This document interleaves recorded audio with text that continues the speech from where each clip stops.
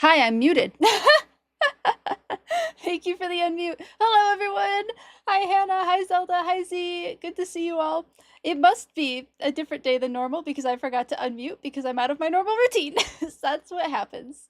Happy New Year's Eve, everyone. How is everyone doing today? How are you all feeling? I had fun picking out an outfit. I found an Animal Crossing dress, and I wanted to wear this too, but it was like too much. You couldn't see where this began and the dress ended. So that's why it's now my chair cover for today. Hello, Shiny Pidgey. Hi, Biff. Oh my goodness, good to see you. How are you doing? How are you all doing today? Katie did. Katie did.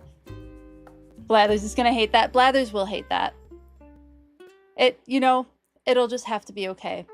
Blathers will see the character that's not wearing this and not me. But I do really like this dress. It's a black milk dress. It has all the bugs on it and it's shiny. Doing good? That's good to hear. I am doing pretty well too. Oh goodness. Is that loud for anyone else or is it might just be me with my headphones on. Yeah, I'm doing pretty well. Need to make an insect dress. Oh, for your character. You do need to make an insect dress, Zelda. That would be hilarious. Just hazing Blathers a little bit every time you see him. Yeah, I'm excited to jump back in. I looked up a to-do list that I need to print off, and I will print it off and I will put it on my desk, but for now it'll be on my phone. Like a things to do on your island to-do list situation. Let me pull that up. Because I can never remember like all the things to do. Oh, I definitely need to print this out because this is really tiny. But it's like talk to villagers, get your DIYs, plant the money tree, all of that kind of stuff is what's included. As you should, yes. Your relationship goes way back. Like, he should be expecting this at this point. I even put mascara on today for New Year's Eve. I got all fancy. Yeah. We can jump into things. I'm excited. I'm ready. I think everything... I did manage to get YouTube situation. I'm able to see everything as it's supposed to, so I should be able to manage YouTube a little better today. So, thank you, Zelda. I appreciate it. Thank you, thank you. Yeah, the multi-streaming on YouTube has definitely been a journey. That's for sure. And it's a little different every time. It seems like. And then there's just so many tools now on OBS. Zelda and I were talking about this off stream, but there's just a lot of tools now that when you're streaming on multiple platforms, there's either double tools or like tools that work on both. Sometimes, because the program I'm using is in beta, just is what it is. Yeah, let's jump into it. Hello, Lily!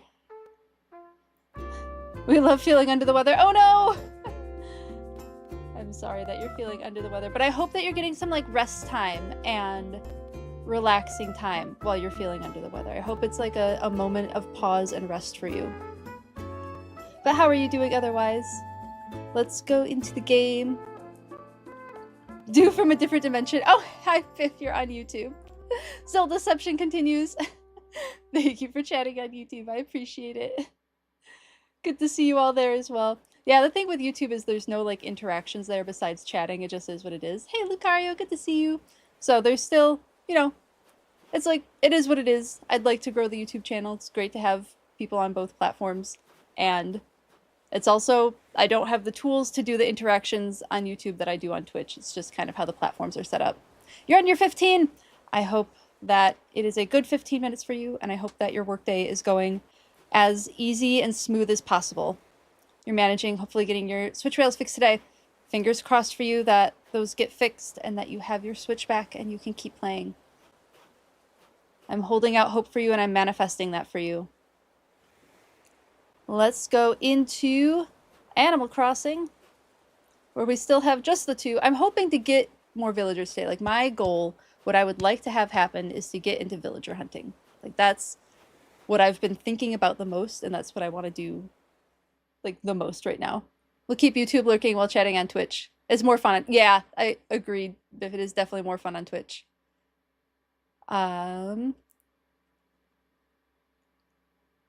Crossing finger, toes, and butt cheeks for me. Thank you, thank you. Thank you for the stream streak. Oh my goodness, 7 stream streak. That's so good. You did so many. I appreciate you watching 7 times in a row. That is really, really appreciated and really awesome. Let's get into it. You know what I did forget to do is look up more rhinoceros facts. So that'll be while I have like an extra day or so between the next stream, because I won't be streaming tomorrow. I'll fit in some getting animal facts prepared on all of the villagers on our island, so I can start dropping those a little more. I don't know. I don't know that I'm ever subtle about animal facts. I just start rambling about them.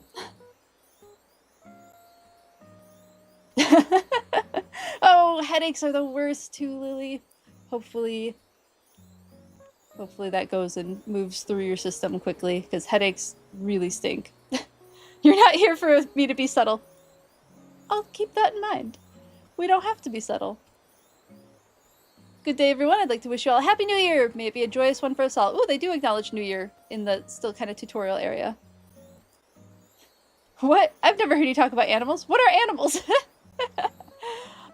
I don't know. It just like happens sometimes.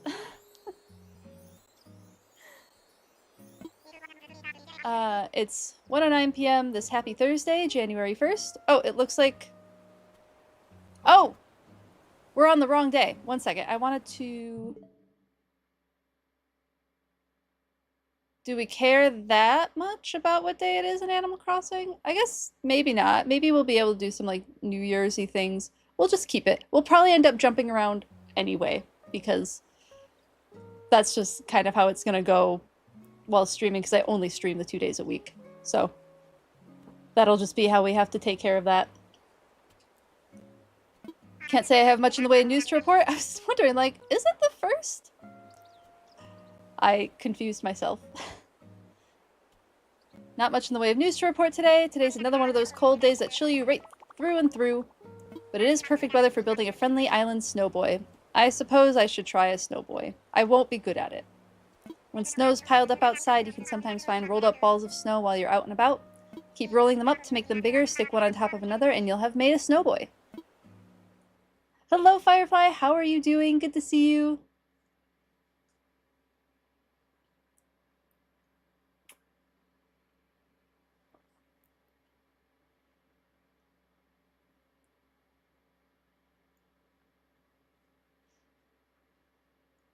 Oh, load times. It does look like whatever saturation issue happened yesterday is not happening today, which is very nice. I appreciate that. And the cute outfit that Zelda brought me yesterday. Thank you again for that. That care package. Happy New Year! Oh my goodness, that was really intense. Thank you, Tank. I hope I didn't scare you. One of my resolutions is to buff up my lungs. Never a bad thing to do. Cardio is something that I would like to... I don't really like doing resolutions. I do a mood board. I don't do New Year's resolutions so much as I do a mood board. And I got this idea from a creator named Cozy K, who's one of my favorite content creators. She does cozy gaming content. Used to stream on Twitch, has gone on an indefinite hiatus from streaming. But still makes a lot of YouTube and shorts content. She's wonderful. She gave me the idea for the mood boarding, and it's really nice. So I don't have it on this computer because this is like my work streaming computer, but on my laptop, I keep the mood board as the background on my laptop, and I look at it throughout the entire year. And it's really interesting to see like how much of that mood board did affect me. Even though I wasn't like reading every single square on the mood board, I was looking at it the whole time, and I was able to reach a lot of the like inspirations and goals that I had, including like there was a leaf blanket on a bed, and I was like, I like that leaf blanket, and Z and I redid our whole bedroom to include more naturey things, and it looks nicer and is more cozy to be in. So like little things like that, because I'm looking at it all the time, it's on the mind, it ends up making an impact. So I don't know, little thoughts. That's my New Year's Eve thought, I guess. Hey, Lo-Fi Lord! Good to see you. Oh, you mistakenly thought I was a green girly? I'm absolutely a green girly. I wear a ton of green, Zelda. Green's a great color. Red is my favorite color, but I don't always I like how I look in greens and blues and neutral colors. I love the color red though. That is my favorite color. Hello, Jamchi. How are you doing? Happy New Year's Eve. Happy New Year's Eve. Live and love, baby. Good to see you. And New Year's in 4 hours for you, Lo-Fi Lord. Oh my goodness. That's exciting though. Lo-Fi Lord will see the new year before us. You'll have to tell us what the future is like when you get there. Good to see you all in chat. Good, good. I'm glad to hear it. We'd love to hear about the future while we're still in the past. But yeah, that's I could show that at some point. I should get okay, so Animal Crossing things. We chat and we run. But also, I have things that I need to do. I need to talk to both my villagers, so I have to find Mira. That's the first thing. Maybe I should put a checklist on the screen at some point. Wonder what kind of fish I'm gonna meet today. I hope they're nice. Aw, that's cute. I don't know if that counts. Does that count for talking to villagers? New Year for you is in 2 hours and 43 minutes. Oh my goodness, Biff, you're actually gonna get to the future first. Okay, Biff and then Lo-Fi Lord. You both have to let us know what the future is like. I only have less than 3 hours to get wasted. Just kidding. Always here on this time of year since it's your dad's birthday. Oh, fun. I know, you were so close, Lo-Fi Lord. You just watched the Sydney- wait! Live and love, baby. Are you in Australia? You watched the Sydney New Year's fireworks? Oh, okay.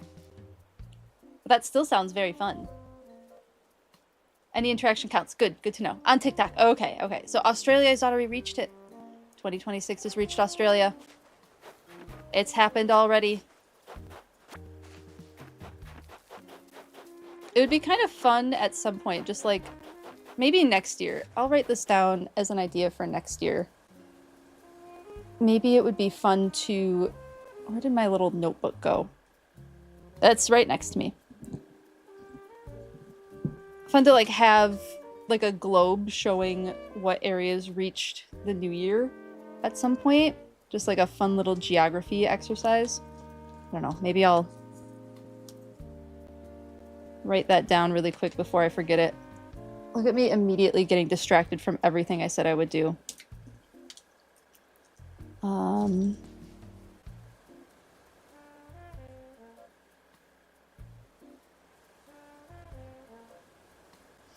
It was just kind of fun to see where, like, things are in the world and, like, what time they are and how it's different. I know, I find that kind of stuff really interesting. Sit you a jacket. Oh, I appreciate it. Thank you, thank you. Australia is already too strong. They have all those venomous species and poisonous species and very deadly species. Australia is indeed too strong. And a hat. Aw, thank you. You know, I didn't check my mail. That's something that I'm supposed to do as soon as I leave the house, right? Is check the mail. But I can't see my mailbox because there is a tree in the way.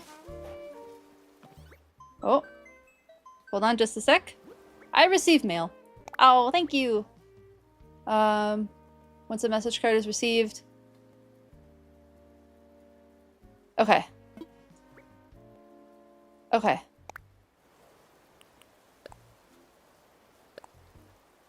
Thanks for helping me escape the quaint island of Philogenia. That is the name of our island. A real lifesaver like you deserves a reward, so please accept the souvenir for my travels. See you soon, probably. You know, at least he's honest about it. Yay! Ooh, an anorak jacket. Thank you, thank you. Oh, I like that card. It's so cute. It matches my nails. I haven't shown off my nails, but you really can't see them. I did little sweater nails. So the card matches my manicure. My pockets are too full. Oh no.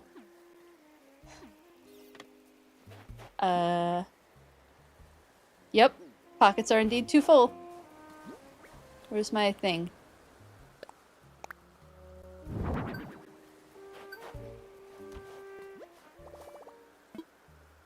Probably shouldn't put everything away, but we'll do some of these at least. And And then I can just always grab that out.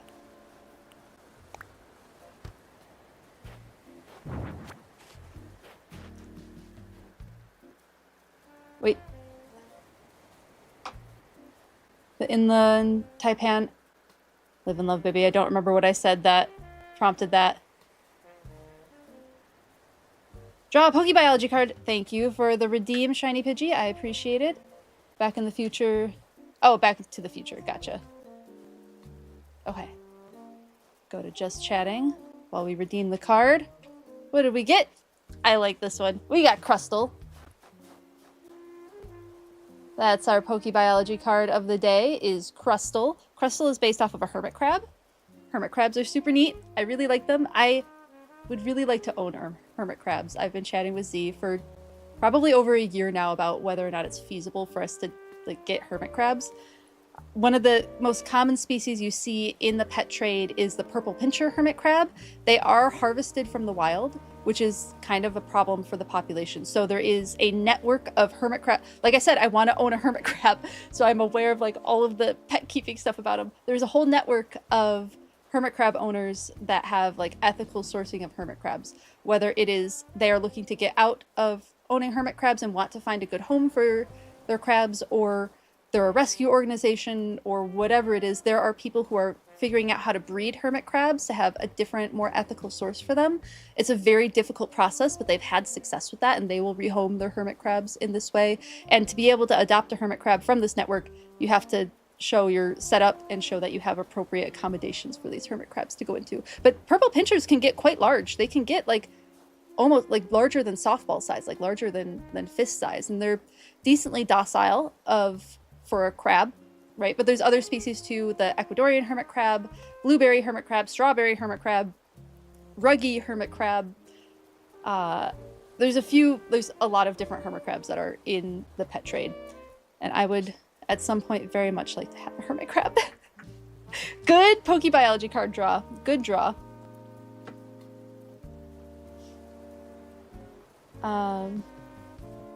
Should you start a new Animal Crossing island? If that sounds fun to you, Shiny Pidgey, you could definitely start a new Animal Crossing island. But if you're attached to your current island, you can always find a way to improve it too.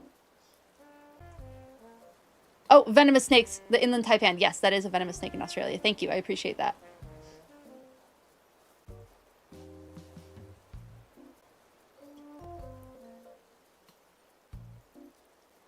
Should we? Maybe we will. Do we like making new islands? Most definitely. That's fair. See, I couldn't do my old movie, or my old island. I really liked my old island, and I still tinker with it every now and then. But I do enjoy this process of creating a new island. When Z started his island, was it last year or the year before? It was fun to get that process started with him too. Starting an island. A sombrero! Oh, that's from Gulliver. Cute! We're gonna keep the green one on for now because I do like the vibe of it. And I gotta go get I gotta get the hat.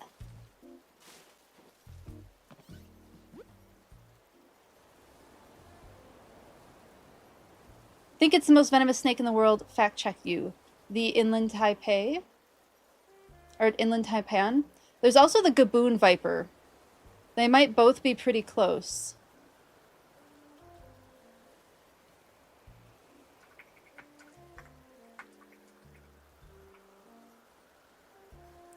It's hard to say. List of dangerous snakes. There's got to be a better source than that. We'll pull that up. Britannica isn't the worst source. BBC Wildlife Magazine seems pretty good. We'll go to BBC Wildlife Magazine. Let's go to just research, actually.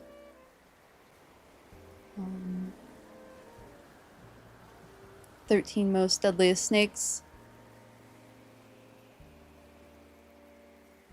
Saw-sailed viper. Okay, so here's the thing about, I think there's different criteria for what's most venomous. What's the most toxic. You'll go now, you'll be lurking for the next 2 hours until you go on your 30. Thank you so much, Lucario. I hope that the time until your next break goes very smoothly, and we'll look forward to seeing you in a couple hours. Yeah, gaboon vipers are very thick-bodied, and they look like leaves on the ground. So their camouflage is really good. Inland taipan. Okay, so when discussing venomous snake, deadly could mean two things. It could either mean snake that kills the most people, or it could be the most highly toxic snake, the one that is most likely to kill you if it bites you. These can be very different things, so that could be part of what I'm thinking. The snake that is thought to kill the most people, and therefore is the world's deadliest snake, is the saw-scaled viper, which is particularly aggressive, found in the Middle East and Central Asia. Its aggression, as well as its presence in densely populated areas, is what determines its deadliness. Up to 5,000 human fatalities a year in India. Wow, so that's this snake, the saw-scaled viper. But yeah, I'm seeing inland taipan, the one that you mentioned, as maybe the most toxic one. On the other hand, when it comes to most toxic, the inland taipan takes the prize. Endemic to semi-arid regions of Central and East Australia, the snake is a specialist hunter of mammals, primarily rodents, who has evolved a potent venom adapted to kill warm-blooded animals. It is shy, but highly deadly. So this venom is by far the most toxic of any snake. It is estimated that just one bite contains enough lethality to kill 100 humans. Oh my goodness. Black mamba, I've heard the black mamba discussed. Also extremely potent, found in sub-Saharan Africa. Russell's viper. We'll see if gaboon viper even makes it on here. I haven't heard of Russell's viper. Common crate. Indian cobra. We've talked about that with Arbok. Puff adder. Wow, the one that I thought, not on here. Eastern diamondback, tiger snake, coastal taipan, not even on here. I thought that gaboon vipers were some of the more toxic ones, but I seem to be incorrect, and I should stop spreading that information. It is the eastern taipan, and black mamba is another one that's highly venomous. Good question, good comment. I appreciate that. Thank you. Thank you for mentioning that. Sawsail viper is kind of cute. It is kind of cute. And Indian cobras are large, yeah.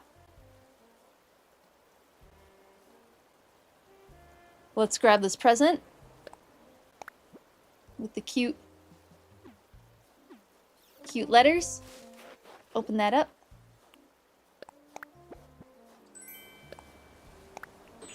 Oh, that's cute. Wait, we're gonna keep the stripe one on for now, because I'm still vibing with this outfit, but when I'm ready to change, we have an outfit to change into now. Yay!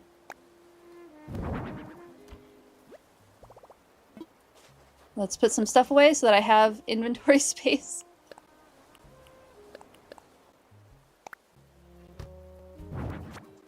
Okay, we talked to villagers. I need, like, to be able to check off these things, because I'm gonna forget. The striped hat is your favorite. It is very cute. I don't think people know how big cobras actually get. Yeah, they get very, very large. But you're right, a lot of people aren't really... That scale just doesn't translate when you're seeing them in video or in photos compared to when you're seeing them in real life. Okay, what was the next thing on that list? Villager DIY. We're not getting villager DIY yet. I did find the money tree. Hitting rocks, shaking trees. And then fossils too. Ooh, we haven't planted flowers yet. I should probably do that.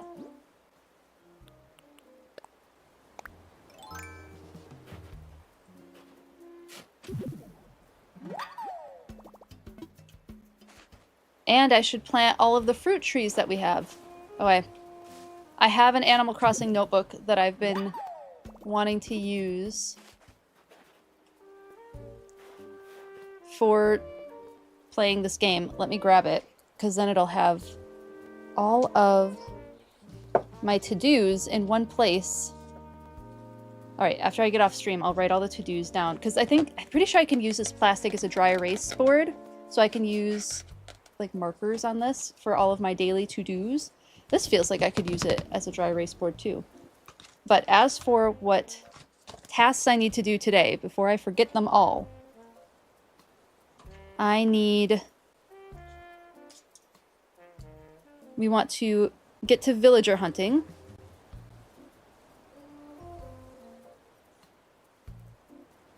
plant fruit trees, plant flowers. Maybe I'll just make like a community garden of some sort near the front of the island. That might be a nice way to do that. Your favorite snake is probably the coral snakes. They're super shy and beautiful, but very, very venomous. Yeah, that's the one where coral and... is it milk snakes? Milk snake is the one that is the... is it Mullerian mimicry or is that Batesian mimicry? Now I'm getting my mimicry mixed up. Can you come over so I can be your friend? In a little bit. I'm still figuring out what I want to do with friends and... or like island visitations. I'm trying to get my feet on the ground right now. Doesn't mean never. We might even have like a weed pulling party at some point. And then yes, I will open my island to visitors. But I appreciate you for asking. Zelda.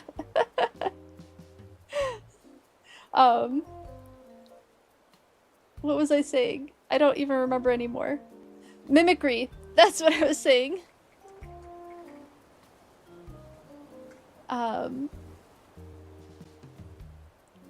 I can't remember. Batesian. Okay. Batesian mimicry. A mimic resembles a model so as to deceive a dupe. So yeah, Batesian mimicry is, it's the coral snake and the milk snake, right? So red touches black, you're okay, Jack. Red touches red touches yellow, you're a dead fellow, is what I am thinking of. That's one of the more famous examples of Batesian mimicry, if I remember correctly.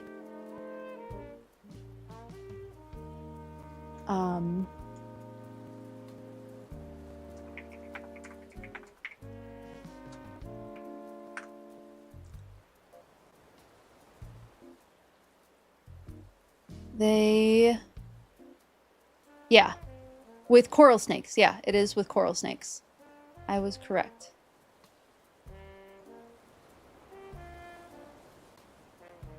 Red on yellow kills a fellow, red on black, venom they lack. That's a really good rhyme. So that's a mnemonic device, right, for how to remember what is deadly and what's not. Red on yellow kills a fellow, red on black, venom they lack. You used to have a lot of friends on your island since you had it for 5 years. Yes, that's very valid. I have them on my other island too, so we can always connect. We'll figure out. I'm still like, my head, I did not prepare nearly enough for starting an Animal Crossing island, so I will get all of my thoughts coalesced. It is just for my organizational purposes. It has nothing to do with the wider community. It is me just needing to get my own organization sense together. So I will do that, and then we can coordinate. I think it would be fun to have like a weed cleaning party on my island at some point, once I feel a little more like I know what the heck I'm doing. You need to work on your island more, flatten the back of it. Yeah, it takes so long to flatten islands. Wish there was a, like, can we just, like, press this button and flatten it, and then we can just do whatever we want with it? But Nintendo would not do that. Minecraft will do it, but Nintendo won't. Check show and tell. I can do that.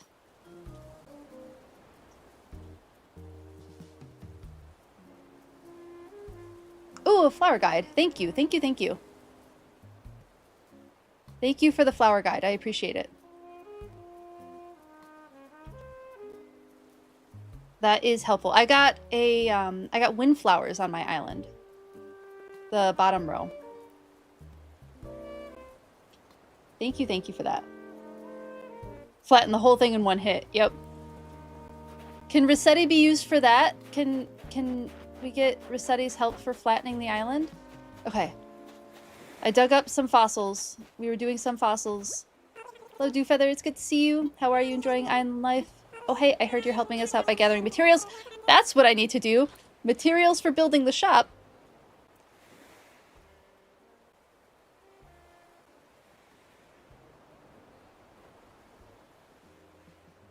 I am gonna miss the Timmy and Tommy wandering around the island. It is cute in the beginning of the game when they're actually out and about with everyone.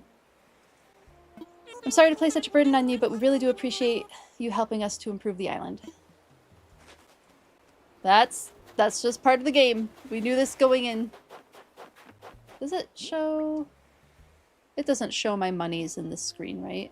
Oh yeah, it does. 18. So yeah, I can do another money tree already. Where did that money tree go? There it is. Oh. Hello! Thank you so much for the follow, Marshall. I appreciate it. Hope you're enjoying the stream. Oh, you didn't follow last time. Then we must have been in a previous stream. No worries. No worries. Thank you so much for the follow. I appreciate it. You're gonna do it? Start a new island? Awesome. Please keep us updated. Would you all like a Animal Crossing specific channel in Discord, or is the Farming Sim channel sufficient, or like gaming channel? What sounds fun for that? Because I can do that. You need your own? You want your own Discord channel? I can do that. You want an Animal Crossing channel? All right. I'll write that down. I'll put that in a different list.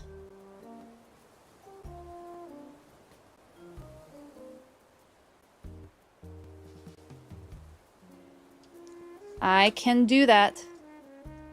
For custom path codes, yes, that's a good point. Y'all, if you ever need any, like, fun codes, Zelda has so many. Sorry to just, like, put you on blast there, but you know so many. You know so much about this game. It is truly delightful to have you in the community and have your knowledge. And dream addresses, yes, and dream addresses. Oh, I could do that for my original island. I could always put my dream address there. So you can all see what that island looks like. It might not be what you would expect. It is a very, like, this is Dewfeather's comfort island, and not necessarily, like, exactly what I do for stream. So that might be fun. Down with Nook. You don't mind that folder should serve someone. Your folder full of custom codes and paths and whatnot.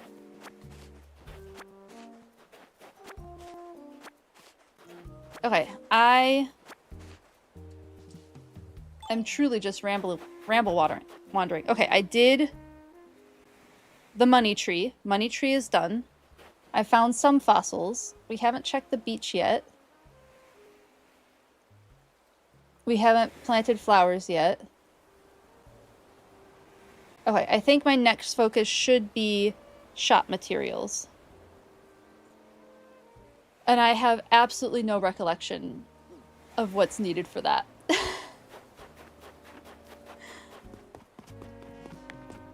Actually, Zelda, all the stuff that you brought me yesterday might be enough for the shop.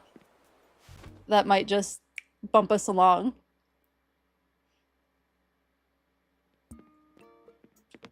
We could do some gathering, though. About building a shop. What do you need? 30 of each wood and 30 iron. I think that is what you brought me, isn't it?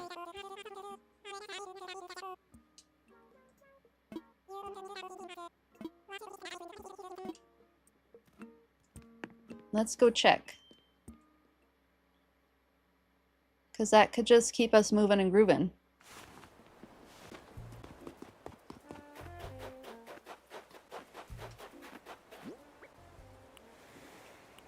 Oh, put the bells away.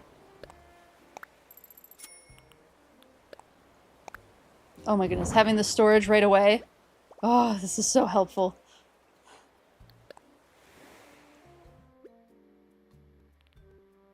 Yes, I do. Thank you for all of that. I appreciate it.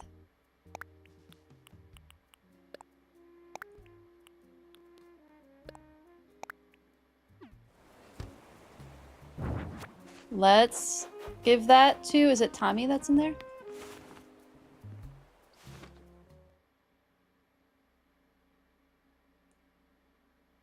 Still need to try game chat. Oh, is that for switch to Animal Crossing? What else is in here? Oh, a rusted part.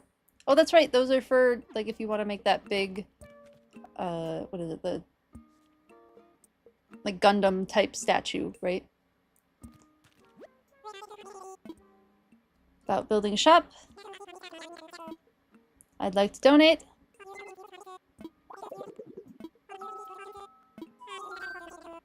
These are for you. Let's do it. We have to do everything we need to get started on our shop. Thank you, and please take a thread-worn sweater and wooden knot flooring. Thanks! And a blue heart patterned wall. Cute! Thanks! One more thing, since we have all the materials we need and can start construction on the shop, I'd like you, a key figure in making this happen, to pick out the perfect location. As we knew would happen.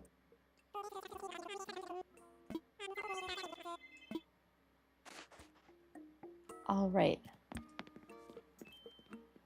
At least at first, until we can move things around again and we have a better idea of how we want to shape the island. Which I did not end up doing anything that I said I was going to do about looking for island layout inspiration. That'll happen in the next week or so.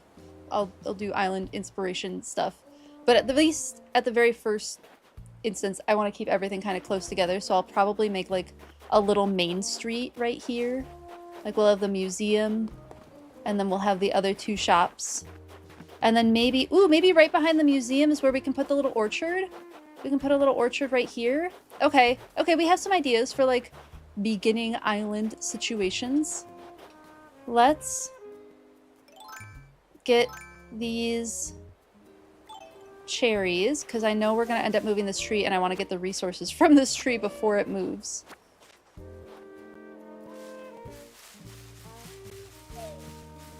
I know this is just kind of random, but it doesn't hurt.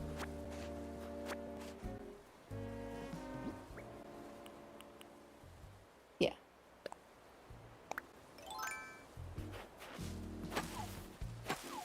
Whoa, we cut down our first tree. Oh no. I guess we'll drop it. What's in my pockets? Oh, a bunch of stuff. Unsurprising. What are you? Wooden storage shed. Okay.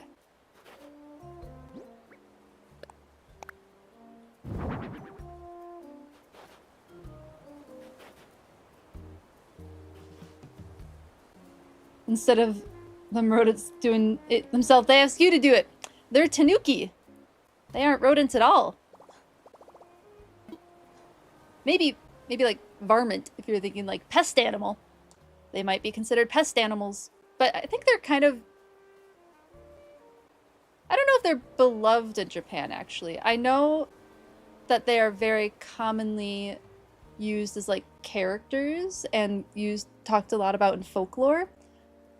I wonder how they compare to like raccoons in the US, which are like, I think they are as loved as they are despised. In North America, raccoons are. So I wonder if it's similar, if that feeling is something they have about tanuki as well.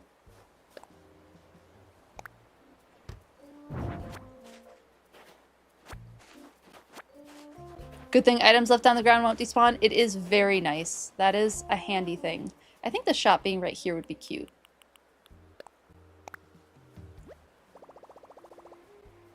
Wow, that's bigger than I thought it was.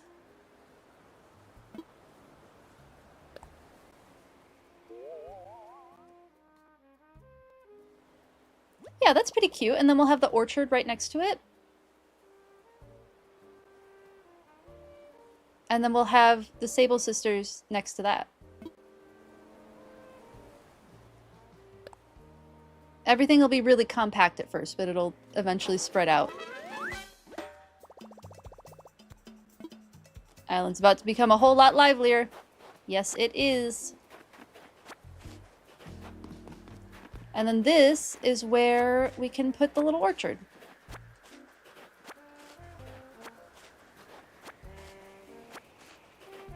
I hear a balloon. Ah, there's the balloon. Is it over the water? I hope not.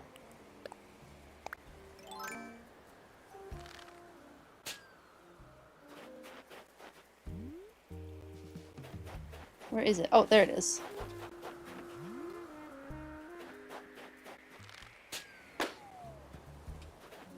Nope. What do we get? Mixed tweed socks. Okay. Neat. So we can start putting the little orchard over here. I think that sounds nice. We'll have a place to have all the fruit. And then maybe I can put... Maybe when... I'll put some thought into like actually doing a weed picking party of some sort, and then if anybody wants to bring over like flowers or stuff like that, I can have some areas set up on the island for that. That might be something that I can do. Okay. I'll start thinking about organizing something like that, where if people who have islands want to come over and bring things, we can have that prepared.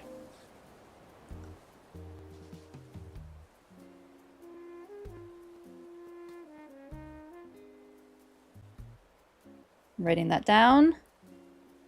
This is what I mean. I just got to get my thoughts organized, and then I can start like getting the brain juices flowing. And then within that weed pulling party, we can have like flower drop off.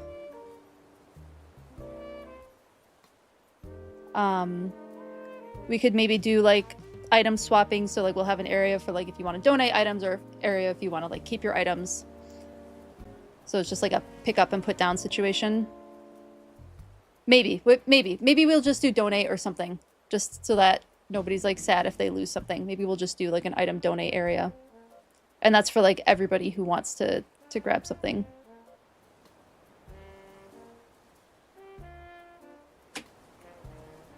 If you have other thoughts, I don't want this to get too terribly complicated because it'll mostly just be me managing it.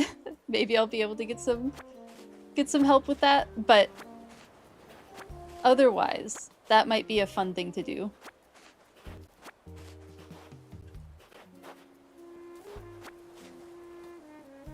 Oh, Mira's she's done with her fishing adventures and is just taking a sit.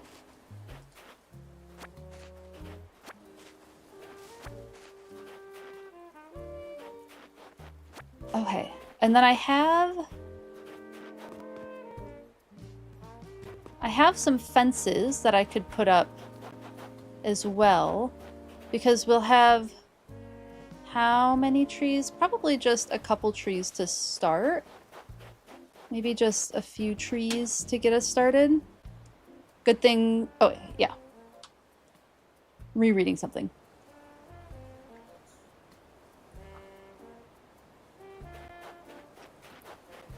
So yeah, the orchard could like start here. Go back to like the edge of the museum. Yeah, that seems like a good space. Few trees to take the edge off, yeah. Oh my goodness, I can't wait until I get that item wheel.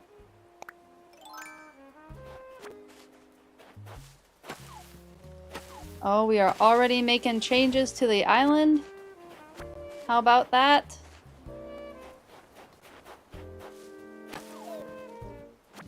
My first playthrough, I was so weird about chopping down the orange trees.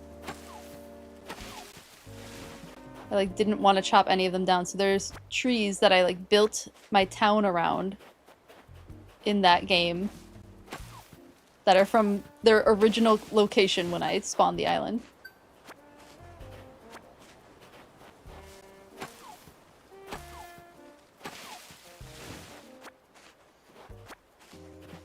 Okay, I think this area looks good for trees.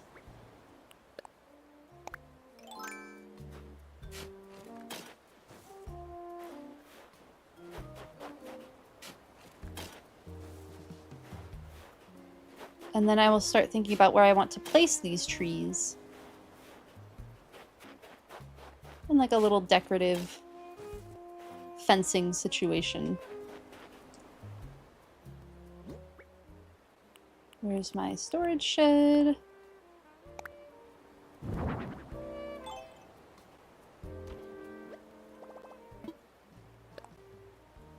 I didn't mean to put stuff away, but we will just for the fun of it.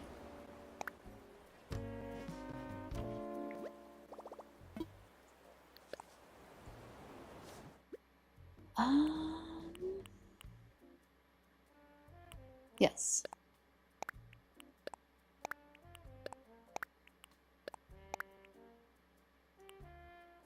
Oh, that's right. We got a chair too, that I haven't looked at yet. Then these take regular wood to make, right? These fences. But I'll just do like basically just marking where this is at.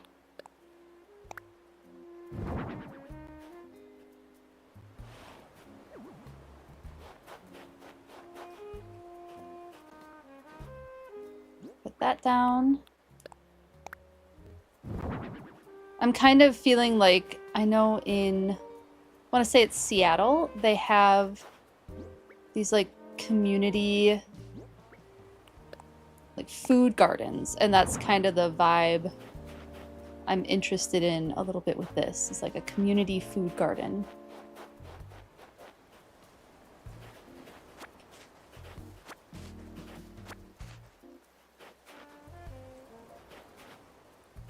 Just to give myself a little perimeter.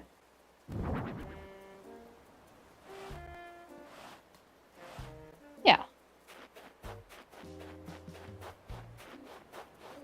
And then for spacing,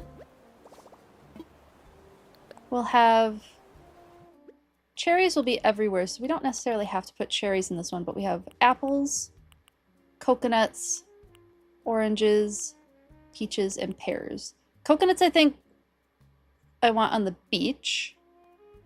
So we'll put those maybe by the airport on the beach. But apples, oranges, peaches, pears.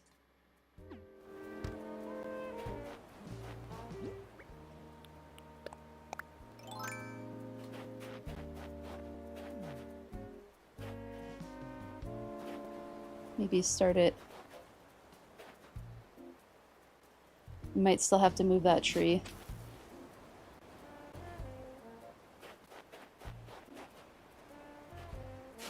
So I want there to be plenty of space to walk around.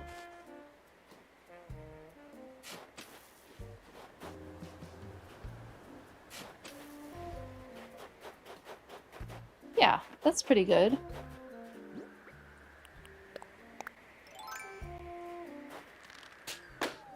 Oh, I thought it was gonna land in the hole for a second. Ooh, Nook Miles. A hose reel. Well, that'll be handy near an orchard. Yeah, we can push this out one.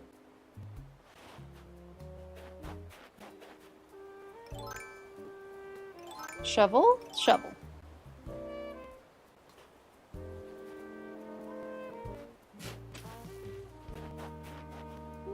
A little too close. Doesn't have to be huge. 8 trees sounds like a nice beginning the island situation. Yeah. Okay, is there a situation where the trees won't grow? Like, is this tree too close for my fruit tree to be able to grow? I can't remember. Either way, let's grab our fruit trees out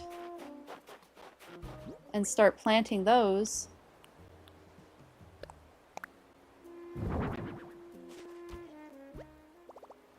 You have a rock garden island. Do I need Nook Miles tickets? I am good on Nook Miles tickets. Thank you, Firefly. I appreciate it. That is absolutely something that when we do the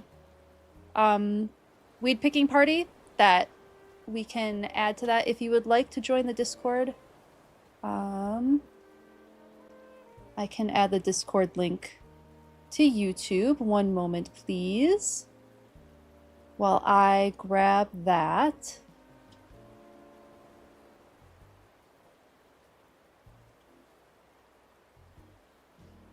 I know how to do this.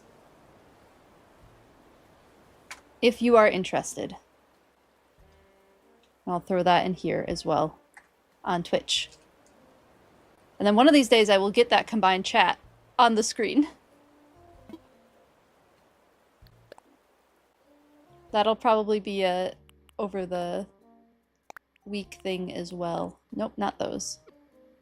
Apples, oranges, peaches, pears.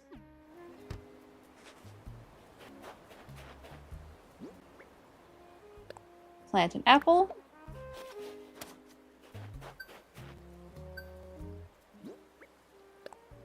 But if that's something that you want to leave for me when I have like the little weed picking party, that is something I won't say no to and would definitely appreciate.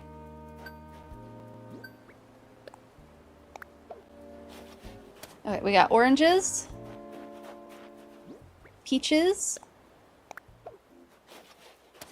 Still have my silly little... Oh, it's too bright. It's too bright. There you go. Now you can kind of see the peach. That's a little, like, stress ball. And it smells like peaches. It, like, actually still smells like peaches somehow. Even years after I bought it. What did I put here? Peaches? Is that why I grabbed the peach?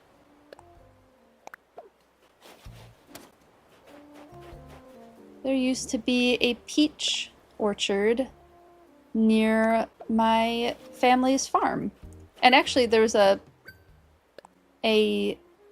pear tree, a really old pear tree from before like a lot of motorized farming equipment was available. The farm that my family grew up on is old enough to have at one point used horses for tilling fields, and the pear tree stayed in the middle of the field because that was where the farmer and the horses could rest in the shade in the middle of the day, and it would be a fruit tree so that they would have a snack while they were out working, as long as the tree was bearing fruit.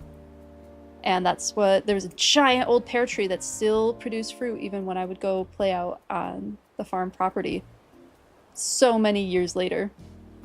It's a neat little thing that I never really considered about farming until I was told that story about why there's a pear tree in the middle of a growing field.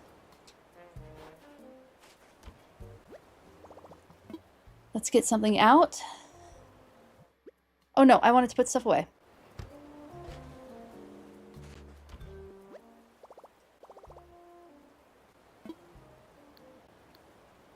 Put stuff away, that's what I'm doing.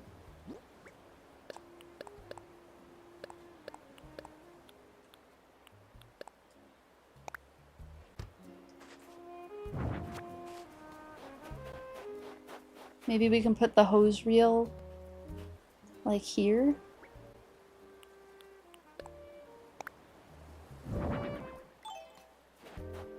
Or maybe we want it for the flower garden. Alright, we have an orchard.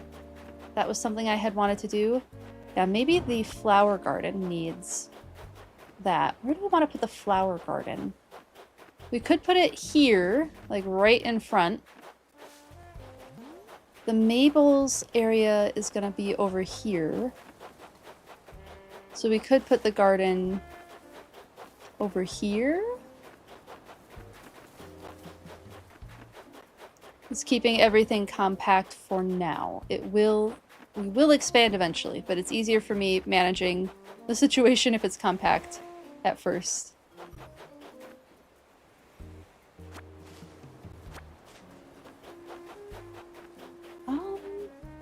I mean, in front of the museum wouldn't be terrible either. To have like a little garden area. Maybe we can put the holly bushes that Zelda gave me in front of the museum. Or like Blather's little area. Or we could put the holly bushes here. Oh, I think I still need to noodle on it. I still gotta make that decision. Trees planted. Flowers I don't have inspiration on yet. What else is there for me to do? To progress the story at this point, I just need to probably go to a new day, right? Nook's Cranny, Able Sisters, those don't exist yet. I did check the recycling bin. Ooh, I do need to do the ABD stuff. Although I don't know if I can do ABD stuff yet. Can I? Is there an ABD? You've got extra flower hybrids? Awesome, thank you. Yeah, we'll get there. I don't think that's gonna happen today. I need to, like, brain on scheduling it a little bit more, and my brain is just not at that point today. But we will get there. I will get there. Oh, how could I forget? I should give you a brief explanation about that terminal. That is our Nook Stop. It's a terminal for services that will further enhance your island life. Of course, you can use this terminal for catalog shopping or as an ABD, but you can also redeem Nook Miles. Please take advantage of these wonderful services. Quite beneficial indeed. Yes, yes. I need to remember to sign in every day so that we can get to those big mile redemptions. Oh goodness, that means I have to remember to sign in when I'm not playing. We'll see if that happens. My brain is just not at that point today. It's the most relatable sentence you've heard in a long time. Yeah, it's, you know, that's just where I'm at. Thank you for the follow that third day. I hope you're enjoying the stream. Thank you, thank you. Good to see you, Adam. How are you doing today?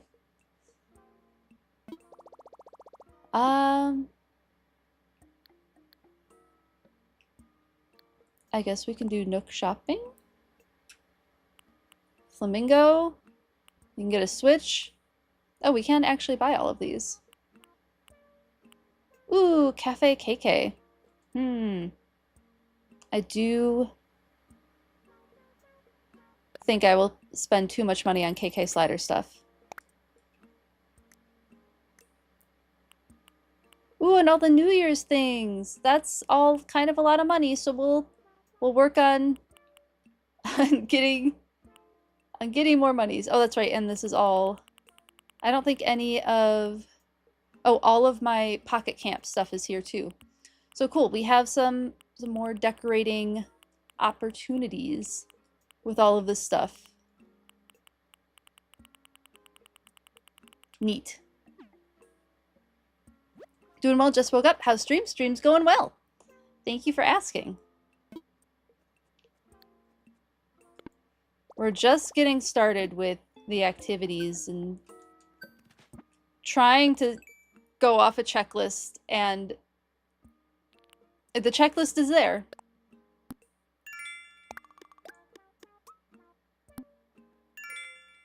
Unpairable pair. Oh, I do have to plant a cherry tree at some point. Ooh, I got keywords from that one. Don't think you asked about my holiday. Ooh, thank you for asking. Yeah, it was fun. We had a good time. Z and I Skyped with family, and we hung out with the dogs, and we made cookies. We got our Christmas cookies done. I never posted the decorated cookies. I don't know that I took a photo of the decorated cookies. I'll have to do that. There's still plenty left. There's photos of, like, the Pokemon cookies that we made using kind of a family recipe that I have. And then we did gingerbread houses. Well, we did one gingerbread house, and there was a dog gingerbread house that we didn't end up making because by that point we had had so much sugar from the sugar cookies and the frosting, and we were so sugared out, we just we just needed to finish that gingerbread house so that we could just put it in the fridge and not have to smell all the sugar anymore. Did they last long enough to take a photo? We actually haven't eaten them yet because we're both looking at them like, that's so much sugar. I need more places to give my sugar cookies to, is I think what I need, because I enjoy making them and I enjoy decorating them. How was everybody else's holiday season? If you would like to share. No pressure on sharing, but if you would like to share, I'd like to hear about it.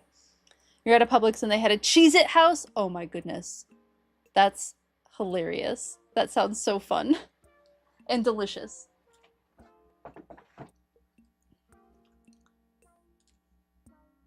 Alright, we have that Nook Mile. Nook Shopping. You almost got it. Well, now you know it's there, right?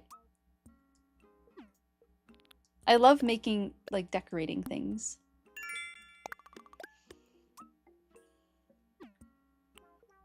Exterior decorator. Alright. Anything else? No. Oh, wait. This one. Ooh, get fossils assessed, so I have to find the rest of the fossils. Okay. The shop is built. We planted the fruit trees. I think maybe cutting down some trees, catching some snowflakes can be all on the agenda, and finding the rest of the fossils. Oh, and the beach DIY bottle. I think the beach DIY bottle and the fossils should be the biggest focus before we do any time skipping.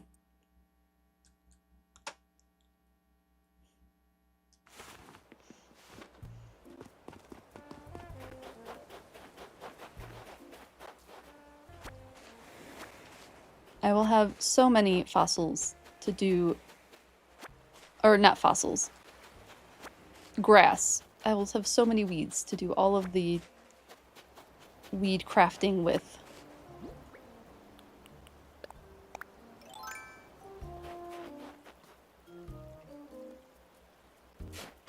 Gotta take advantage. If I'm gonna time skip, gotta take advantage of the days and what I can get on each day. Oh, it's the money one! Oh, it's the money one. I got it. First try both times. How does that happen?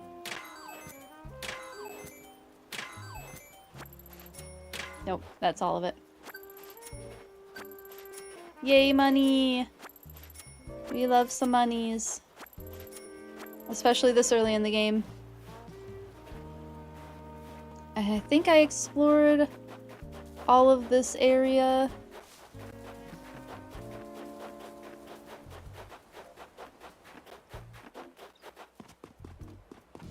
For fossils. Before we jump the rivers. Ooh. We're just getting all the balloons today.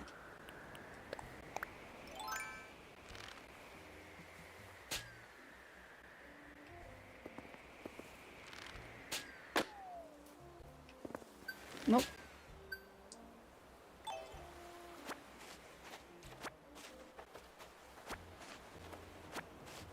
I'm curious how the dogs are gonna do when I finally make the dog gingerbread house. It is like made out of dog biscuit, right? So it's safe for dogs. It is also a lot of treat for dogs. I don't have particularly large dogs. They are kind of small. All things considered, when you compare them to, like, you know, a German Shepherd or something, they are not large dogs. Okay, across the water we go.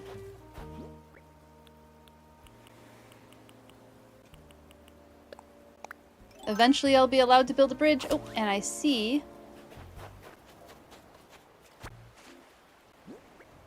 Alright, let's get that recipe first before I pick up another item. Anchovy. Who's anchovy? Ooh, a wooden chest. Handy.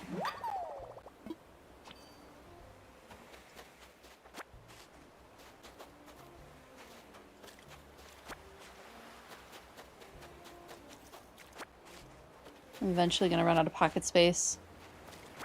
Nope, not yet. We will explore level 1.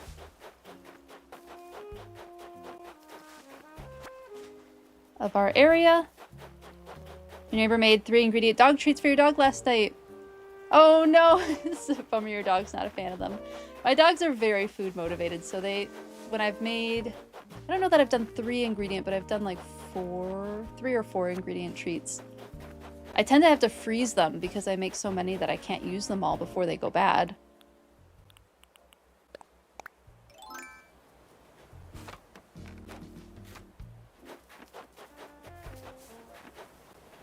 Alright, any...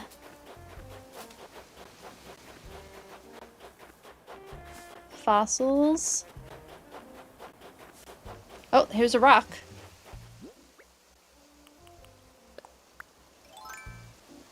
Let's remember to pick up all the weeds around the rock. I remember how to do Animal Crossing.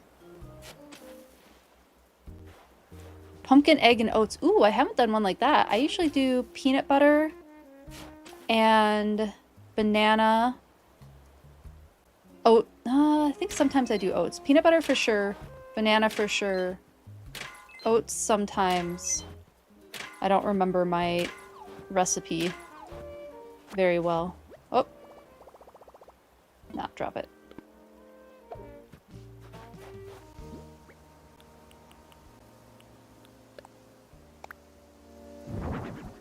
Let's open this present so that I know what to put away. Ooh, a ribbon. Cute.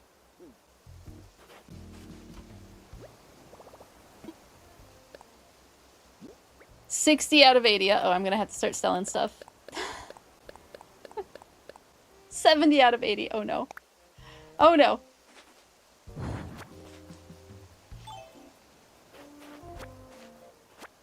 It's a good thing selling things is the thing to do. Early in this game, at least.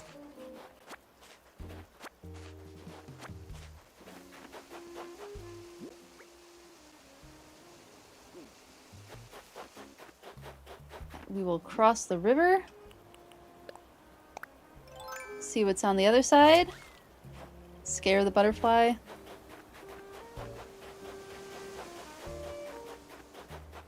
Might break some of these rocks so that they spawn in new locations and I get that extra rock material.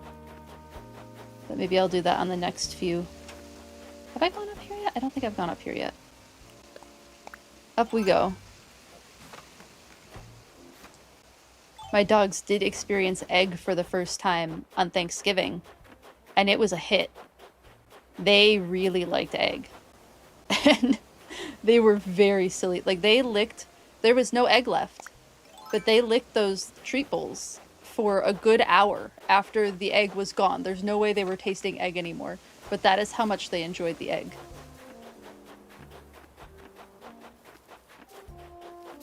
What is your dog's favorite treat? Live and love, baby. Egg farts. You can't say that word in your house. So I'm guessing your dog likes eggs. That's funny. I don't know that I noticed egg farts on the dogs. I haven't noticed, this is such a funny thing to say. I haven't noticed my dogs farting since they were puppies. Puppy farts are rank because their food is very high in protein and they are just rank. So I remember that. Specifically Ushka. I remember Ushka's puppy farts were not good. They were real pungent.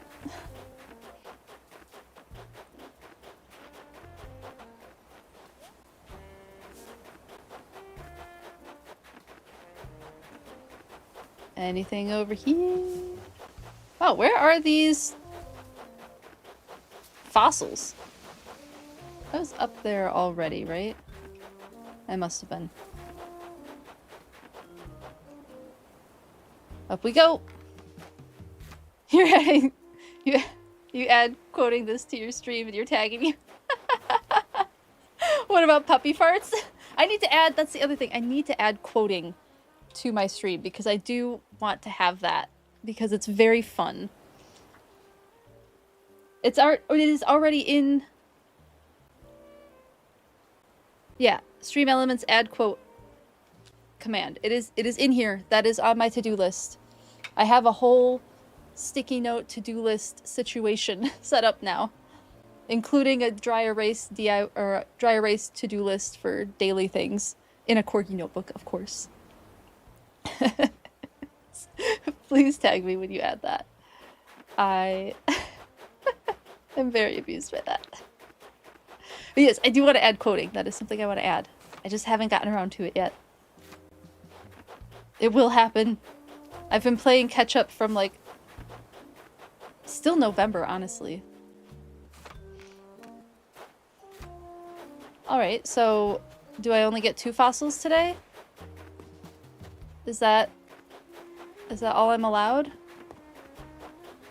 Hopefully they're not like back here. Fossils don't usually spawn back here, do they? Because I can't see that. That wouldn't be very nice.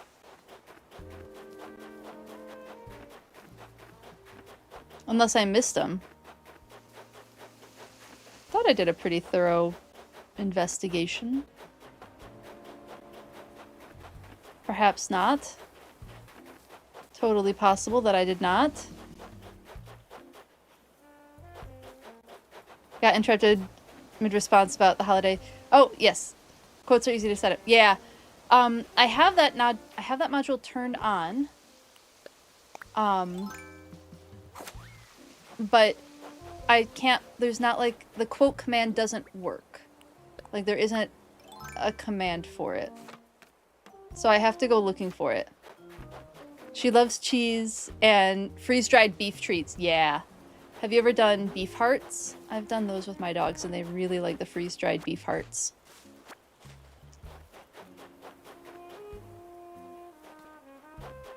Oh, here's a rock. You can do this rock.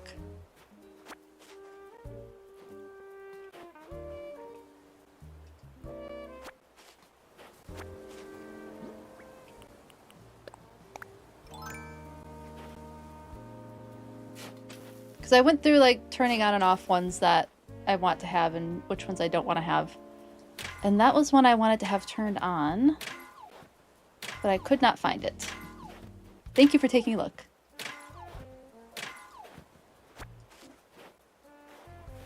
That was 3 rocks that I've done, I think? Or was it 4?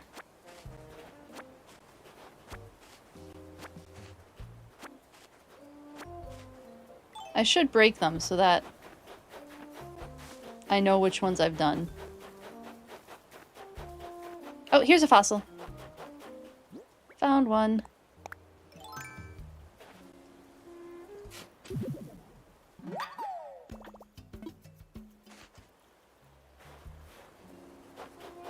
Found a fossil. Oh, here's another one. I think there's only one more.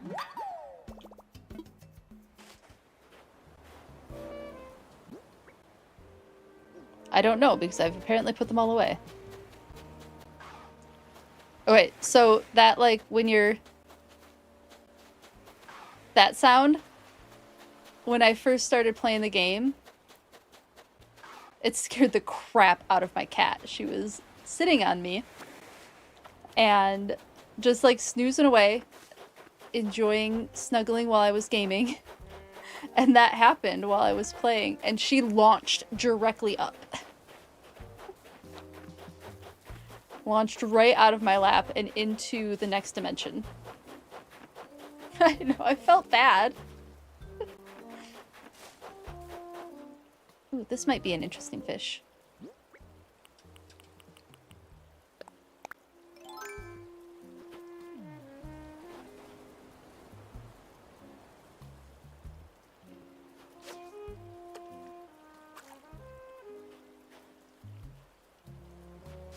Will you notice? Oh, you will.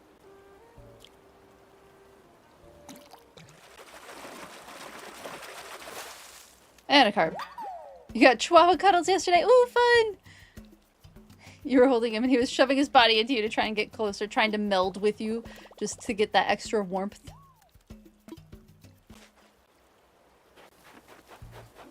Chihuahuas are cute little dogs.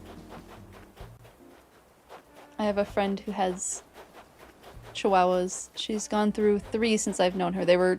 She tends to adopt older Chihuahuas. And they all kind of look the same, but they're all very cute.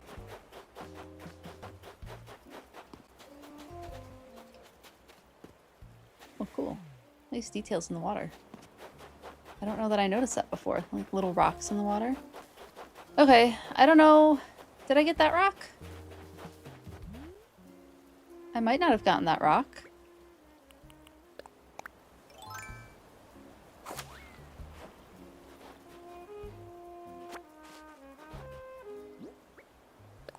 Let's get the shovel back out.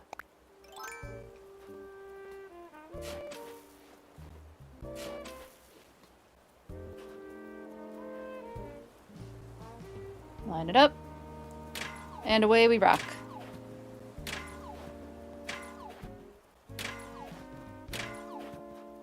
They're cute, but 3 of them makes for a very loud house. Oh, I believe it. And that's coming from someone who has a corgi. Although technically Ushka, the Icelandic sheepdog, is louder. Her bark travels farther. It's higher pitched, and it travels farther. Taco will sometimes, when he's barking, he'll do like a really low bark, and people have mistaken him for a German Shepherd. He's not. It's not in his DNA or pedigree at all. It's just what he sounds like sometimes. I wonder if I should move my money trees eventually. Did I do this rock yet? I don't remember. I should start breaking them. Maybe the next day we travel to. I have not done this one yet. Okay, this has got to be the last one. You have a corgi. You invested in those noise-canceling headphones. Yep. That is a good thing.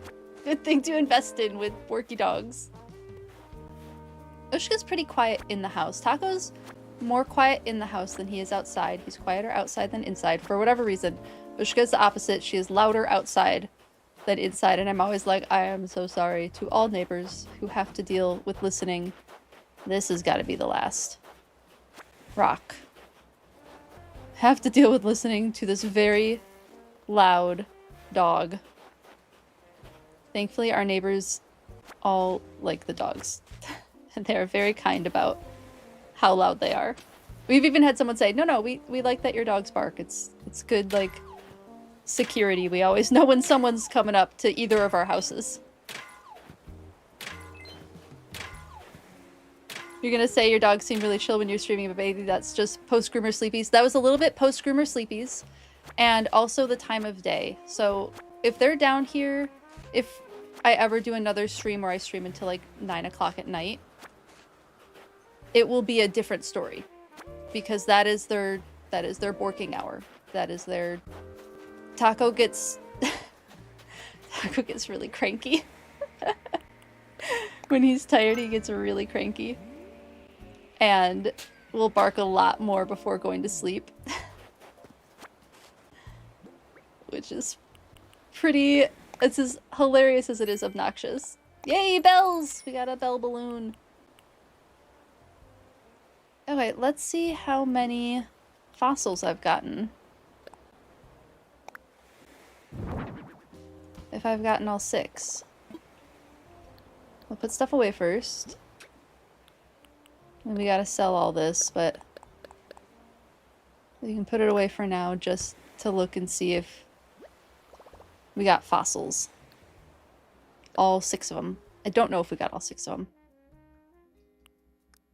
Nope, we have 4. Could have sworn I found more than that. Well, we have 4 fossils. I do feel like I should optimize it and search for those fossils. But like if they are hidden, like really, really hidden, I might just not bother. We might be able to... It might be nice to get Blather's museum ready for the upgrade as well. Yeah, I'm not seeing any over here.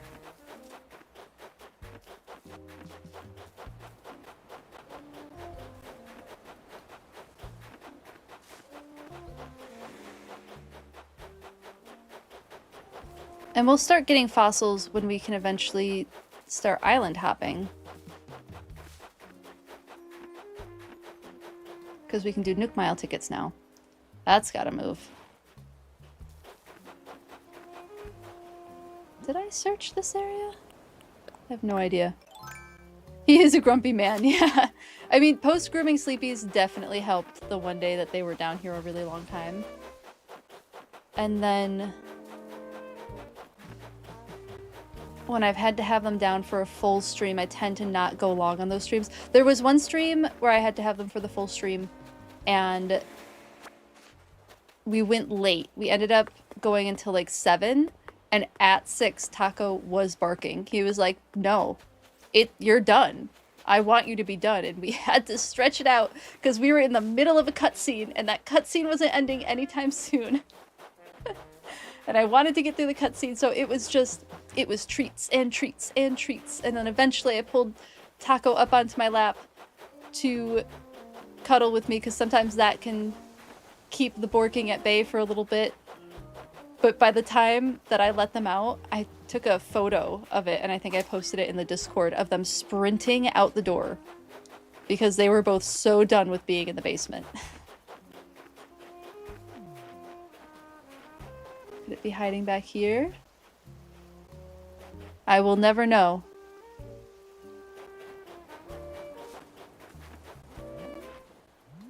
The only other thing I could think is maybe it's hiding behind a tree. And I just don't know. I just don't know if I care enough to keep searching for them. Especially when we're eventually going to island hop. Yours only barks when she wants to play or she's being sassy. That's nice when they're just like only barking for communication, like, I want to play right now. Or I have opinions right now. The problem is Taco has opinions about everything. Like, if we have crows in our tree outside occasionally, if they are cawing, then we have a borking meltdown. If somebody is revving their engine on the street outside of our house, that we have a borking meltdown. Talking outside of our house on the street, that's a problem. I mean, they're alert dogs, right? Like, it's not that Taco's a bad dog. It is, his breeding is to alert when something is happening. And so I use the command thank you instead of like be quiet or shut up. I say thank you, and then that's my way of not yelling at him and choosing to do positive reinforcement. I have acknowledged that there is something happening that he wanted to let me know about, and then I give him a treat for once he stops barking. So that's how I deal with all of the borking. Ushka, we got lucky. She just doesn't bork a ton.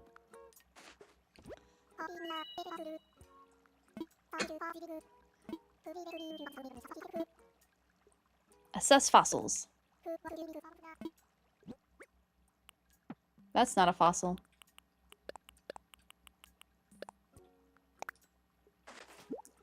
Positive reinforcement is the way I like to train. It is science-backed. As an animal behaviorist and just having knowledge and friends who've worked in zoos, positive reinforcement or positive training is a very effective way to train. It's just not how most people think of to train. You have to break down a lot of societal expectations to really master that style of training. A lot more management of their environment and less commanding. Whoo, woohoo, these are rare fossils, each and every one, and have not appeared in our collection. Yay, this is all of them. I'm terribly jealous. I only hope I can convince you to donate these. Of course.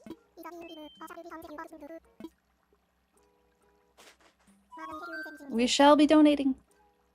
Okay, we'll assess at least 2 at a time, I think. Oh. Ooh, T-Rex torso. We can learn about T-Rex. The Quetzal torso, I think. We didn't do that one last time. I want to do the Quetzal torso. Partially because of, what was the name of that bird? The Huatzal and Howlucha. There was a bird that's called the Quetzal that the coloring is probably inspiration for Howlucha. So I want to hear about this one.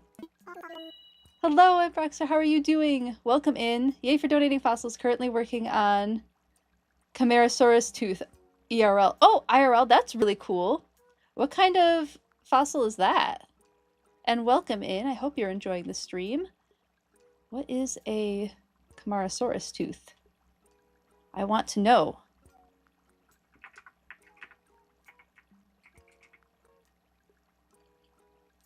What kind of dinosaur is that? We're gonna go to just research for a second. Let me know. Is it Ambroxer? Please let me know if I'm pronouncing your name correctly. Ambroxer, let me know if I have correctly found the dinosaur. Here's an image. That's cool. So you're currently working on that, on one of the teeth for one of these. That's super cool. Is that a dinosaur that's in this game? I don't recognize it. And I know you're working on it in real life. You said IRL, but I don't know if that's one that I saw. I think they do Brontosaurus for the long neck dinosaur, right? It's a a long neck dino from Utah. Oh, I mean, you typed Camarasaurus, I assumed fossil, and I assumed dinosaur. My shtick on Twitch is I'm a former wildlife research biologist who likes playing video games and talking about animals. So I have some familiarity with biology, but I have almost no knowledge about paleontology besides like passing knowledge from going to museums and stuff. It's related to the Brachiosaurus brontosaurus. Cool, cool. That's awesome. Do they have a photo of the tooth in here? Probably not. Bones still in the quarry. That's really neat. Well, that's cool that you're working on one of those right now.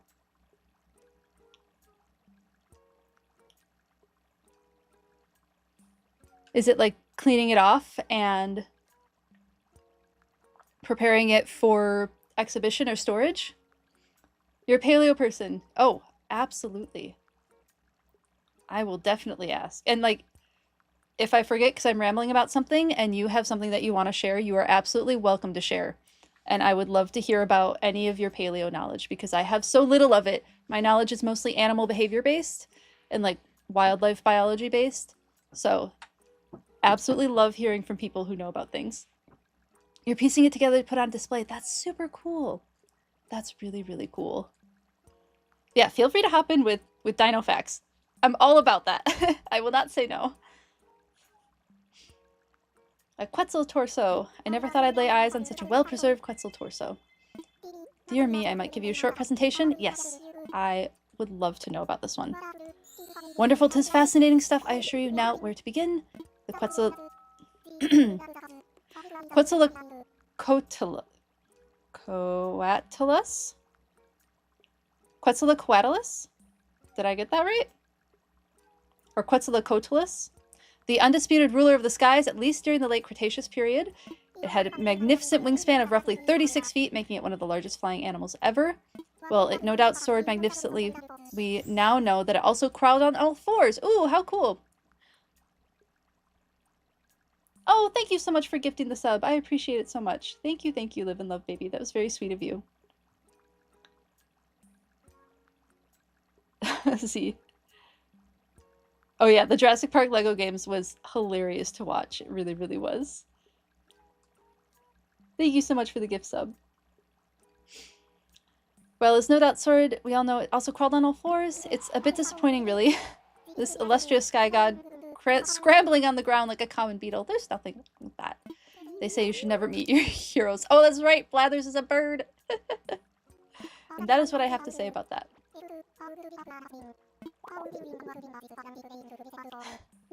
Well, thank you both. I appreciate that you both wanted to do the gift sub. It's very kind of you both. Only hope we can find what remains of the fossil. Yes, we will definitely keep looking for fossils. For sure. We'll do one more where we'll blather on about it. I was thinking doing T-Rex because I do so enjoy visiting Sue at the Field Museum. And we can't, how can we not do T-Rex? And the new Sue exhibit is so good. So I don't know how new it is, actually. The last time Z and I went to the Field Museum was it almost a year ago? It was almost a year ago. And we were like running out of time. They were shutting down the field early. We had to run. And my friend found the exhibit. It was the one exhibit I really wanted to see. And we booked it. We ran to it. I got to see Sue again because they moved her. They moved her out of the front entrance of the Field Museum and they gave her her own exhibit. And it's phenomenal. It's so good. They have videos showing how T-Rexes would have walked. They have, I think, the actual skull on display so you can actually see not the model that they display on the like the bones that you see on the racks and whatnot, but not racks, display, the big display of Sue, but like her actual skull and actual tooth. That it's just like the really cool things about her and like behaviors that she might have done. It was very cool to see that. I really like Sue. Sue's one of my favorites. Not only because I have a family member who also shares the name and I saw this dinosaur for the first time, the dinosaur fossil for the first time while was with that family. There's other things involved, but I mean, who doesn't love Sue the dinosaur? She's so cool.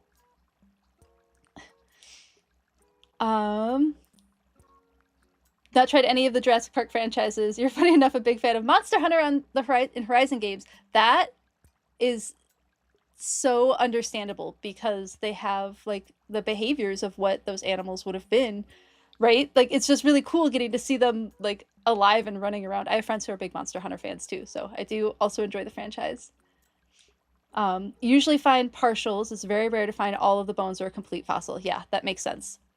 And oh no, glad you saw Sue again. Your husband pointed at the projectors and mentioned them being really expensive. Yeah, they look really nice.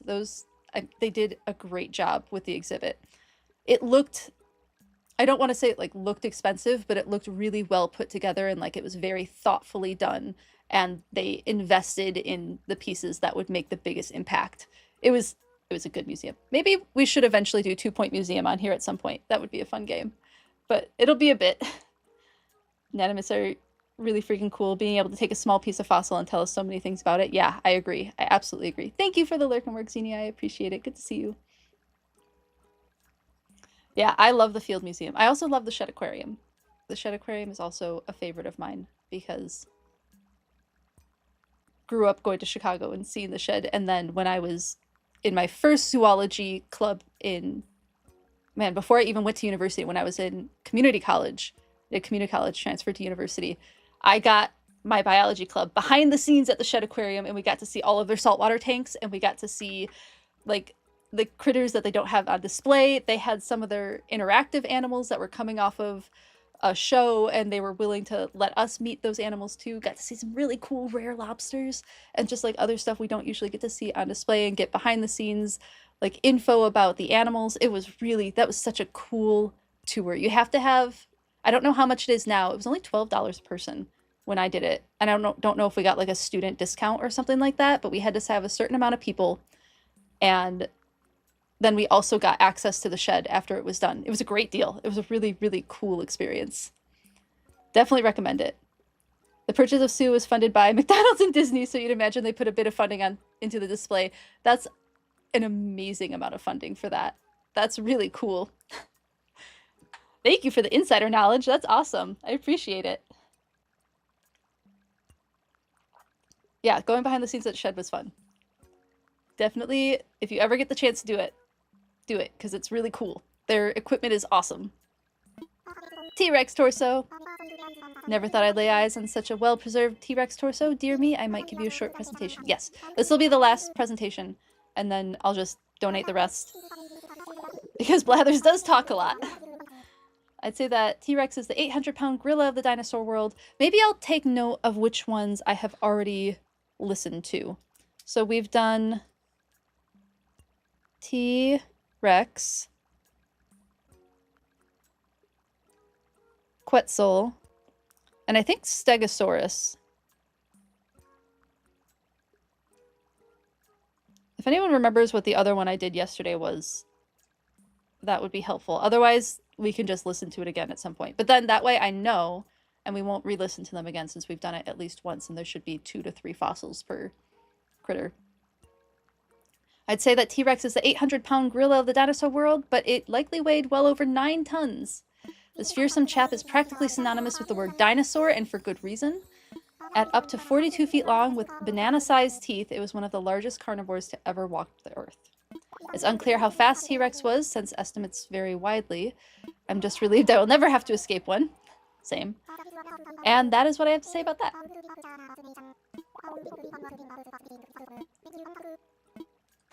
And we'll keep collecting fossils. If he was created now, he'd be called Yappers. Yeah, for sure. You got a second Tyrannosaurus from where T-Rex is. Got a second Tyrannosaur from where T-Rex is from. A species described in October. Oh, that's really cool. That's fun.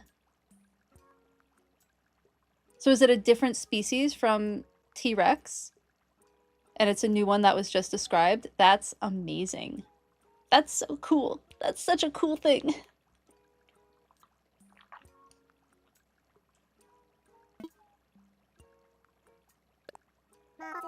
We'll just donate both of these. Oh, that's right. It won't let me do it multiple. we do have to listen to all of them. D-E-I-N-O-N-Y. Dione torso. We'll work through it. Wonderful stuff. Now where to begin? You may not have heard of Deinonychus, but you may have heard of its cousin, the velociraptor. Both were predators distinguished by their frighteningly huge toe claws. They also likely had feathers. The main difference between them? Size. Deinonychus was about 7 feet tall and weighed 160 pounds. This is what the actual Jurassic Park velociraptors was likely based on, right?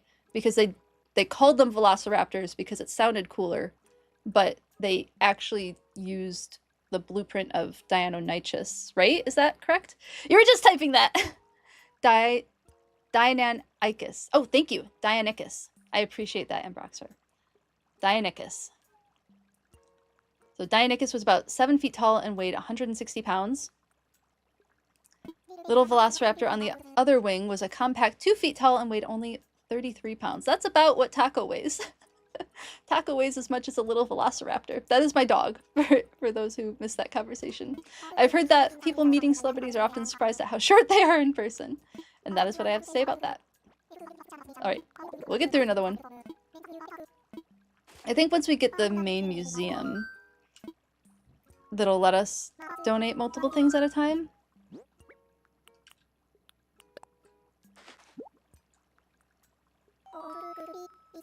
Are you telling me that Jurassic Park isn't realistic? Sure it is. Dionysus's favorite dino. Pretty much, yeah, the skull is based off of,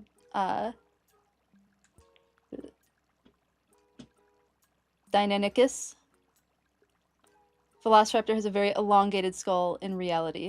You said this before, but the venom-spitting frilled lizard in Jurassic Park will never not make you chuckle. Probably your favorite part of the movie. It's a good one. The venom-spitting frilled lizard. It's almost like the bearded dragons and holes. What is it? The blue spotted lizard? Is that what they called them? Or the spotted lizard or whatever? But they were just bearded dragons that they put spots on for the movie. So anybody who knows bearded dragons are like, aw, they're cute. This is a Megacerotorso. Writing that down. We'll just get through these.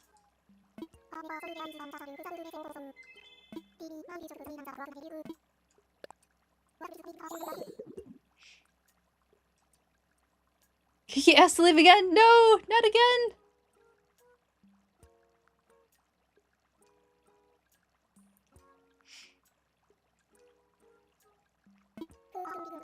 Megacerops. This large fellow is a bit like our modern rhinoceros, but with 2 horns on its nose. Some rhinoceros do have 2 horns on their nose. Not all of them, but most of them do. Sadly, their small teeth restricted them to a diet of rather soft plants, and eventually they died out.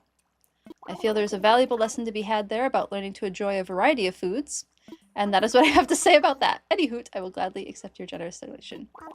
Megaceros is a huge rhino-like mammal from 300 million years ago. That's really cool! Huge rhino-like mammal. That's amazing. Megafauna are cool. Megafauna are just neat.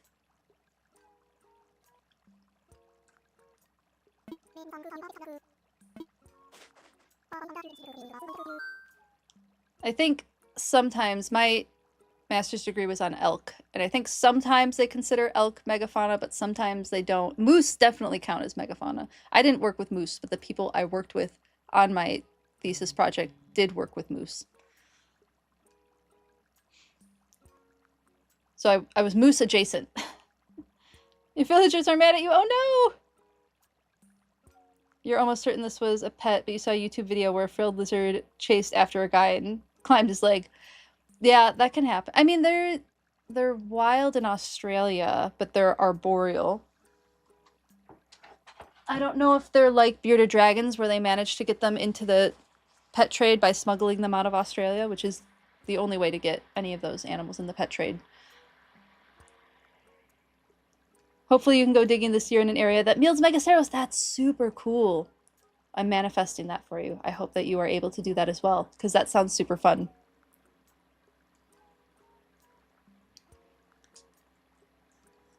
Yeah, we have a carp, I think.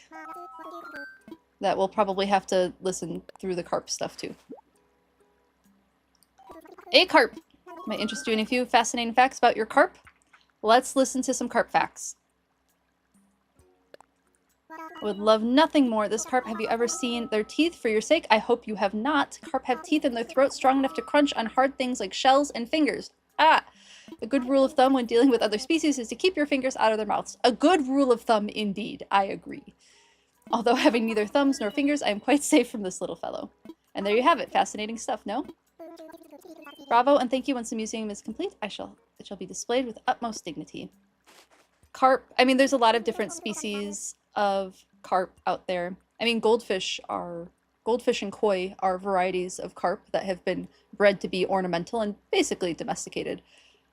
But there's, you know, invasive carp in the US, especially in the Mississippi River area. It's a big deal. The invasive Asian carp are really doing a number on the ecosystem in the area, and also on fishermen. They leap out of the water and launch into fishermen sometimes, and they're big fish. I think they are edible, though, if I remember correctly, because they mostly feed on plants. So it would be nice if the food industry would start helping out with the invasive carp situation a little bit more than they currently are. I think that would be great. I know we have lots of established captive populations like Woma pythons. Yeah, I have no idea if that's true of frilled lizards. I don't know a ton about them in general, besides when I was playing Dinkum and I was reading up on frilled lizards for that. But I know it's not part of the pet trade that I'm familiar with. You're going to play Animal Crossing? Excellent, Shiny Pidgey. Let us know how your island's going. Keep us posted in the Discord on how your new island is going for you. Have you ever seen sheep's head? No, I haven't. Asiana carp are not my favorite. Yeah, same here. I used to work in natural resources, and I never worked in fisheries, but I had friends who worked in fisheries, and quite a few of them had their theses on Asian carp as well, or like different invasive species that were harming the lakes and river systems. Yeah, definitely a frustrating thing. Do a little Google on sheep's head? Okay. We'll do that really quick. Is it a type of fish? Oh, ha! I have heard of these. Hold on. Everybody else needs to experience this too. Let me see if I can find another good picture. Where is this photo from? Oh, this is from Smithsonian. That's a good source. If I have to experience this, all of you do as well. Are you ready? It's not that horrifying, just a little bit horrifying. Here it is. Look at those teeth. Only a little bit awful. Just a little bit awful. It's the sheep's head fish. Oh, sorry for the jump scare, everyone. Oh, that's way too big on my computer screen. They are special for sure. Here's you hadn't looked up. That happened to me with the Stargazer too, when I was looking up Stargazers, and that fish face was just, oh, well, that exists on our planet. Good to know. Imagine diving and seeing that smile. No, thank you. I would like that smile could stay on my computer screen and not in front of my face. Picnodont teeth. We need 4 donations to open the museum. Well, I might as well do a little bit of... We'll try and get those 4 museums, and then we'll do our time hopping. If you saw that on your own, you'd have assumed it was a meme. Yeah, right? There was a meme going around of somebody's dog who has human teeth, and it's not AI, because I follow the creator whose dog it is. It's a rescue border collie, I think, who was like chained out. Like, it's a, you know, like a decent amount of rescues out there. It has a sad beginning story. It gnawed its teeth to like basically stumps because it was trying to get out of a chain. And so now it has filed down human looking teeth, and it is not like hurting or anything, but it does have a silly doggy smile now.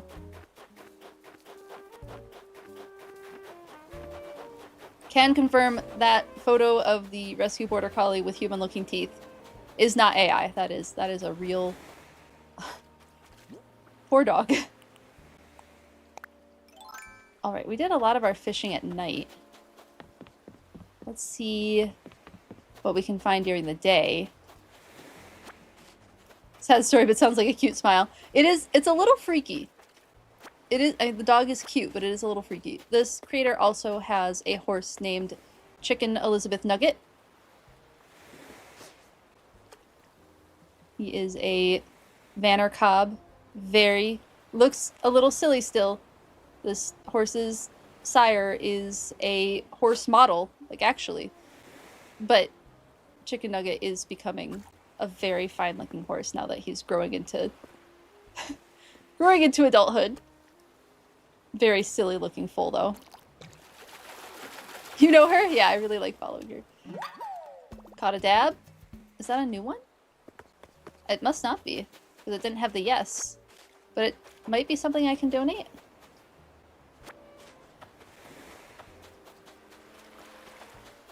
Whoop. We'll have to catch wharf roaches again, because I know I haven't donated those yet.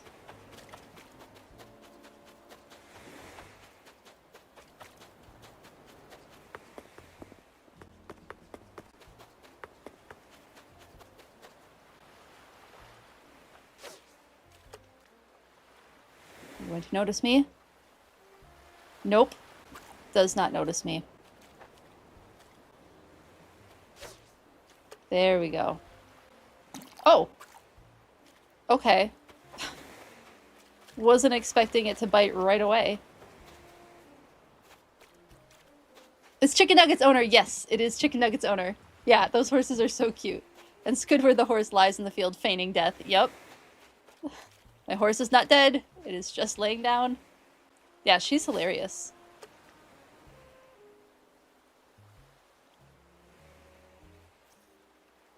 Right, and catch that. We'll try again.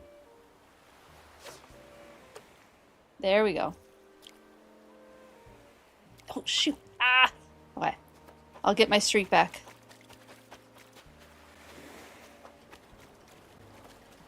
Gotta get in the zone for fishing.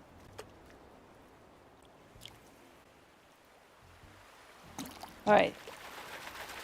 We got something. Ooh, it's a new one. An anchovy. Stay away from my pizza. Yeah, I love her content. It's really fun.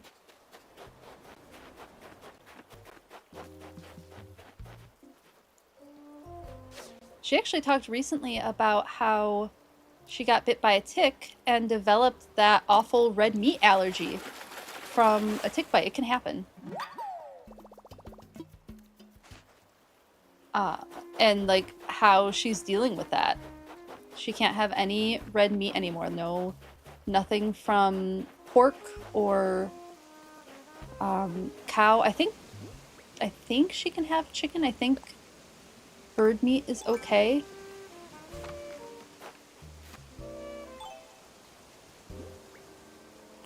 More reasons to not get bit by a tick. Yeah, the alpha gal. My worst nightmare from when I did a lot of field work. Did not want to get bit by a tick. And where I did field work, I mean, it was all foresty environments, like mosquitoes everywhere, ticks everywhere. My technicians and I were just constantly pulling ticks off of us.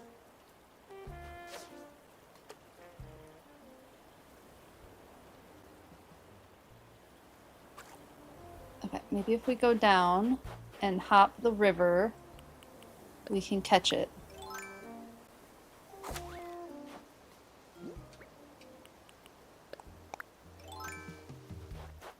Okay, the trick is to not scare it away.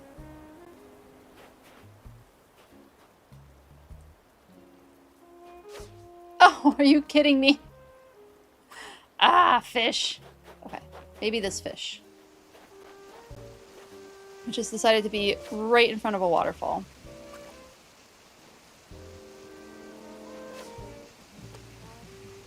It noticed.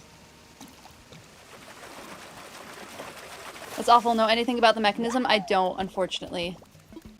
I don't know anything about how it works. It's something probably about an enzyme that's in the tick's saliva.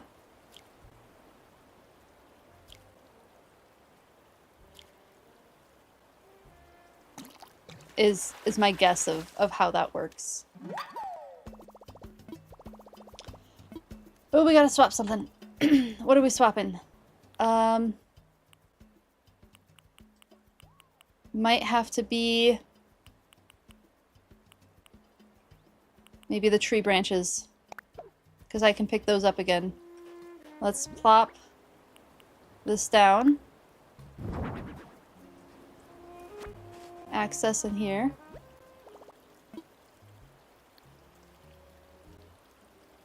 Yeah, put something away.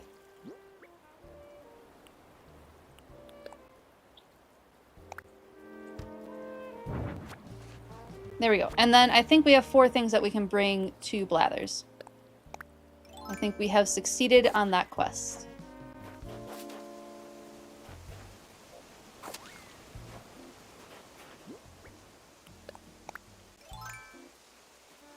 At least you got to see some elk. I didn't actually get to see the elk.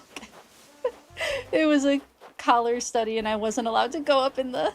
I did see some elk from a distance, but it was a habitat use type study. And I did not get to be up close and personal with the elk at all. It was like safety reasons. I wasn't allowed to go in the helicopter because I was a student. So we have some video of the collared elk, and then I did get to see some when we were doing a survey for elk calves. We got to kick up some elk and see them in person, but it was very brief. It was not for very long.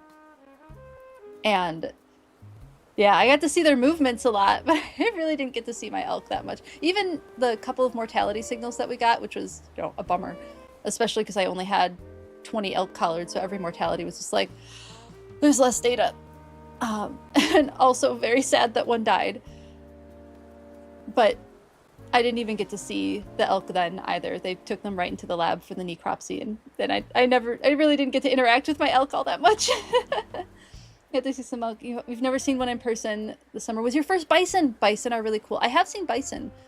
In Minnesota, they found a herd of bison that is like really close to being genetically pure bison, not having a lot of beefalo in it, which was really exciting. And they've been heavily working on a species protection plan for this herd of bison and spreading them throughout Minnesota. So yeah, there's some in Mankato that have been released. There's some that have been released up north now, and they're breeding. They're doing pretty darn well for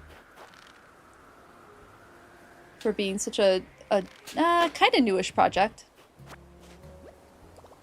Lack of data could also mean more data. Yeah, I mean, it was important to do the research that we did, because I mean, in this case, all of the data was coming from the GPS collars, so it was a little bit like, bummer to lose out on, since we didn't have a lot of elk in the first place, collared. There also wasn't a lot of elk in that area to collar to begin with, so I had a substantial part of the population collared. What's the recipe for the storage shed? I do not know. I don't have it. It's something that we both will have to find at some point. Hope they can get them further south too. Yeah, it would be really cool. You're in the southeast and it makes it sad to think of bison. Used to go down into Florida. Wow, that is a huge range. I didn't know that. Yeah, that is a very big range for bison.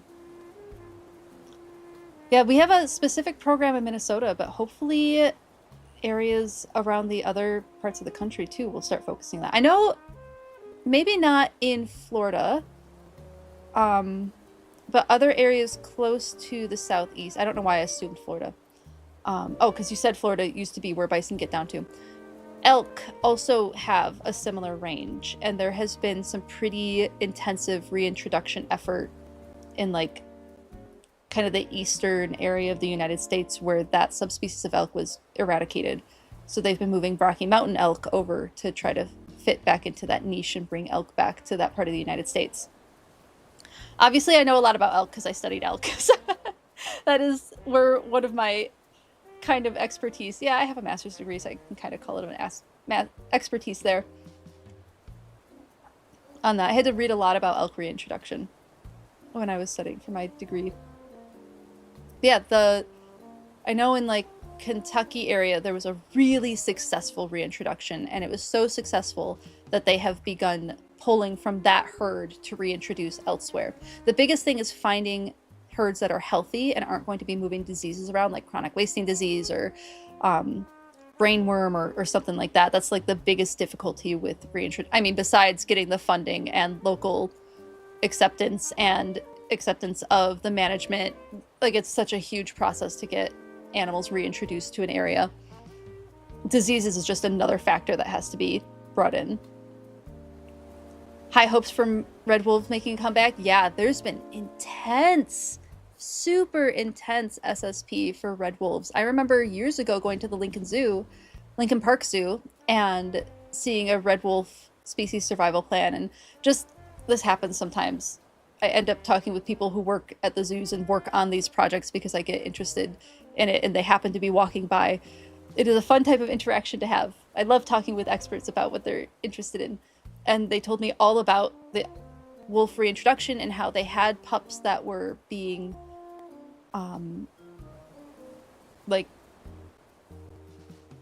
what's the word I'm looking for? Socialized, prepared. They had pups that were being prepared to be reintroduced, and they had a really successful breeding program at the zoo at the time.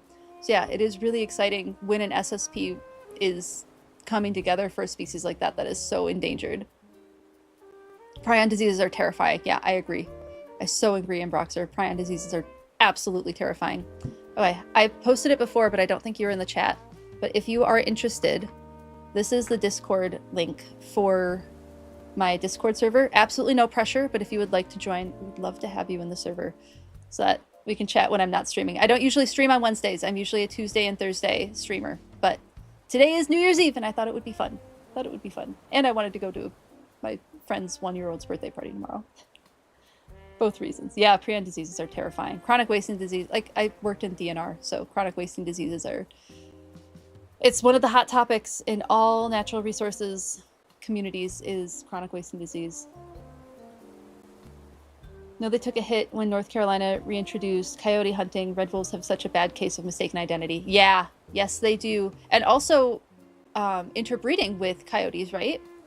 That's an issue with the red wolf population too, is they had started interbreeding with coyotes. If I remember correctly, that's something that I would want to double check, but it's what I kind of remember hearing. That's right, we're going to Blathers. We're gonna get the museum ready to be built, and then hopefully we can get to island hopping. So I want to get to island hopping. Okay, Blathers, I have more things for you.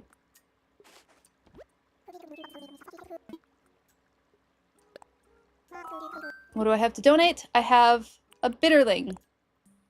Oh, excuse me. I have a little fish. It's undoubtedly a bitterling.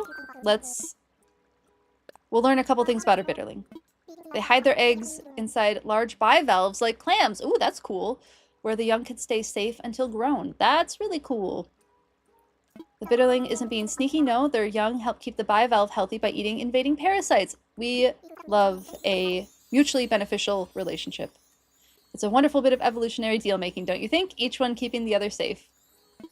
Though eating parasites does not sound like a happy childhood, is that why the fish is so bitter? Fascinating stuff, no? Yes, I do have something to donate. Let's learn about a dab. This must be a dab. Now I might interest you. Yes, you may. Please tell me. Would love nothing more. The dab is a flat fish that bears some resemblance to the olive flounder, though their mouths are different. Personally, I am morbidly fascinated by each fish's eye placement.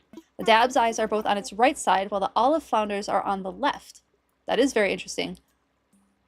Because what happens is, at least with some flounders, the young, their eyes are, like, they look like a standard fish, and then as they develop into adulthood, the eyes will migrate until they're on the side of the fish, which allows them to lay flat in the sand.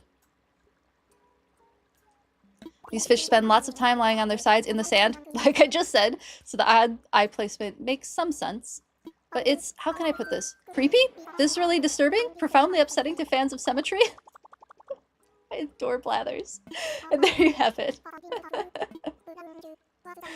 Oh, that's funny. Yep, we got more. Keep seeing articles about newly discovered marsupials, trying to find something better than Facebook or NPR, though. NPR is not a terrible source. You might see if NPR has a link or information about where they learned it from. That might be a place to start pearl searching. Welcome back, Lucario. How are you doing? Hopefully work is going well and at least easy or low stress. Yeah, if you go to that NPR article and see where they're getting their sources from, NPR usually will cite their sources. And that might be a place to find where they're getting that info from. Yeah, let us know. Let's learn about anchovies. Let's do it. There was an anchovy fishing... Was it anchovy or was it something else? There was a really commonly used fish where their fishery was in trouble, if I remember correctly. Let's learn about anchovies. More than 140 species of anchovy, maybe it wasn't anchovy, but they do all have some things in common. They are all small and feed by simply swimming with their mouths open to filter food particles from the sea. A very efficient way of feeding. In my sleepier moments, sometimes I wish I could do that. Valid. And there you have it. I love Blather's little tidbits of information. I just think they're delightful. Doing alright? What you're working on has been hot garbage. Oh no! I'm sorry that you have a frustrating project, but I'm glad that it's not too stressful despite that. And a yellow perch. Perch are a very popular fish for fishing in Minnesota. Like I said, I never worked in fisheries, but I rubbed shoulders with fisheries quite frequently and ended up learning plenty about perch and walleye and... oh my goodness, I'm so sorry, Z. It is your favorite fish. Sturgeon. The word would not come to my brain. Sturgeon. Ended up just learning a lot about those by being in proximity. Let's learn about the yellow perch. Certainly worth squawking about. I find it a sight to behold. That jagged dorsal fin, those brilliant stripes, those glorious colors. Whew, it's truly quite the specimen. I would be thrilled to witness it firsthand in its natural environment, but the yellow perch's peak season is winter. Very afraid of winter's biting chill. I'm sorry to bring you to this island into winter, Blathers. And there you have it. Yeah, it must be good for ice fishing then. Perch gets caught while ice fishing. I've done ice fishing. I've taught ice fishing when I worked in outdoor recreation. It's not my favorite thing. I know how to do it. I know how to do it safely, but I don't particularly enjoy it. I understand why there are people who do, though. Huzzah, hooray, we've acquired the number of specimens required. At least we can submit our application to build a proper museum. Yes, please do that. Hello, Everin, good to see you. Thanks for hanging out and enjoy your lurk.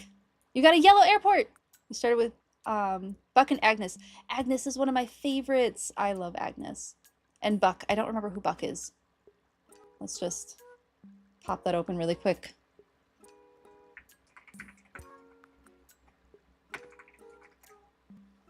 Ooh, Buck is fun. The kind of greenish horse. Yeah, Agnes is one of my favorites. She was... Yeah, she was one of my starters for my first island. It was her and Lyman, I think? Yeah, I think it was Agnes and Lyman were my island starter people, and I ended up keeping Agnes because I adore her. Alright. Anything else that you have to say to me? Museum construction is about to begin, and thus I cannot accept new donations at this time. That's fine. But we can still assess fossils. Your starting fruit is peaches! Well done. That's exciting.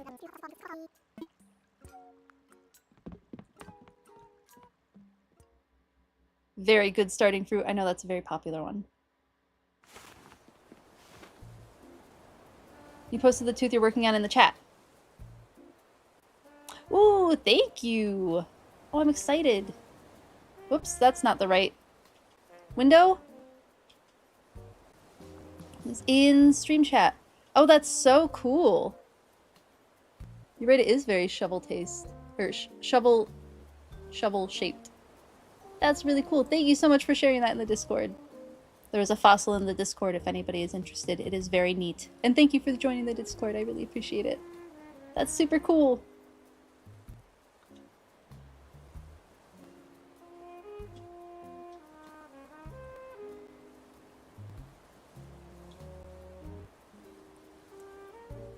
Do a couple reactions really quick. Alright. Back to the game. That is super cool. Your plan is to get all pig villagers, so you're off to a very good start then with Agnes. That'll be really fun. Who are your dreamy pig villagers? Because there's more than 8, right? Cobb is a fun one. I remember Cobb being a fun one. No, absolutely.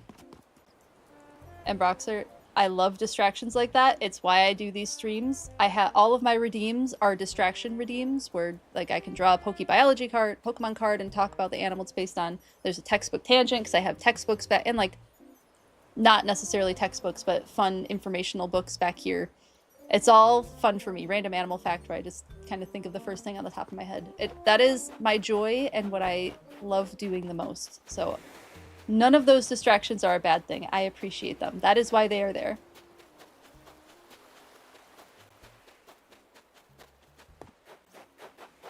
I really enjoy edutainment and talking about educational things in a fun way while playing video games, which is fun.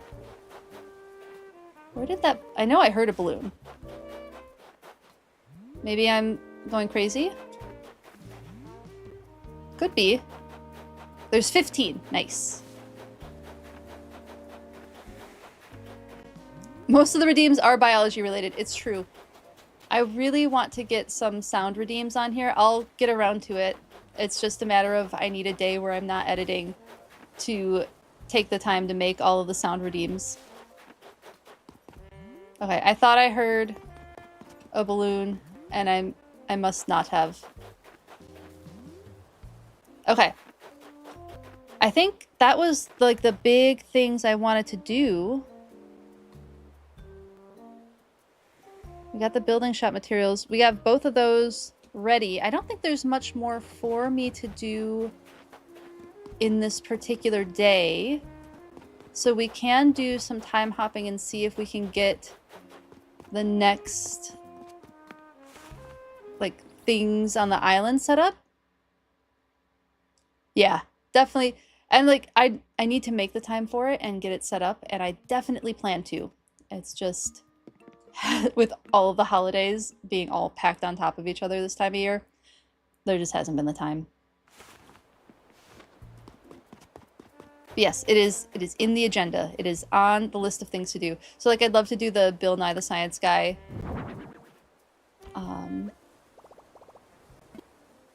Like the part of that jingle. I think that would be really fun. Put these away. And then pull stuff out. What does the K9000 redeem do? Yes, it brings the dogs down. It brings the dogs downstairs. That is what that redeem does. And then we can turn on dog cam and have dogs on stream for a bit. And then the Treato is giving them a treat, which I do actually have.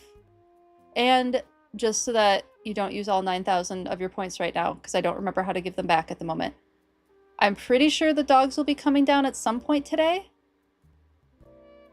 But I can also have them down for a couple minutes and then send them, like, if you would like to use them and you would like to see the dogs while you're on your break, we could absolutely do that. But they are going to be down at some point because he has to run and grab dinner. So there will be some stream doggos at some point. What was I doing? Things to sell. That's what I was doing.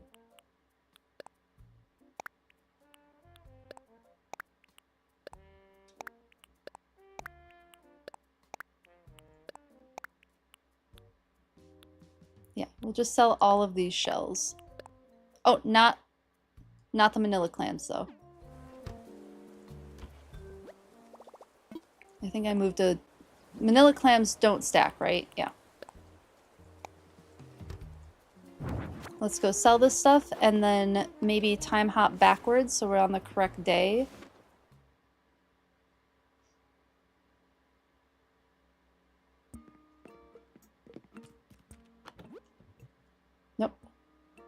You're curious. You're saving your points for the Trito?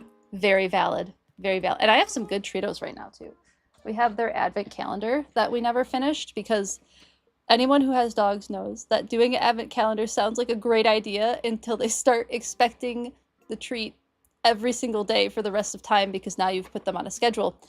So we haven't given them all the advent calendar treats. So I do have some good Tritos to do. And I have some other really good treats that I can start bringing downstairs for the heckin' Trito for them. Put up the shop construction kit. I did. We got our work cut out for us if we're going to open by tomorrow, but I can't wait. I want to sell, and then I should probably buy something because that's a thing to do, right? No, not selling that. Conch. I'm sure we'll get another black bass at some point. Yes, confirm.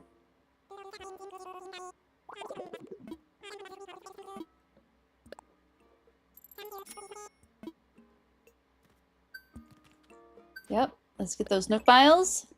Ooh, I did so many.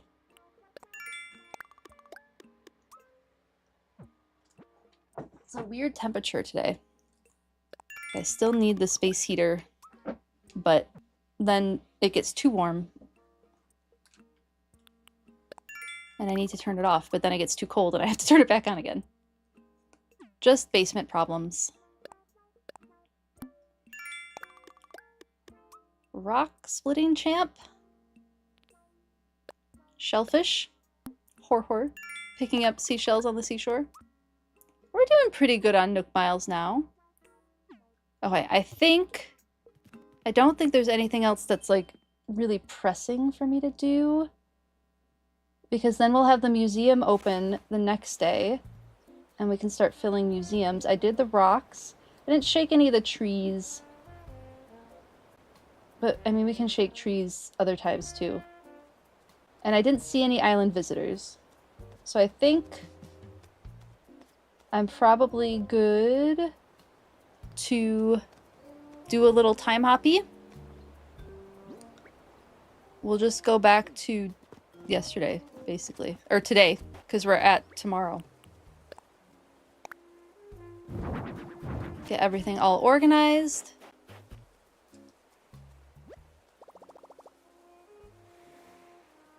Textbook tangent. And random animal fact. Good redeems, both of you. We're not ending stream. I'm just swapping things out. Let me go to just chatting. Alright, so we have random animal fact. Since Pidgey did a textbook tangent, you'll do that too. Excellent. Alright, random animal fact. What do we have on the brain?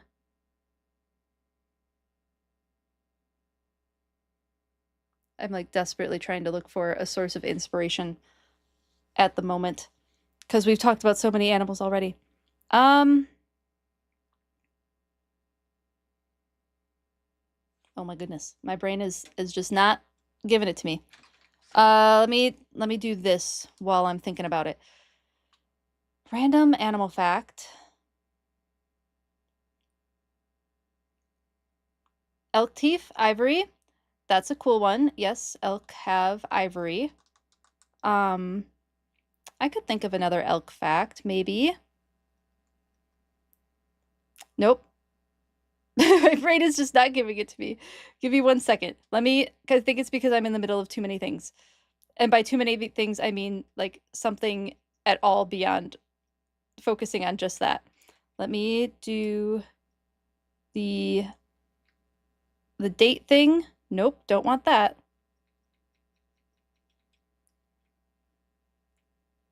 Checking date and time. Okay. Date and time. Let me just do this really quick.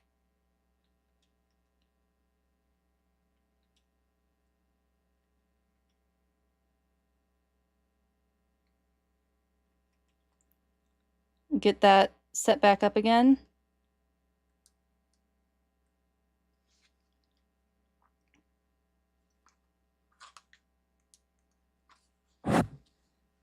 Get that put in there. You know, we haven't talked about lobsters in a minute, and I see a lobster next to me. Z, my partner, brought me back a lobster that Zelda helped name. This is Terry Murray Seaport, the lobster from Boston. So lobsters can have different color morphs. The common lobster that like is most people think of as what they will put on their dish to eat. They have some rare color morph, and I remember this because I saw them at the Shed Aquarium. What is going on? Okay. I saw them at the Shed Aquarium, and I got to see two of the different color morphs. There is a blue color morph, and there's an orange color morph. The blue is 1 in 1 million chance of getting a blue lobster, and the orange, which kind of looks like a lighter, brighter shade of the regular kind of lobster coloration, is a 1 in 5 million, or maybe it's 1 in 10 million chance. Super rare. And they also can have bilateral, I don't know if it's the gyandromorphy, which is the male on one side, female on the other, but they can definitely have it with the different colorations. So you can have a lobster that is split down the middle of 2 different colors. So that was pretty neat. Okay, now for the textbook tangent.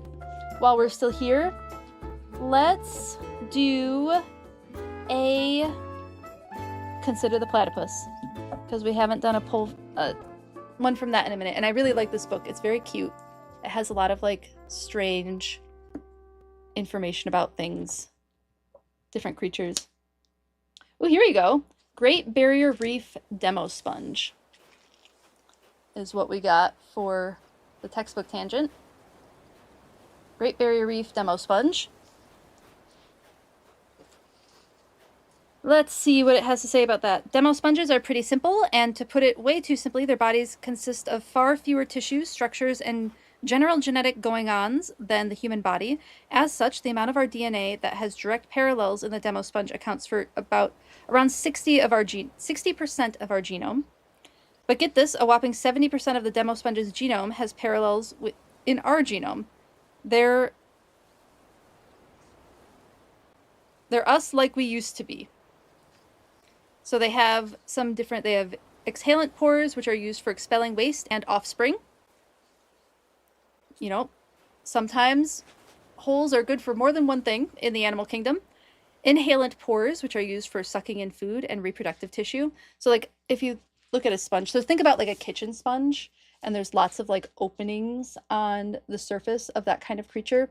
So some of these openings are going to be for bringing in water and like filter feeding, and some of them are going to be expelling water from their bodies. Or babies, apparently. Used for sucking in food and reproductive tissues. And then they have muscle cells, which is collagen, the same stuff our muscles are made out of, just arranged quite differently. And then it does have a skeleton loosely. And then it depends. Usually they are no taller than a foot or 30 centimeters, but they can grow to cover several areas of several feet. Yeah. This animal barely looks like an animal, and it even leaves something to be desired as a sponge, but thanks to a common ancestor, the Great Barrier Reef demo sponge is probably our simplest living relative. We share our most fundamental genetics building blocks with it. Our shared genes are so fundamental, in fact, that there's really not a whole lot more to being an animal than what the sponge has going. It's got the basics covered. All the bells and whistles we other animals have, that's all just kind of fluff. So yeah, it is an animal. This is a type of animal. Porifera, which is the phylum for sponges. Which is a fun phylum to say, in my opinion. Let me put that back. Thank you for the redeems, everyone. Sorry that the random animal fact was like, my brain blanked on me a moment. It happens occasionally. What should your island name be? You're thinking gemstone? Ooh, gemstone's a good one. What are some good gemstones? Amethyst is the first one that comes to mind. But there are definitely other neat gemstones. I don't know if Live and Love Baby Jess is still here, but I know Live and Love Baby knows a lot about gemstones and neat stones. Petoskey stones are cool. They're not a gemstone, but they are like a fossilized stone. I do really like fossilized stones. Topaz, jasper, yeah, those are really cool gemstones. Topaz is one that I really like. I do love a good topaz. Opals are good. You're also thinking topaz? Topaz is a good name. Yeah. Hooray for tube body plans. You know, if it's efficient and it works, a tube body plan is the way to go. The male-female one you know is true. You watch a lobster fisher on YouTube, and he's mentioned that lobsters can do that. Yeah, birds exhibit bilateral gyandromorphy as well as insects. I think my friend suspects she may have found one while we were studying butterflies together because it had like interesting patterns on either side. So that's male on one side of the body and female on the other side of the body. Super interesting. Consider the platypus book never wants to go back on the shelf. No, it does not. It's because the other books like press into it and it won't let it back on the shelf. Topaz is cool. Other stones.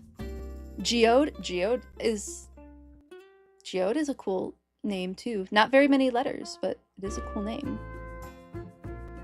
Have we given you some ideas, Shiny Pidgey? For gemstones? Any of those hitting the bark or hitting like the mark for you on an island name, or would you like some more ideas? Back to the Switch setup. We'll do all of our daily chores and then move things forward if we need to. You don't actually have to go forward in time in Animal Crossing. Fun fact, you can go backwards in time and it counts as progressing a day forward. It's just the changing of the date. Beryl, ooh, sapphire, jade, druzy. You looked up blue gemstones and howlite looks pretty. Ooh, howlite's a good name too. Howlite's a great name. Moissanite, isn't that the gemstone that some people use as a replacement for diamonds? You can go in the mineral hall next to your room and just read the labels. That sounds super fun. What's up, Cottontail? Where you headed? Want to chat? Alan's got a ton of foods I've never heard of. I'm trying to come up with meals for as many as I can. Look up howlite.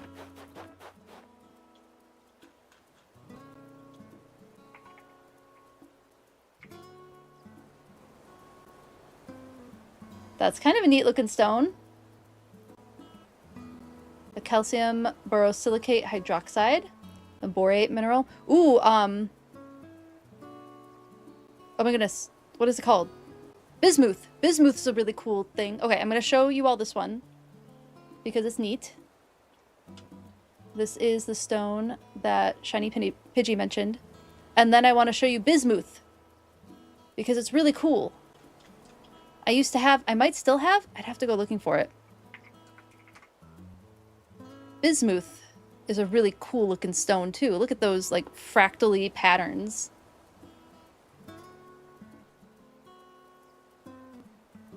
Sometimes they make them pretty colors too. Yeah, this is the kind of bismuth that I had. A bismuth hopper crystal exhibiting the stair-step crystal structure and iridescent colors which are produced by interference of light. Yeah, bismuth's a cool... I don't think it's a gemstone. It's definitely like a mineral. But yeah, the howlite is neat too. Very cool looking crystals. Here's my contribution, Shiny Pidgey. This is my contribution. Bismuth tends to be grown, artificially grown. Oh yeah, for sure. But they're definitely neat. I showed it to my chemistry, teacher, high school teacher once, and he broke my bismuth, and he felt absolutely horrible about it. But it's a funny story now.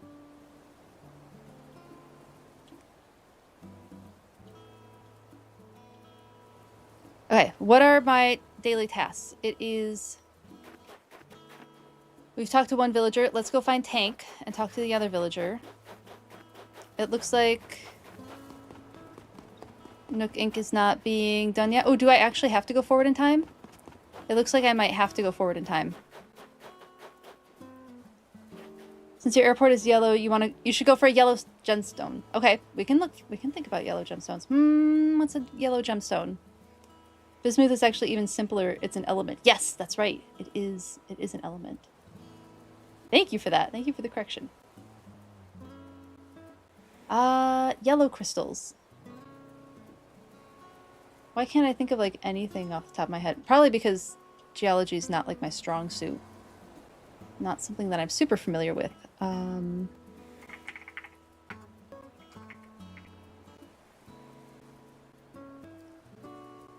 Oh, topaz would count for that. So there's like another tick for topaz.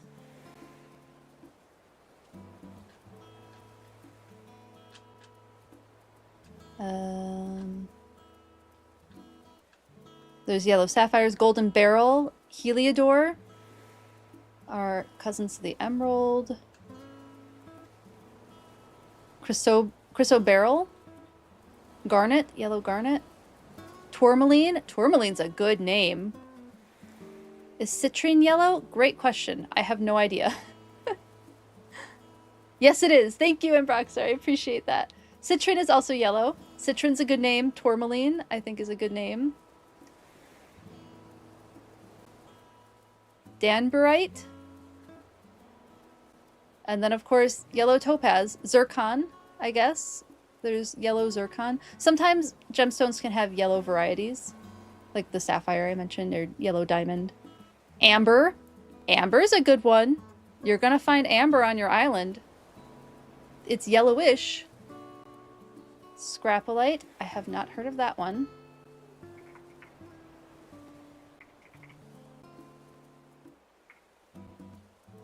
Or scapolite. There's yellow garnet. I'm seeing a purple scapolite, but I'm also seeing it fluoresce yellow. Oh, I see a yellow variant of scapolite. That's a cool name. Another silicate mineral. Scapolite's a good name. Tourmaline is a trash can mineral that can have so many other elements stuffed inside. That's really cool. That's super interesting. Hello, Indolent. Sorry I missed that. How are you doing? How are you doing today? Good to see you. Calcite, fluorite. Oh my goodness. Give me a second on these names. Chalcedony can all be yellow. Yellow garnets. How are these names doing for you, Shiny Pidgey? Anything hitting the mark? And how are you doing, Indolent? Good to see you in chat. Thanks for hanging out today. We've really gone over all the sciences today. I love it too. That is such a fun thing about doing streams like these. We're not limited to one ology. It can be, like, I'm limited in my expertise to the one ology, but our conversations don't have to be limited to one ology. Afternoon, Kerpow. You doing good? Let's chat. You like scapolite? That's a good name. You working up a big sweat out there, Kerpow? Don't forget to stay hydrated. Do you think you're going to go with scapolite for your island? It's a neat mineral. Okay, maybe we break rocks today so that I know which rocks I've done. I'm going to end up breaking the shovel.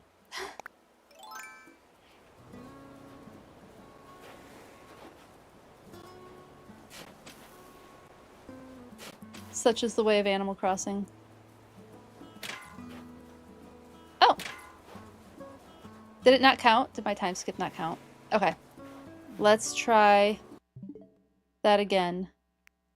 Oop.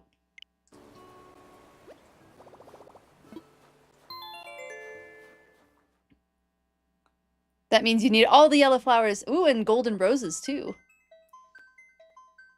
Get yourself some black roses and a gold watering can so you can get the golden roses. Those are a great moneymaker too. On my other island, my personal island, I have a field of golden roses that anytime I want like a quick cash, I'll just go collect all of those, make some golden rose headpieces and sell that for a bunch of money. I spent months getting all of those prepared, making all of the golden roses.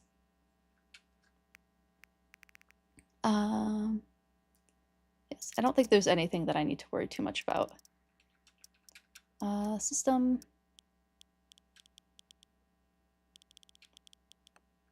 Is it not system? Date and time, there it is. I guess we'll try going to 2.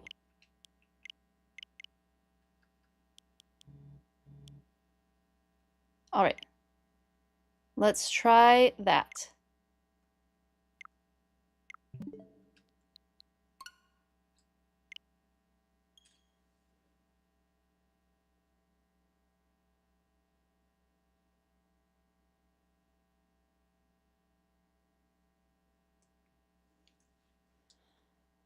You got a chunk of quartz from a gift shop as a kid. Don't remember when. Always wondered if it was real or if you got scammed. Think it was a museum gift shop, so you would hope it was real. Yeah, I hope so too. Amethyst more specifically. Ooh, pretty. Amethyst is a pretty one. I mean, I'm also partial to purple. I do enjoy a good purple rock. Good purple stone. Loading, loading. We have a shop.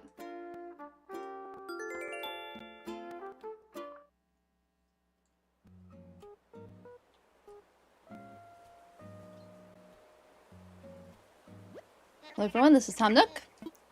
For today's news, ta-da! Phylogenia has its own museum. We got the museum and the shop. Yay! Of course it's easy to get. Like really, we have an excess of those dang crystals. That's funny. It's a grand museum indeed, with separate exhibits for rooms for fish, bugs, fossils, and even works of art. Blathers, the museum curator, says he's always available to accept donations or assess fossils. And museum admission is free, so stop by whenever you like. Also, business is booming at the shop. My staff opened Well Done Masters Timmy and Tommy. It's a small shop, but they'll change stock daily and carry a selection of goods sure to better your island life. Come by 8 a.m. to 10 p.m., and if the store is closed, simply use their drop-off box to sell your items. Ah, one more thing. To celebrate the opening of the shop, we've added a new catalog service to Nook Shopping. The catalog lets customers see a record of items they've obtained, blah, blah, blah, blah. We can get more items. Let's check out Nook's Cranny. By the way, whenever we cover big island developments like this, we'll hold a special commemorative ceremony afterwards. We'd like as many folks as possible to take part, so stop by Resident Services if you're interested. You must away now. Have a good rest of your shift, Lucario. You'll be back in less than 2 hours. Have a good rest of your shift, and thank you very much. Never fails. Of course, this would happen right in the middle of a broadcast. One moment, please.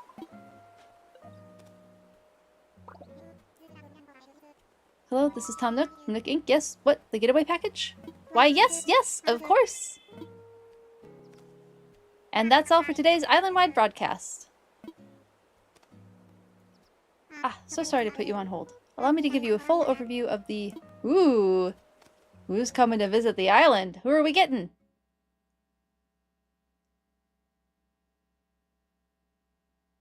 Is it gonna be Isabel? Are we gonna get Isabel finally? It'd be fun to get Isabel.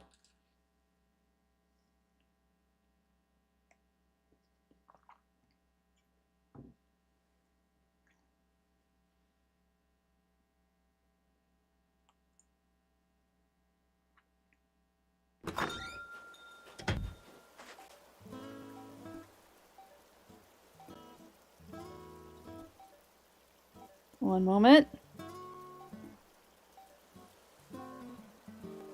I can hear that my mail needs to be checked. I just need assistance on water refill.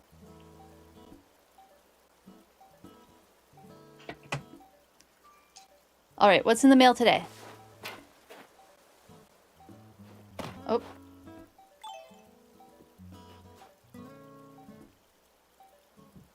Did I check it? There it is. I might need to move that tree. Ooh, Daisy May! I'll be heading to your island every Sunday morning to sell my precious turnips just the way my grandma used to. Yay! Nook shopping. Oh, we got the Cafe KK.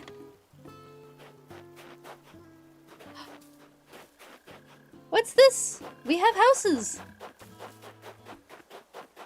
When did they get houses? Were they supposed to get houses? Was I supposed to help with their houses? Did I miss something? Anyway, it's fine. Let's chat with them, since they're home.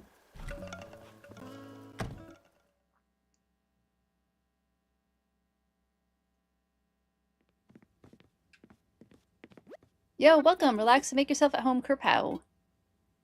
Stop by for a chat. Guess what? I finally own some of that even I have trouble lifting. Yep, I have a house now, Kerpow. It's got walls, a floor, even a ceiling. I can finally do jumping jacks without ripping a hole in my home.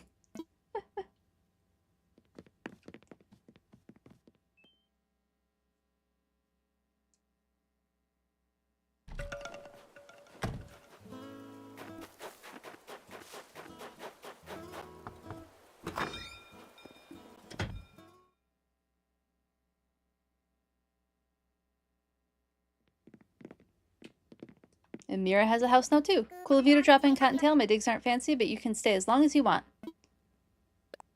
Oh hey, big news. I have officially moved on from tent life. I got a house, Cottontail. I mean, tents are cool and all, but I can fit way more stuff in a house. Plus now it finally feels I actually live here instead of just roughing it. Well, I'm so glad they got their house. That's exciting.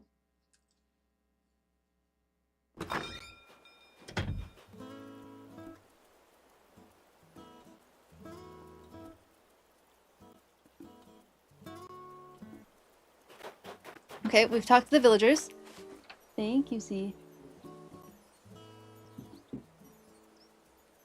Appreciate you.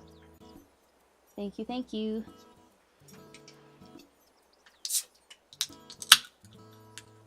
All right, have a bit of a snack.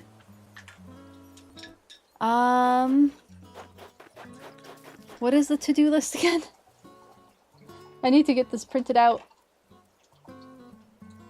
Talk to villagers. Oh, I'm supposed to be gifting them too. We'll get around to that. Check the beach for bottles. DIY bottles. Find and assess fossils. Thank you so much, Steve. Appreciate you. And... you have chocolate chunk cookies to nom on. That sounds delicious. Enjoy your chocolate chunk cookies.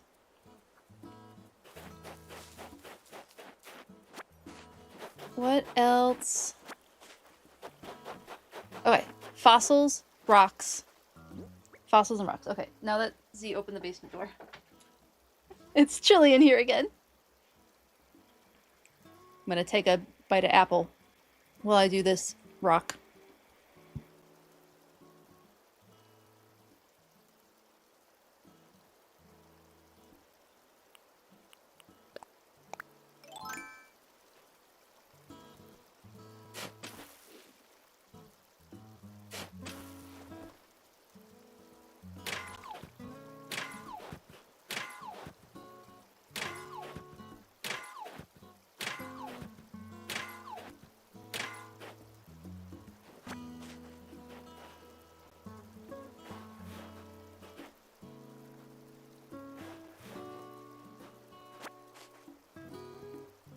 I appreciate the suggestion, Shiny Pidgey. My, I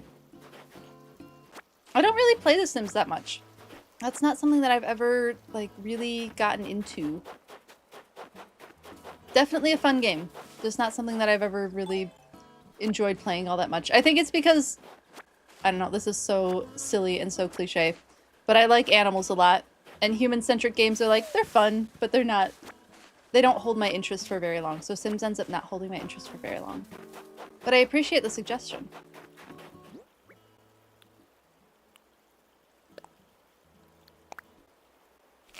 I like watching people play The Sims. But I tend to just, like, not end up playing it a lot.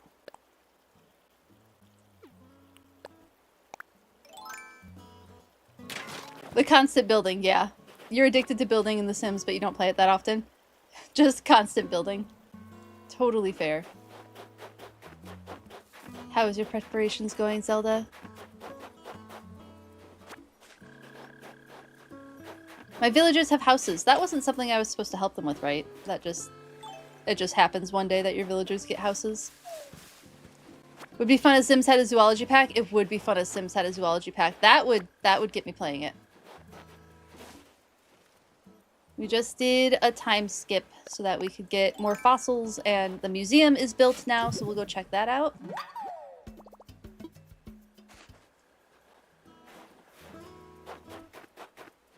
And we're doing all of our rocks and our fossiling right now.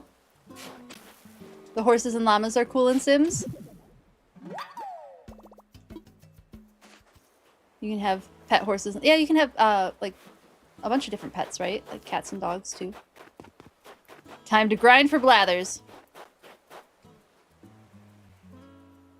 Let us know how your grind is going, Shiny Pidgey. Get those first fish caught, those first bugs swiped.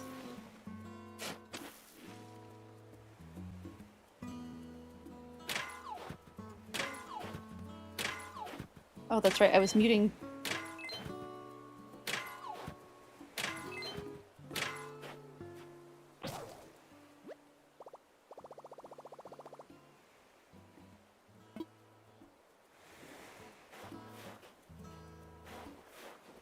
No, I have to go make a shovel.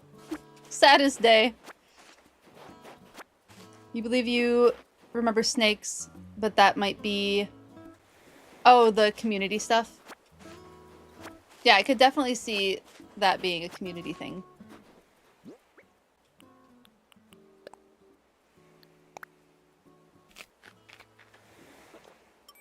I think I can use the axe to break a rock, right? Let's go make a shovel, because I need that.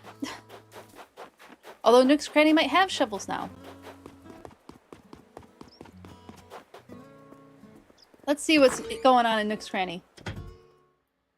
There's a cottage living in Sims 4 where you can be a farmer. Ooh, that's cool. It's the Able sisters! I still have my ears down here that I wore yesterday. I still have my sable ears.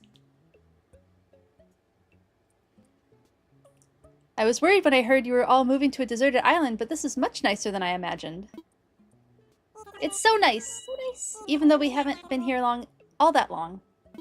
In just a short time, Blathers has moved in and we were able to open up this shop. Experiencing new things every day has been a lot of fun. A lot of fun!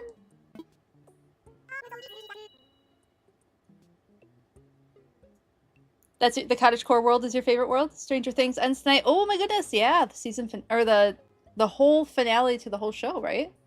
I don't use any CC, but because you're too lazy, but you're fine with the regular content. Totally valid. Yeah, it's a lot to like figure out modding. I'm so pleased to hear that. Actually, I came here today to check in on you all and see if you need any assistance with anything. It's our way of celebrating your new shop. You know, we sisters like to help wherever we can. Any island ideas come to mind? You're too kind, Mabel. We're just overwhelmed that you even thought to come visit us. Visit us. Oh, hey, I think... Something come to mind? Well, we still have some logistical challenges to overcome. We depend on mail orders for a lot of our goods. Having this shop should make it a bit easier for us to obtain ready-made furniture and stuff like that, but we still need a clothing supplier. Aha! Something tells me that today is your lucky day. As it turns out, it's really not that difficult for us to get to this island. How about if I stop by every so often to sell some of our wares to your wonderful island dwellers? Oh wow, do you really mean that? Our residents will be so overjoyed. So overjoyed. Of course, silly. If we can sell our goods here, it's a win-win situation for everyone. I suppose with that settled, I should head home and work out the details with my sister. Yes, please do that. Do that. We can't wait to see you here again. Yay. Oh, there! Mabel's gonna talk to us! Cutest little hedgehog. Never mind, she's not gonna talk to us. Mabel's on a mission. She's got places to be. Oh, Dewfeather, sorry to keep you waiting. Thanks to your help, we've opened this amazing new shop. Our shop is named in honor of our beloved President Nook. Is named in honor of a shop our beloved, oh my goodness. I can't even say the words. Our shop is named in honor of a shop our beloved President Nook used to run. Welcome to Nook's Cranny. As you can see, we're offering ready-made furniture and items that can't be made as DIY projects. Also, in the back cabinet, with the tools and other miscellaneous goods, we have wallpaper and flooring. We hope to fulfill all your shopping needs. Yay! Imagine if Dewfeathers had a Minecraft phone. I did play a little bit of Minecraft for a short period of time. Minecraft's a tough one for me. It's not one that I can like easily do things at a pace that feels fun for me. It's very like there's a lot to do, right? It's easier when there's a bunch of people working together. And so Minecraft, I don't know. Maybe we'll bring Minecraft back again one day eventually, but for right now it's something that just has to like be on the side. I was gonna build a zoo. My goal was to build a zoo in Minecraft and like use AZA accredited like regulations, and because of the way I set it up, I couldn't work on it on my laptop upstairs. I could only work on it on stream, and that was just too slow of a pace for me. One day, maybe. Maybe eventually we'll get that.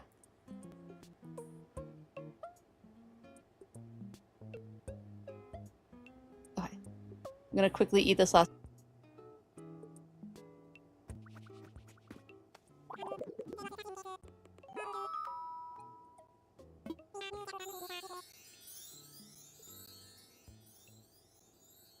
With our new shop comes 3 new services. Ooh, exciting! First, let's talk turnips. We can get to the stock market. Who's excited for the stock market? But you know, if you need someone to host a server, I will definitely do that. If that is something that I have the brain space to set up, I will eventually get to that. But right now, there's just a lot with Minecraft. It is really fun. I love Minecraft. It's such a fun game to play. It's just a lot with setting up a server like that. First, let's talk turnips. I've heard the turnip market is about to take off here on the island. You'll probably see a turnip seller soon. Exciting. We'll buy any turnips you have on hand. The price is set in the morning and afternoon, so be sure to stop by. One note, we don't accept turnips on Sundays. That's the day the turnip seller visits the island. Very valid. The second new service involves a hot item of the day. The hot item will change every day. If you bring one in to sell, we'll give you double its normal price. Excellent. You can check the hot item of the day on the sign in front of the shop or by asking us directly. And the last new service is drop-off box. Okay, we've already heard about the drop-off box. There's a handling fee, and we don't accept turnips, and hot items will sell for just the regular price. Okay. Definitely harder to do any real projects in survival without a team. Yeah, absolutely. In Animal Crossing, what's a good way to get bells in a new playthrough? Turnips. Turnips is a great way to get new bells. Selling everything. You know, keeping the rare stuff for the museum, but like selling the shells, selling the fruit from trees. You don't want to sell everything, right? Because you have to wait a couple days for the fruit to respawn. Making eventually like DIY items will sell for a decent amount of money, and especially the hot item of the day that Timmy and Tommy mentioned. That's a good way to get money. We found umbrella recipe pretty quickly. Yep. So you can pick up all those weeds, craft those, and sell them. You made bank that way. That's pro tip. See, this is why Zelda knows everything. Zelda knows everything about Animal Crossing, and her pro tips are the best pro tips. How can I help? Did I want to sell? Do I have anything to sell? I don't really have anything to sell at the moment. I guess I can sell the weeds.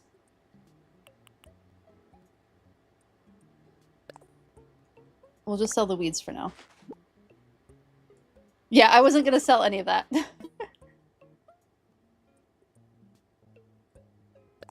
Yeah, do not sell rocks, trees. Yeah, all of that you need for crafting.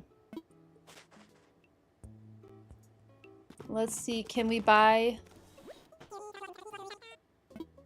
We can buy a shovel. I know I can make it, but it's only 800 bells. New umbrella.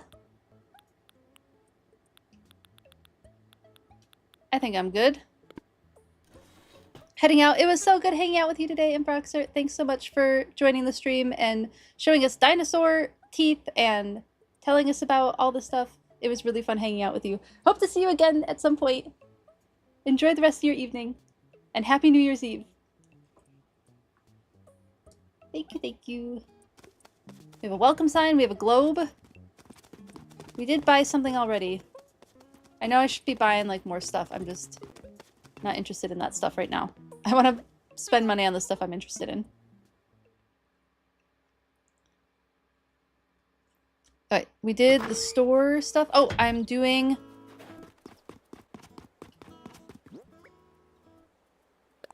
Oh, because I can make a better shovel, right? Or can I only make a flimsy shovel right now?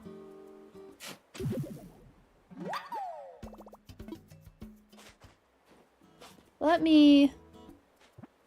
Oh, what is our Nook Mile ticket? Active island residence? Oh, because of how many days I've been active.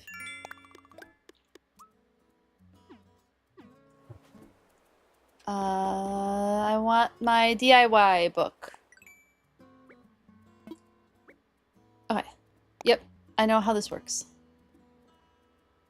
Yeah, all I can make is the flimsy shovel right now. That's okay. Takes 5 hardwood. There was a rock that I needed to... No, I already broke that rock. There's a new rock. Rock over here.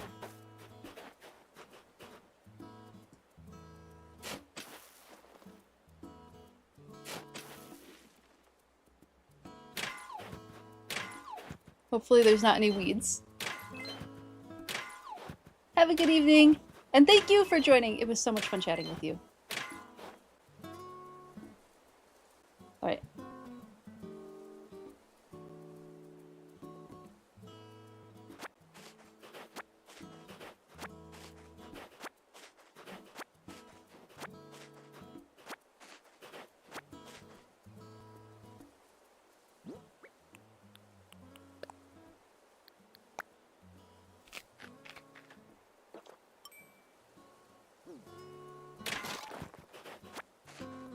All right, got that rock. That's what, 3 of the rocks? And now we need to look for more fossils and rocks. At what point... What are all the things we need to do? Oh my goodness! Thank you so much for all the gifted subs! Lily, that is so kind of you. That is so kind of you to do the gifted subs. I appreciate it so much. Thank you for the 5 gifted sub. Thank you, thank you. Very, very sweet of you. And thank you for starting the hype train. I really appreciate the gifted subs.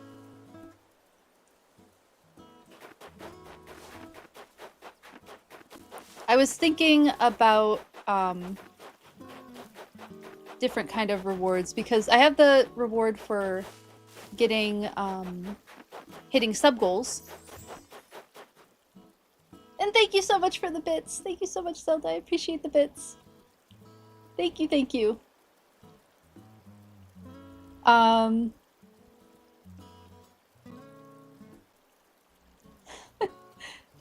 you. Very, very sweet of you. I really appreciate it. Thank you for the bits. Thank you for the bits and giant emote. I appreciate it. Thank you, thank you. You're all so sweet to do that. I do appreciate it. Never expected, but always appreciated. I was thinking of for subs, like when people sub for the first time or when people gift subs, if it would be fun to do like a random animal fact. I mean, we have so many random animal fact redeems. I don't know what else would be like maybe like choose something. Thank you so much for the bits. Thank you for coming out of lurk for the bits. I appreciate it. You know, it's always fun to join in on a hype train and get those emotes. Yeah, the other thing that I could do is have the sound redeem that goes off when goals are met, and have a fun sound redeem for that. Oh, I found the tree. Okay, let's set this, put things away.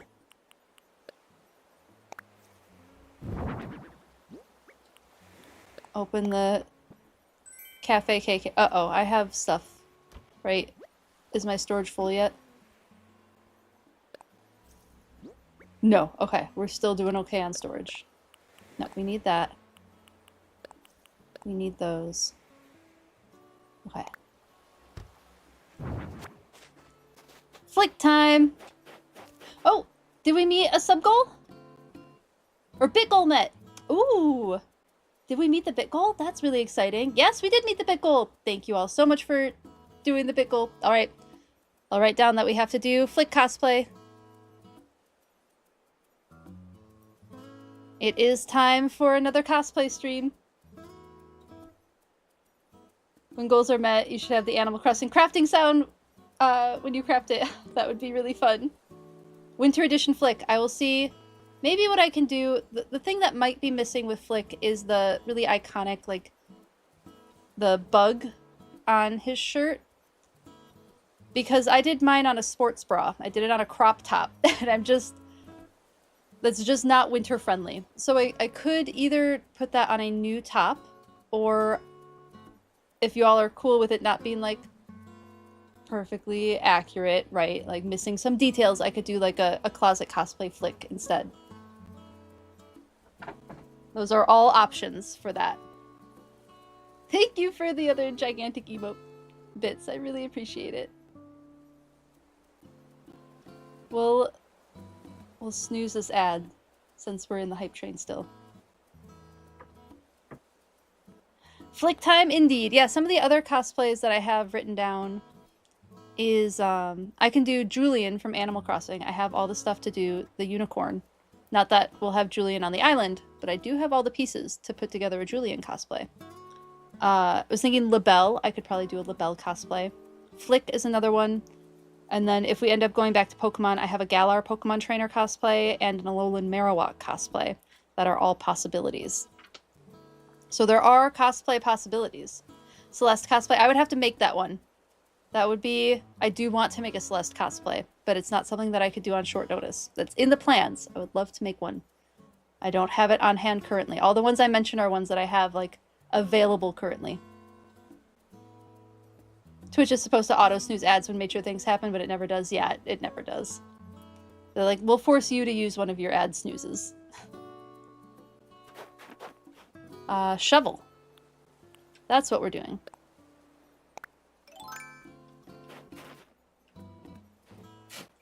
I should do like a tree, a golden tree area so that I can keep track of them all. Ooh, let's see what the hype chests are. Ooh, this one's cute!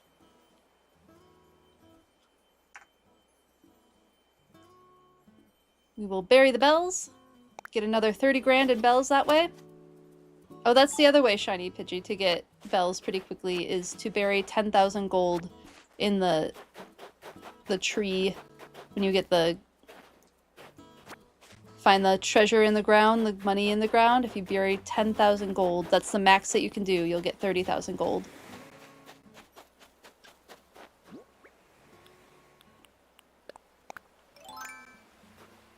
Oops, missed. Another fossil. We're checking the ground floor first, and then we'll go up to the different levels.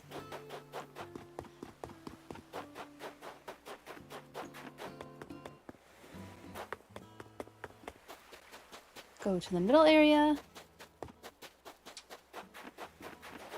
We're doing our fossil hunting.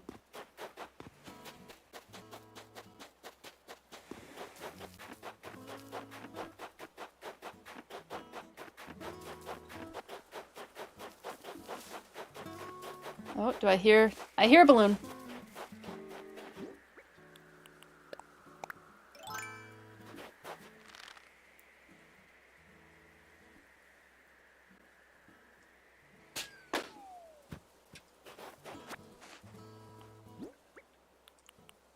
What did we get?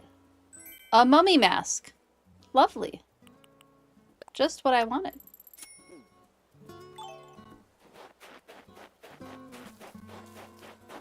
Alright. Still searching for the fossils. Oh, I found a rock, though. We can take care of that rock.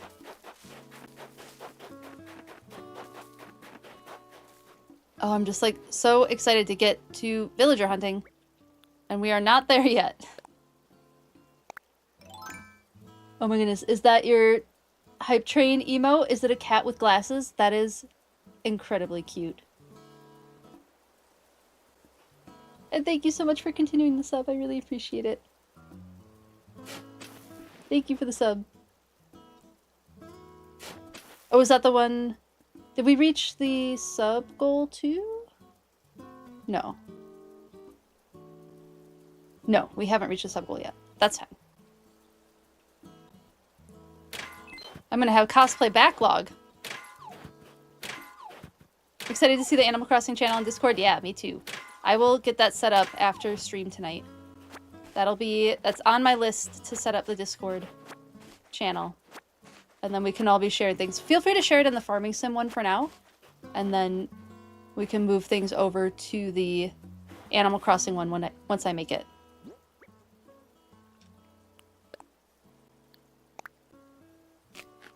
W train. Yes, thank you all for the hype train. I appreciate it so much. I do think I'm going to have to move that cherry tree in front of my house. It's hard to get to my mail.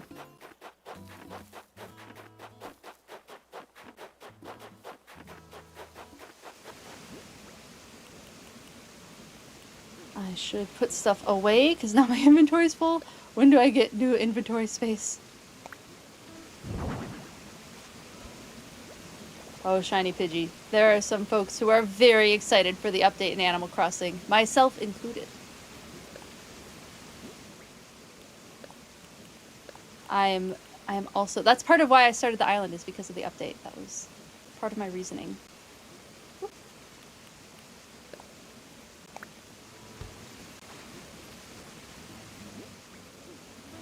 Let me drop this. Pick it up again. There we go. Now things are in their proper place. Bulk crafting, I know. I'm so excited for bulk crafting. And for like the other dream islands that you can do, I'm excited for that too. Oh, I hear a cricket.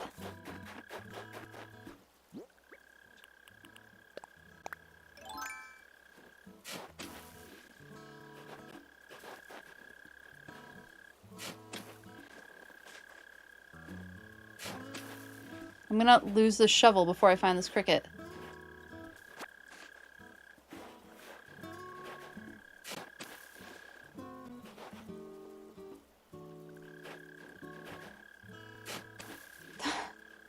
The creative islands? Yeah. Where is this cricket? It's not under... It can't be under plants, right?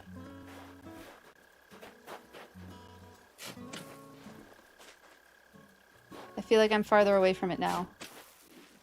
I'm gonna lose this shovel so soon. I can just feel it.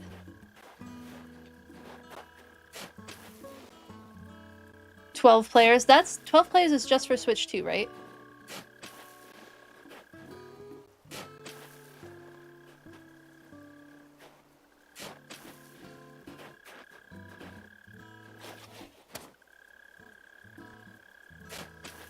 Where is this bug?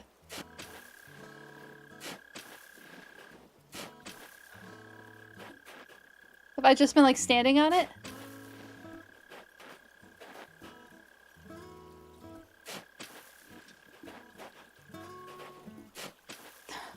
It's this heckin' bug.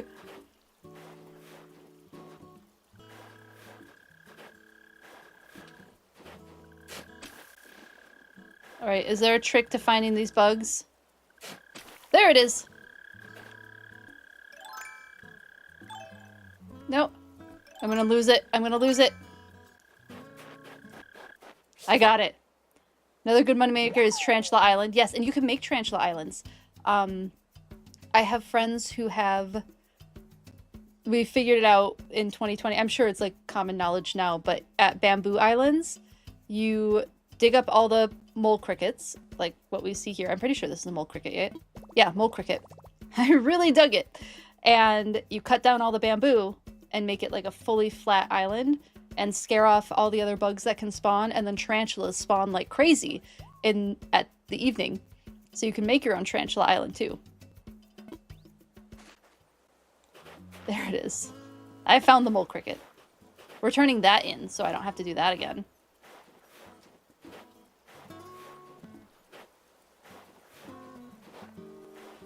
Blather's first donation from us at the museum is going to be a cricket. And he's just going to have to deal with that. And I'm so sorry, Blathers, but I don't want to have to find another mole cricket. Oh, found one! Found one! I wonder if this is what happened yesterday. Or yesterday in-game, when I couldn't find the other fossils. I wonder if they were all behind trees. Alright, I have 5 of 6. That's doing pretty good. Blathers, he did indeed hate bugs. He would not, as Zelda mentioned earlier, he would not like the dress that I am currently wearing. I should probably catch one of these too.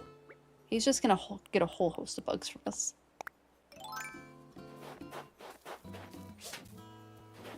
No, come here. Got it. Caught a paper kite butterfly. Do you read it, fly it, or spread it on toast? So silly, Animal Crossing. You're so silly.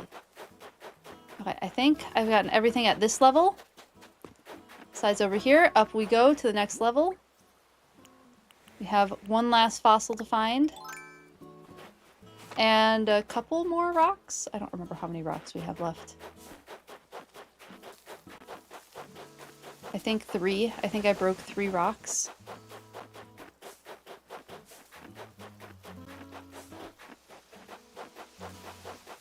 Here is a rock. They will all be in different locations next time. I will stop breaking them if they get to a location that I like. Nope, did that wrong. Like making a little corner. Hello, Josh. Is it B412? Good to see you. How are you doing?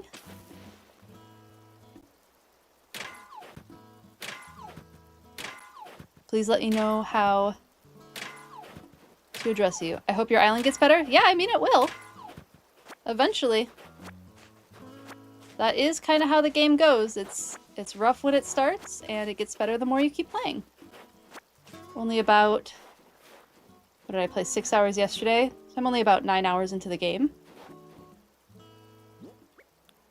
You're doing good? That's good.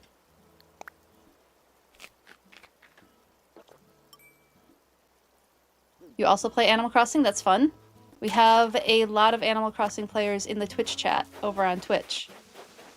Eventually I will get the multi-chat set up, but it's just not set up yet. At some point that will happen. Okay, I am still looking on this level for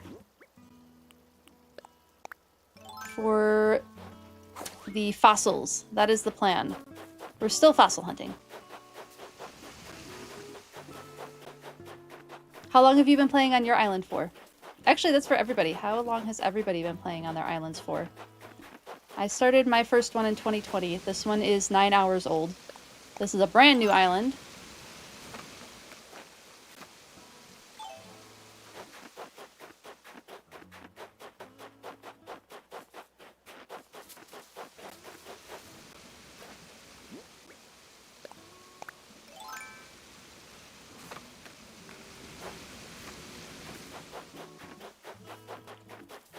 Running around. Oh my goodness, there's so much land to survey yet, and it is all still so wild.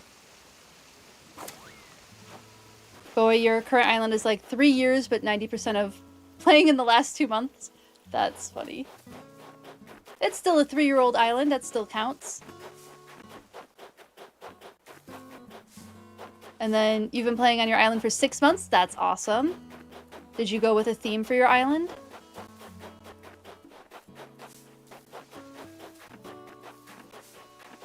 Alright, nothing over here. Did I go up there? I think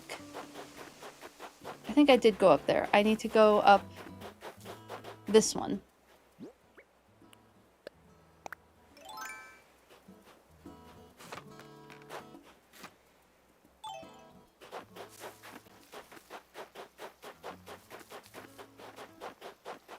Nothing up there. Down we go. Still searching for all of these. Ooh! Balloon! Balloon! Balloon! I want my tool wheel. When do I get the tool wheel? Oh, I'm out of space. What do I swap? I guess we'll swap the weeds for now. Let's open this up. A shirt combo. Is it a jacket and shirt combo? Is that what that says? Hold on. Where's my mouse? There's my mouse. Cardigan and shirt combo. Excellent. Excellent. Love that.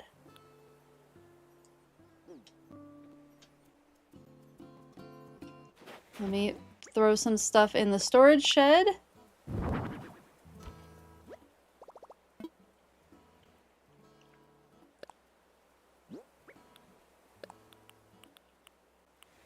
Yeah, we're starting to really fill up our inventory fast. Nope, not what I wanted. Never mind. Okay, back in we go. Any fossils. Anything at all.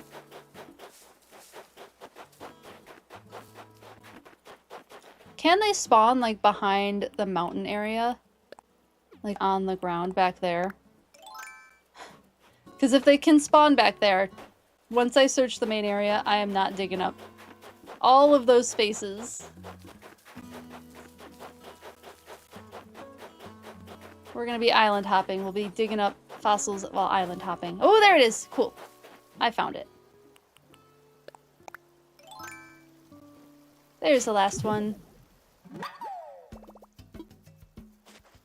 Okay, what are some of the next goals to unlock? Because we saw Mabel. Mabel hasn't set up shop yet. Was that tomorrow? Will Mabel set up shop tomorrow? Is that what's to expect? What we should expect?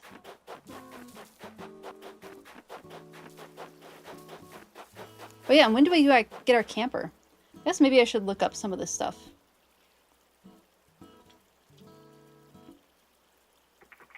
Animal Crossing New Island Guide. These aren't spoilers because I've played this game before.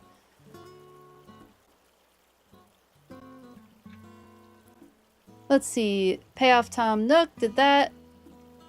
Oh, I could work on getting money for the house upgrade. 15 bugs. Collect resources again. Yes, bring resources to store. Use the Nook ticket. Oh, we do need to use the Nook ticket. We could do that today. Buy improved recipes. We did finish the store.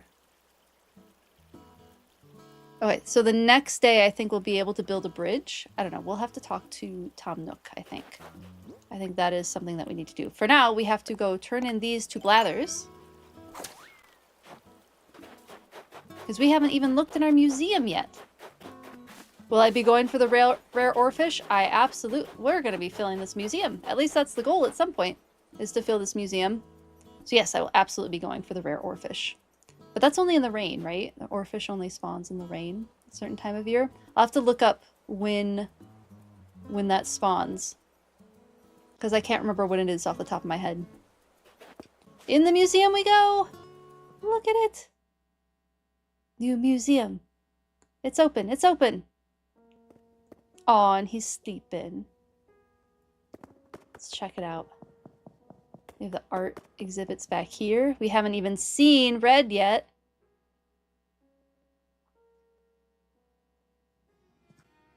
Empty art museum. It's so empty. That will all be filled with art eventually. Oh, we could go look at our fossils.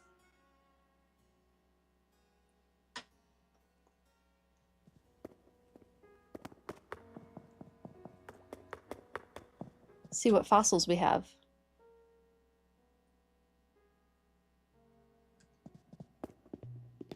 See, I love this. We named our island Phylogenia, right? And look at this. Right on the ground floor of the museum, we have a phylogenetic tree. I love it.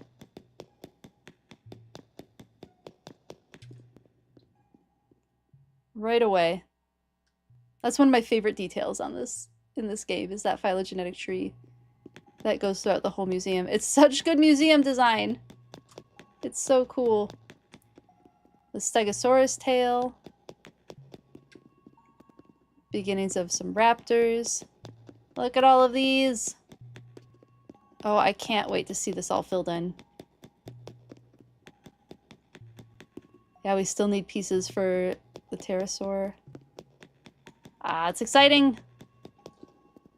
It's exciting, it's exciting. Let's go see what these fossils are. Because I think now we can do bulk assessments. And I think we can do bulk donations too.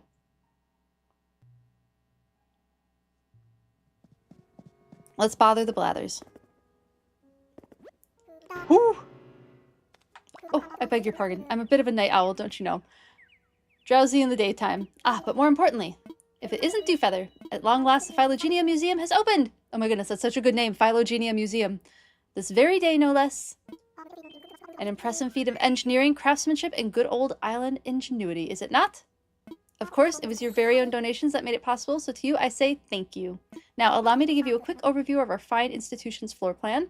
You'll find there are entrances to the left, to the right, and into the basement. Each one leads to exhibit rooms where the donations collected thus far have been put on display. In addition, the far room at the top of the stairs is a gallery to display magnificent works of art. Although as of now it is still entirely empty, but By my beak, it shall one day soon swell with wonderful works. As such, we are still waiting for art donations, and I so humbly request your assistance. Oh yes, that's right. To streamline the donation process, we will begin accepting multiple donations at once. So if you wish to know about fossils, fish, sea creatures, or bugs, I suppose, just call out, tell me about this, and I will happily do so. Anywho, by all means, do please take a gander at our collection. It is truly a thing of wonder. Let's do a donation. Let's assess our fossils. Now we can do them all at once, which is super exciting.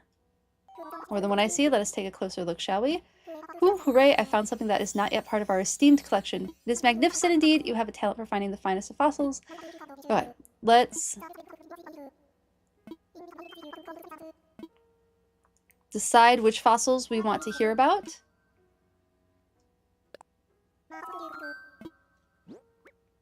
Megacero tail. Okay, we've done that. A packy tail. Have we done a packy yet? I don't think so. A spino skull. I don't think we've done a spino yet. Megalocide. Okay, we're gonna have to decide which ones we want to do. Dimetrodon torso. And we have a duplicate already. Okay, so we know that we don't want to hear about that one. Let's do the spino skull.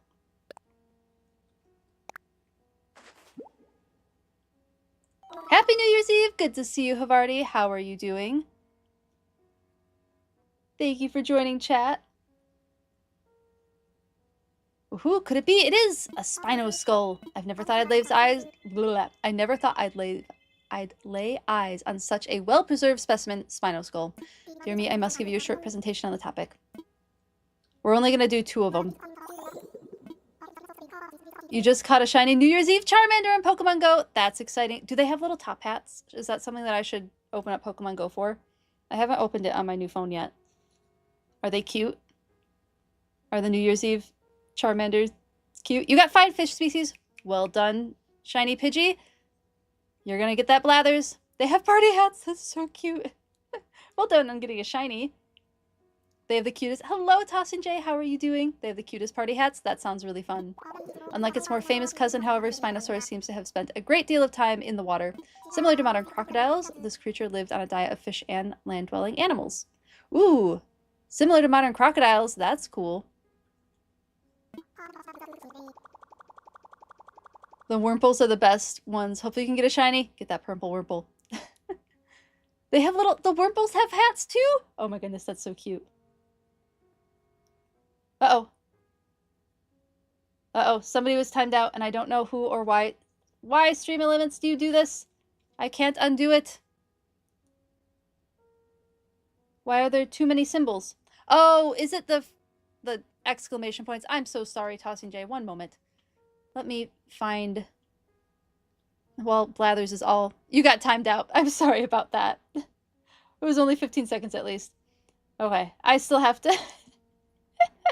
to figure out how to deal with freaking Stream Elements auto mod is so frustrating. Let's just take care of that really quickly.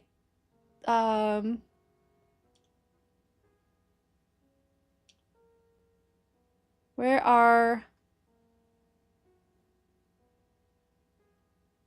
Okay, I've turned off that auto mod thing. So hopefully that doesn't happen again. My apologies. Haven't been timed out in a while. I know, my Stream Elements, I have tried to tailor it to not be annoying, and every time it proves to be annoying. Next to grind 15 insects, you got this, shiny Pidgey. Needless to say, you were lurking because of this headache. Oh, I'm so sorry you have a headache. I hope that it passes swiftly for you and you can enjoy the rest of your New Year's Eve. That's such a frustrating thing to have to deal with. You use Nightbot over Stream Elements? That's valid, yeah. I like Stream Elements because I like having everything in one place.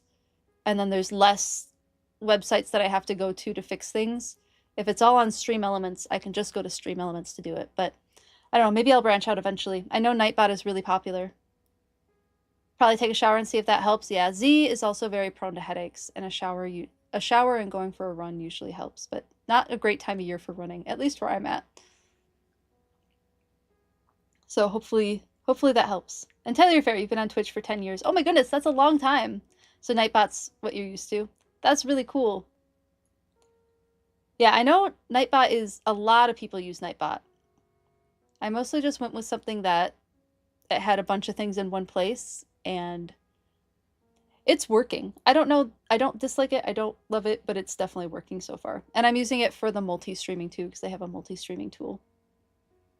Yeah, if I ever have questions about Nightbot, I will absolutely come to you, Havarti. Hello, Behemoth BFF. How are you doing today? Good to see you in chat. Personally relieved it did not seek flying prey. Blathers would be worried about that. And that is what I have to say about that. Okay.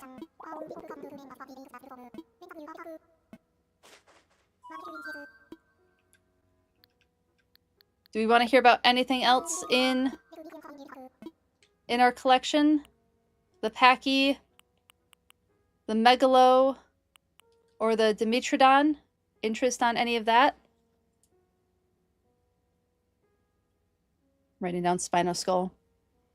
Off work and pre-gaming for the ball drop. How's stream been? That's fun. Stream's been really fun. We've been playing Animal Crossing. We've been trying to... I really want to get to villager hunting. That's like the one thing I've had on my mind for ages. I want to get to villager hunting. That is what I'm most excited to do.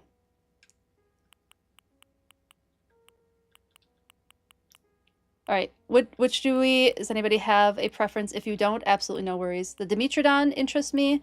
The Megalo side interests me. We've heard about the Quetzal already. And then there's also the Pachy tail. Those are the 3 options.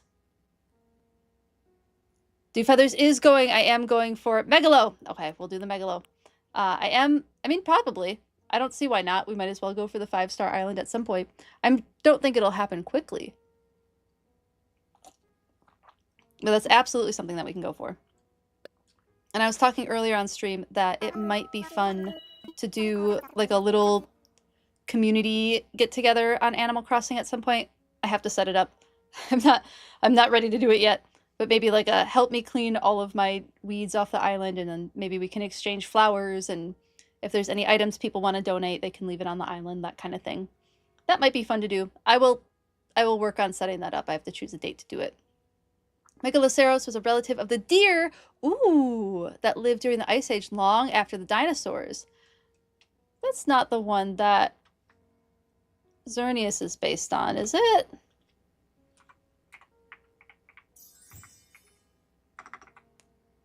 Oh my goodness, thank you so much for the cheers. I really appreciate it.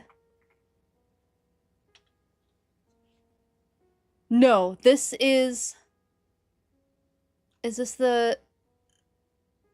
This is the Irish elk. This is the one I thought that Xerneas was based on. One moment, please.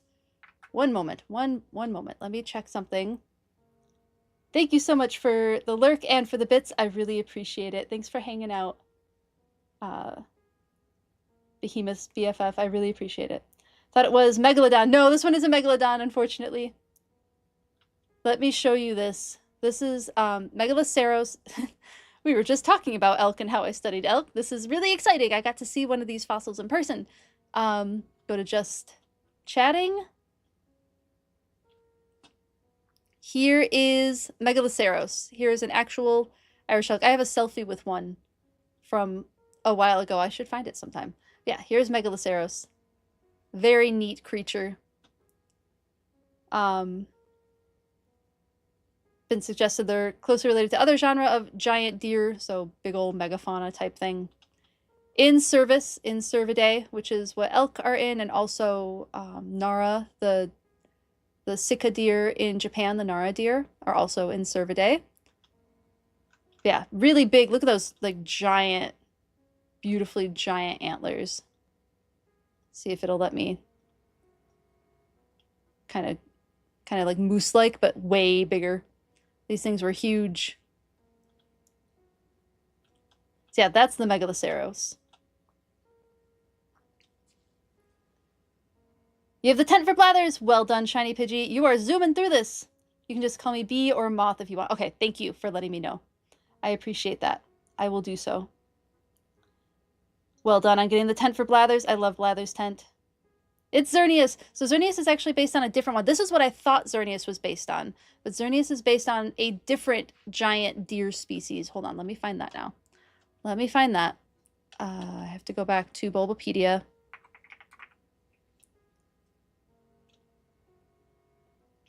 Bulbapedia. Xerneas. Because I can't remember the name of it. I can't remember the name of that one. I remember it being a...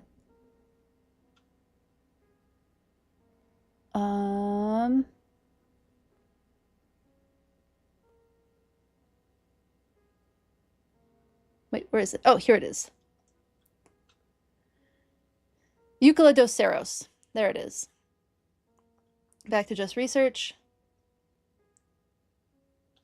This is what Xerneas is based on, is this particular one. See how it's a little more like spiky, kind of like Xerneas' antlers are more spiky and less like palmate. So palmate is like a moose type antler where there's the big flat area with different protrusions coming from that. Whereas this is, oh goodness, I can't remember what the term is, but it's more knife-like style of antler. But also very big and very ancient fossil of deer species. So this is what Xerneas is based on. Megaloceros is the Irish elk, giant elk. Looks a little more similar to a moose. So that's another funny thing. In Europe, what we call elk, they call moose, Alces alces. So the scientific name for both species, same species, is Alces alces. In North America, we call Alces alces moose. And in Europe, they call Alces alces elk. So that could be why the Irish elk, the giant elk, looks more moose-like than elk-like, what we're used to seeing in North America. Yvettal is a bird of prey. I don't know. I mentioned that a while ago, and I can't remember what it is anymore. But it's based on different types of birds of prey that are associated with death, I believe. But yeah, I don't remember off the top of my head. Before you lurk, you love the stuff about the Irish elk. The same as is the Irish elk the same? A mastodon is yet another type of creature that is elephant-based, I think. I think it's more similar to an elephant. So yeah, here is a mastodon.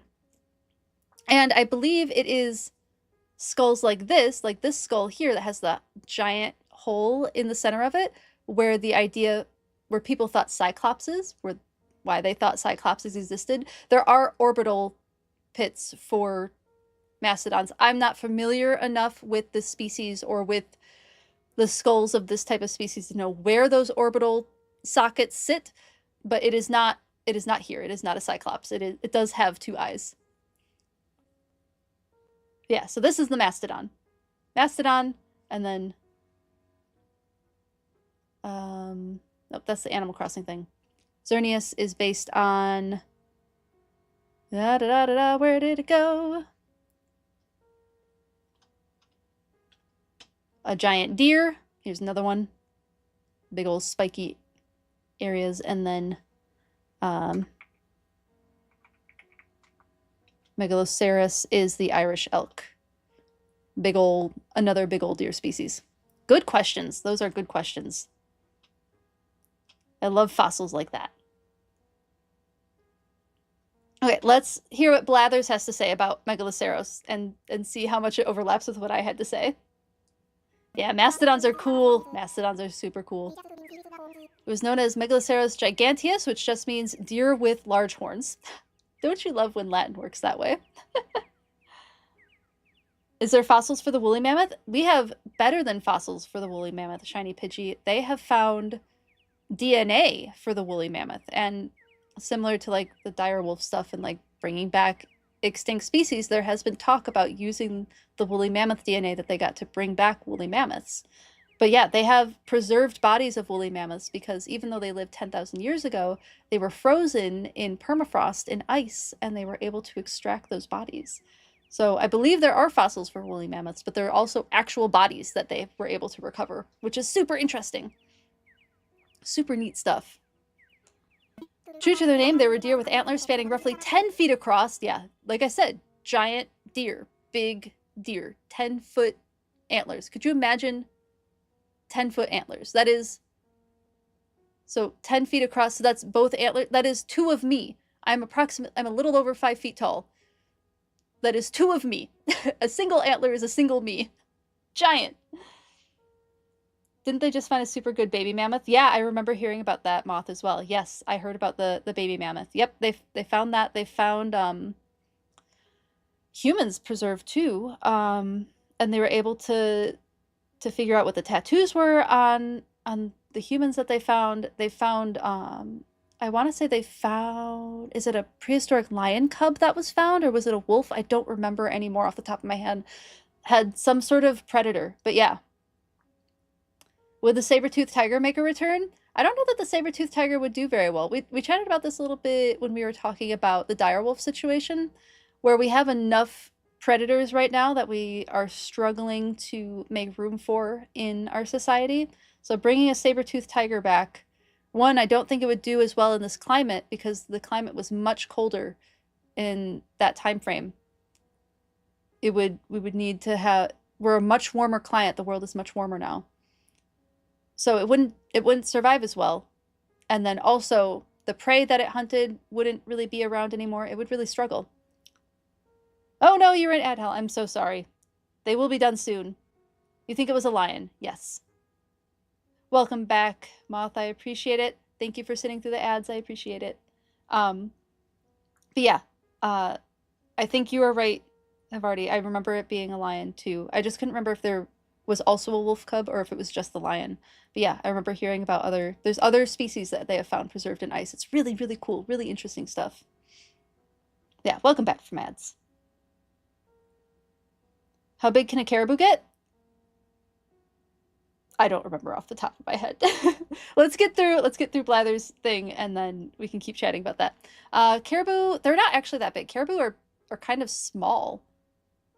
Like pony-sized, even smaller than pony-sized. Like maybe 4 feet at the shoulder, I want to say. They have them at the zoo near me, at the Minnesota Zoo. They have caribou there. The antlers get quite large. Like their antlers can get a couple feet, maybe even more, 2.5 feet tall. But yeah, caribou themselves are not very large. They're a little bit on the smaller side. Smaller than elk, which can get up to like 600, 800. Bulls can get up to 1,000 pounds. A little more horse-sized. Imagine the majesty. While smaller than many dinosaurs, they were nonetheless very charismatic examples of megafauna. Definitely a charismatic megafauna. My feathers, I can't help but get carried away when fossils are up for discussion. By the by, our collection is in need of a left megalocide. Yes, you can absolutely convince me to part with it. Let's just do all of the donations now. Got me talking about deer. Doesn't take much to get me talking about deer. Yeah, caribou, they don't get that big. Speaking of big, Quetzalcoatlus wingspan is so terrifying to think of. Yeah, some of those like big ancient dinosaur bird flying things. I mean, the scale of that type of animal is hard for us to even imagine. But, you know, all those millions and millions of years ago, there was likely more oxygen on the earth, which allowed like a higher percentage of oxygen in the atmosphere. If I'm remembering this correctly, I think I'm remembering this correctly. And that allowed for megafauna to be more successful than they would be today. I don't know that they would survive as well today. What's bigger, black bear, brown bear, or polar bear? Black bear is the smallest. Humans can scare off a black bear. Brown bear and polar bear, I can't remember. I think polar bear might be bigger, but Kodiak bears are also very large. So I can't remember off the top of my head which one is larger. If it's the black bear or the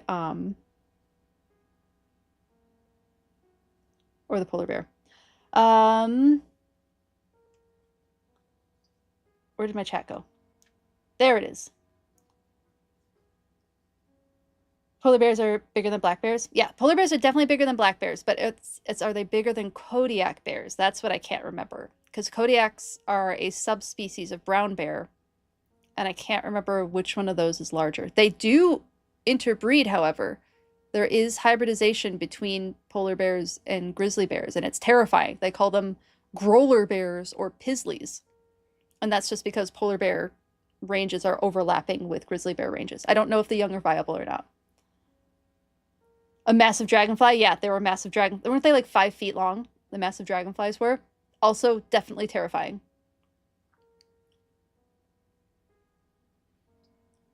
Okay. Now I'm curious. You got me wondering too. Polar bear. Let's just look up some polar bear stats really quick. And I'll look up black bear stats. Or brown bear. Let's just go straight to Kodiak bear.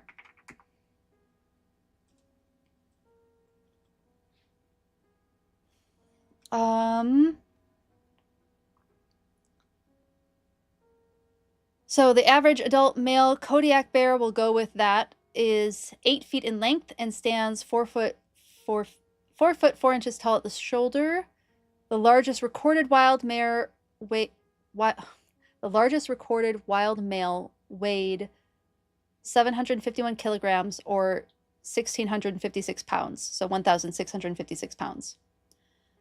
And when standing fully on its hind legs, a large male can reach a height of almost 10 feet, 3 meters or 9.8 feet. So that's Kodiak bear. That's a brown bear. Polar bears. Where are their information? Usually that's right away in the article. Okay. Very variable. Adult males can weigh anywhere between 660 pounds and 1,700 pounds. So that is heavier than the largest recorded Kodiak bear. How tall do they stand? I don't know. What do you consider bigger, Shiny Pidgey? Do you consider it height, standing on its hind legs, or do you consider weight? What is your, like, what's kind of like, what do you consider to be bigger? Or like a combination of both? Males are generally 6.6 to 8 feet long and can weigh 300 to 800 kilograms or 660 to 1,700 pounds. So it looks like average polar bears can skew larger. The polar bear is the largest living species of bear. Oh, goodness. One moment, please. It hasn't done this in so long. This silly bug. Okay. So it does look like the polar bear is the largest living species of bear and land carnivore, though some brown bear subspecies like the Kodiak bear can rival it in size.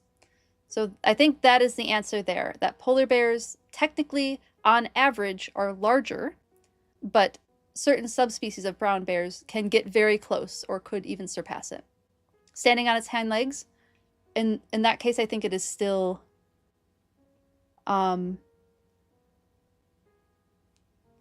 I think it still might be the polar bear. But I'm having trouble finding its standing height.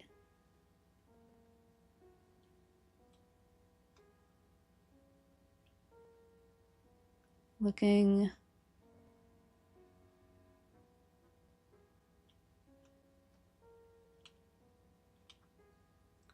Yeah, that's not information that I'm able to find.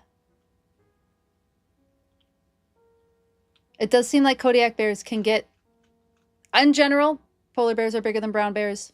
Occasionally, brown bears can be similar in size. I think there's our answer. Brown bears smallest, or sorry, black bears smallest, brown bears in the middle, polar bears generally largest. Hello, Velvet Rubies. How are you doing? You got 9.8 feet to 10 feet on its hind legs? Okay. Polar bears are for sure taller on hind legs. They are massive. Yeah, they are really, really... They're terrifying bears, too. They actually, like, hunt humans. Polar bears will actively hunt humans. It is a big issue. There's a program I saw... I was watching a nature documentary not too long ago.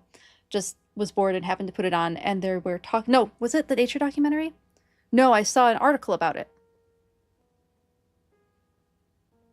Was it a video? Okay, I don't remember where I saw this now. But I remember it was like an interview documentary style thing about polar bears and about how they're training polar bears to not go towards human settlements in Arctic areas. And they're doing this by confining them in, like they call it, polar bear jail. And they put them in that jail for a while without any food so that the polar bears learn. The polar bears are capable of surviving. They are otherwise well taken care of. But they're depriving them of food so that the polar bears associate being around humans with, oh, well, there's not any food available to me, so I just shouldn't go here. And the reason why that's in some ways considered more ethical than just releasing them elsewhere is if a polar bear continues to return to a settlement, it has to be euthanized. So deprive it of food for a bit, teach it doesn't want to be around humans, and then it can live out the rest of its life in the wild, or have it just be returned to the wild a bunch of times, potentially attack humans and have it be euthanized. You know, you have to weigh the ethics on that one. And I do think teaching it to not come around humans, in my opinion, that's the more ethical choice to do. Do I believe that the megalodon will come back? I think it depends on where the Earth goes. It potentially could. Don't blame them, honestly, with how scarce the food is in their environment. Yeah, I absolutely agree with you, Moth. Yeah, that absolutely is true. You just got back from the coast? Fun! Ready to celebrate the new year? I hope you're doing well today. Thank you so much, Velvet Rubies. I hope you're doing well as well. Yes, we're having fun. We're having fun playing Animal Crossing and ready to enjoy the new year. I'm looking forward to it. So, you know, I plan to watch one of our streamer friends and hang out for a while. We'll raid Zelda at the end of stream today. That's my plan. And join in for her New Year's Eve party. And then we're gonna eat good food and enjoy just staying up until midnight. Send him to my house, I'll feed him. He might find another way to be fed, and it might not be one that you like. Polar bears are also apex predators. Absolutely they are, that eat nearly anything they can catch. You believe you've heard that? Out of all the species of bears, they're the most opportunistic. Yeah, we were just talking about how they actively hunt humans and how to prevent humans being hunted, they will teach the bears that being around humans means no food by putting them in polar bear jail and then releasing them after they have learned that being around humans means no food, so that they teach them to not go towards human settlements. You really think that they may still exist with how little we've discovered of the ocean? Yeah, ocean stuff is really cool. Ocean stuff is really cool. Yeah, I mean, we only recently have seen giant squid, right? There's so much of the ocean that we haven't surveyed and we don't know anything about. It's hard to kind of fathom just how big the ocean is and how difficult it is to find things in the ocean. It's big and it's difficult to like think about how big it is. Yeah, ocean stuff is really cool. The ocean is a fascinating place on Earth, of most of the Earth.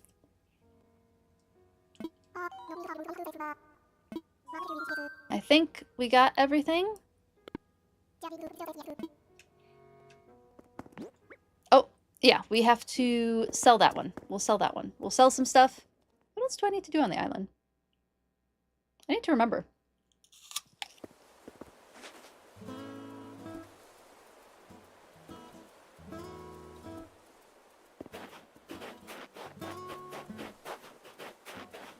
Got me right as I was biting into food. Hello, Constant Take. How are you doing? Good to see you. The phantom jellyfish was such a cool find. The lower zones of the ocean have some of the coolest species. Yeah, they really do. I don't know if you watch the Nautilus TikToks and YouTube videos. I absolutely love watching those TikToks. You're a good waiter. Appreciate it. How are you doing today? How is your New Year's Eve going? Let's put some of this away. No, yeah. Let's grab some stuff to sell.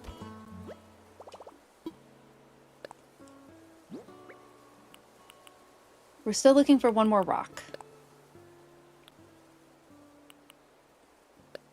And then let's pull stuff out. Yeah, I did unmute. So that we can sell some things. That's right, I forgot I had bread. Thank you, Zelda, for the bread.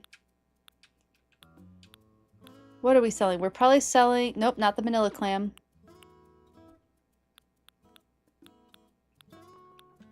Are you... Yes, sand dollar we can sell. Manila clam we are not selling. Oh, did I already sell everything that can be sold?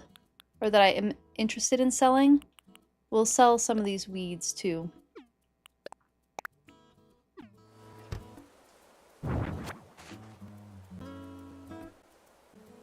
Do you use... iNaturalist. Occasionally I use iNaturalist. Yes, I will. I like using iNaturalist for like if it's something that I can't find a lot of other sources for. It's someplace that I'll use. But I haven't like used the... Oh my goodness, thank you so much for the subscription. That is so incredibly kind of you. Thank you so much, Moth, for the subscription. I really, really appreciate it. Thank you, thank you. And you're on a 5-stream streak, Velvet Rubies. Well done. I really appreciate it. Thank you, thank you. Thank you for the stream streak. I don't remember what I was saying. What was I doing? I don't remember what I was saying anymore. I was saying something and it is completely out of my brain. Oh, iNaturalist, yes. I don't have it on my phone right now, but I do enjoy iNaturalist. We did it! Oh, we reached a sub goal! Okay, there's another... We have 2 cosplay streams coming up.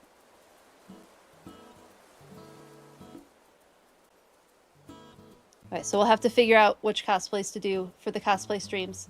Thank you so much for doing 2 of the goals today. I really appreciate it. 2 cosplay streams coming right up. Use it a ton. That's awesome. Yeah, it's a really good resource. I love citizen science like that. It's incredible. And then Moth said you'll check out the website. Check it out. There's the website where you can scroll down through all the zones we know of so far, just to give an aspect of how deep the ocean can be. Yeah, I love graphics like that, like interactive graphics like that, that give a really good perception of how deep the ocean is or how far away things are in space. They're super cool. Cosplay a Phantom Jelly! I'm gonna go from a grouping of cosplays I already have, but that would be fun. The Phantom Jelly... Oh yes, I already read the Phantom Jelly thing. Blah, blah, blah, blah, blah. No, none of you are blah, blah, blah, by the way. It is me reading through to make sure that I've read everything. Bread, yes, bread is good, Hardy, I agree. Bread is very good. You're back for your last 15. Welcome back, Lucario. Good to see you. We were just talking about the ocean and how cool the ocean is and how deep it is. Do you have like a fun thing that you learned through iNaturalist, Velvet Rubies? And does anybody else in chat use iNaturalist or know what that is? Happy to chat about iNaturalist for a bit. It's a really cool app. Citizen science is neat. Yes, I think all we need to do is sell just the dinosaur bones and a couple other things. You've never heard of it? iNaturalist is an app where you can take a photo of something that you see in nature. It doesn't work for like garden plants. It has to be like a photo of something you see in nature, plant or animal, I think. Let me know, Velvet Rubies, if there's other things that you can put into iNaturalist. I can't remember. Anyway, it becomes a kind of like peer review type of thing where multiple people can help identify what it is that you're seeing. So it goes into some sort of queue where either hobbyists or actual biologists or naturalists, people can go in and identify the species that you're seeing and let you know what it is that you're seeing. I don't think it happens right away. I think it can take a little bit of time, but it does help with identifying things. It would be absolutely very helpful on camping trips. Yes, it would. Yes, it would. You've learned a lot through it, but you often use it to upload species. It's really nice to find endangered or threatened species local to you. You just understand your environment better. Yeah, that's a great way to use it too, showing like when you have the knowledge of what it is, being able to contribute to like citizen science type surveys. It's a cool grouping of information. Citizen science is awesome. I really like it. It's really helpful with plant identifications. Yes, it absolutely is. Definitely is. And like spider identification. I know a lot of people will put like spiders into it or different types of insects too that are hard to identify. I feel like spiders is a big one though. I know the people in my life, the most common thing I'm asked to identify is spiders. So I assume that that's probably something that gets asked on iNaturalist a lot too. Even macro and microorganisms. Sweet. Oh, that's super cool. Plant identification can absolutely be so hard sometimes. There's so much to try and remember to be correct every time. Yep. I wish there were more dichotomous keys easily available to like the general public. Like it would be nice if there was dichotomous keys are like, it's a very helpful way of identifying plants. So it gives you an option like, is it A or B? Does it have smooth leaves or serrated leaves? And then you can say serrated leaves, and then you open to the page and the dichotomous key or whatever it is to go to leaves that have serrated leaves. Now, how are the leaves arranged on the plant? Gives you more information, and you eventually work your way down through narrowing the scope of what you find to what plant that you're looking at. Dichotomous, yes. They are like a puzzle. I know, I also really like dichotomous keys. And Velvet Rubies, I don't know how to spell anything. I have like mild dyslexia, so I have to look up the spelling for things all the time, and I get letters mixed up. So I am never one to criticize spelling because I am terrible at it. Just do your best and correct where you can. There's a plant that looks like a wild cucumber, but it's super poisonous to humans. Oh, yeah. Yep. Learning what plants are safe to eat is super duper important. Really, you're bilingual, so you try your best. Absolutely, yeah. Yep. Yeah, it's like, what word is that? What spelling is that? Definitely makes all of the things challenging. And also a reason why I'm just not gonna judge on spelling. That's just not something that I find, like, why judge that, you know? Yeah, Rip indeed was super poisonous humans. I love Alexis Nicole, the Black Forager, on TikTok. I think she does such great edutainment type content on foraging and plant identification and knowing what's safe and what's not to eat. I just adore her content. If I could be half as cool as her, it would be super just awesome. Alexis is so cool. Gotta lurk. Enjoy your stream, Zelda. Thank you so much for hanging out. Happy New Year. We'll see you in a little bit. Enjoy the beginning of your New Year celebration stream. Yeah, Alexis is really awesome. Ologies. Do you listen to Ologies, Velvet Rubies? The Ologies podcast? Because she interviewed Alexis, and it was one of the coolest interviews that I have listened to. It was so good. It was just so good. She's always so good at giving credit to her recipe. Yeah, to her recipes. Yeah, absolutely. You know, and like that's just good science. It's just good science to cite your sources, right? Like, if you've learned something, oh my goodness, this bug. One moment. This silly bug. All right, I think we're back. It's good science to, and like, it is polite. This is true in art. This is true in science. This is true in all of it, in all of the ologies. If you learn something from someone, just say that you learned it from someone, right? If you got inspired by something, cite what you were inspired by with art or research or whatever it is. It's just polite, and it's just a good thing to do. Always cite your sources. That's my soapbox. Cite your sources. Really enjoy watching Liz Shroud and his survival stuff. Super educated on a lot of stuff, and says identification for eating is the hardest thing to get good at. Yeah, give credit where credit is due. Absolutely, 100%. I've never heard of Liz Shroud. That sounds really cool. Survival stuff is super cool to learn about, for sure. Okay, what does Tom Nook have to say to us? Don't worry about a thing. We can get your getaway package to include a lovely furnished home. Oh, not at all. We'll set up your move-in date at a later time. No trouble at all. I just need to draw up the proper contracts. Understood. We'll get back to you very soon. Thank you. Is that Isabel? Dew Feathers, sorry to keep you waiting. I suppose you overheard that I got the call I just got. Oh my goodness, has he been on the call with her for hours? For some time now, I've been advertising the Phylogenia getaway package, and wouldn't you know, out of the blue, we have 3 interested parties. There we go. This is villager hunting to begin soon. I'm so hyped for villager hunting. I'm so ready. That's great. Yes, it's quite wonderful. Thank you. Wonderful except for one minor little detail. None of our applicants are too fond of the notion of sleeping in tents, you see. I'm afraid I got caught up in the excitement of persuading them to move here, and I may have promised them fully furnished homes. Yeah, you would, Tom Nook. You absolutely would. 3 homes, setting aside the land, preparing all the furnishings. It's just too much for one raccoon. Yeah. You should be paying me for this work, not forcing me to pay you. But Dew Feathers, Here you are, in my hour of need. It most certainly must be fate. No, it seems a little premeditated. Would you help me get these homes prepared, all 3 of them? I don't have much of a choice. Of course, I will have to give you a good and proper thank you for your assistance. Yes, you absolutely will. As if I have a choice. We'll just go with, of course. Thank you so much. I'll never forget this. Oh, you're going to need some top secret instructions. When you're ready, come talk to me. Use the phrase, what should I do? Agent Nook out. Oh, this is fun.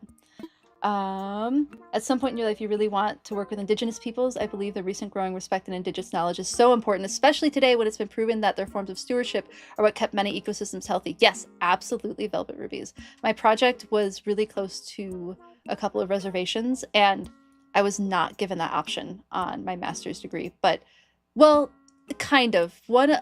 So the reservation that the group that I got to work with, and I'm trying to, like, not use names because I don't want to dox myself, because I just don't want to dox myself. Anyway, one of the groups wanted to do something with the information for my project, so I got to work with their biologist, but I don't know that their biologist was of Indigenous origin. I think they were hired by that group to work on this project. So I got to interact with them a little bit, but it is really rewarding to be able to bring that knowledge into, and I think I agree with you. I'm so on that wavelength of, I absolutely agree that that knowledge needs to be incorporated into wildlife management and needs to be incorporated into what we're doing on this land, because that's the knowledge that kept it beautiful and kept it, like,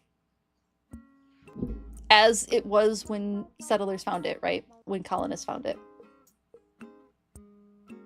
Chat's coming over for New Year's, dude. Oh, fun.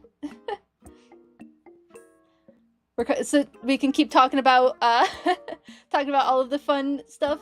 It's so complex. Yeah, it absolutely is a complex situation. We can all sit around talking about wildlife management, talking about nature and cool apps that we all share. But there is a moth. I don't know if you were here when I dropped the Discord link. I will drop it here again.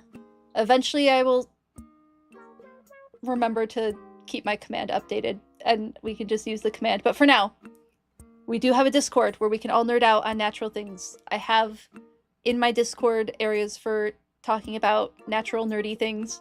That is all there. It is an option. And we do post, we have like nature memes and we have nature is neat kind of stuff on there. So yeah, I love chatting about that stuff in the Discord too. No pressure. Absolutely would love it if you joined. You're in. I'm very excited. So we can keep chatting. We keep chatting post-stream.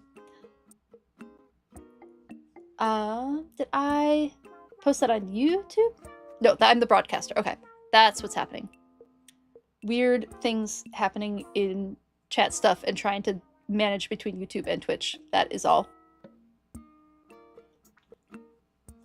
So yeah, and yeah, that's the Discord. So there's also in the Discord, you know, gaming stuff, of course, and then cosplay stuff as well, because I am a cosplayer and like to talk about that stuff as well.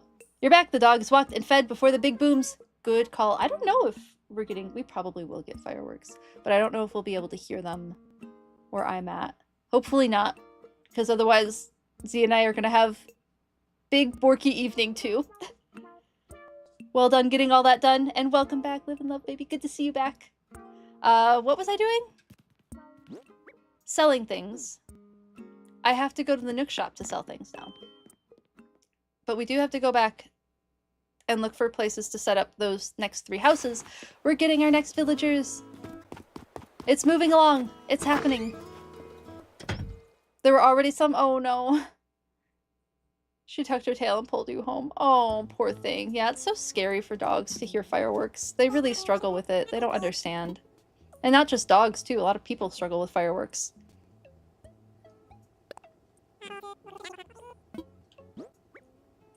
Sand dollar, the weeds, and the Kutzel wing. Yes, I will take the monies, please, and thank you.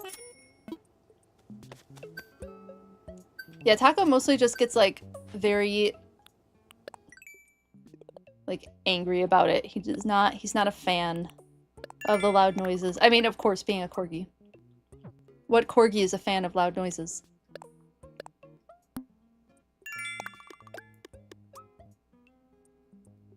Indirect Korra raid? Is that on YouTube? Welcome in.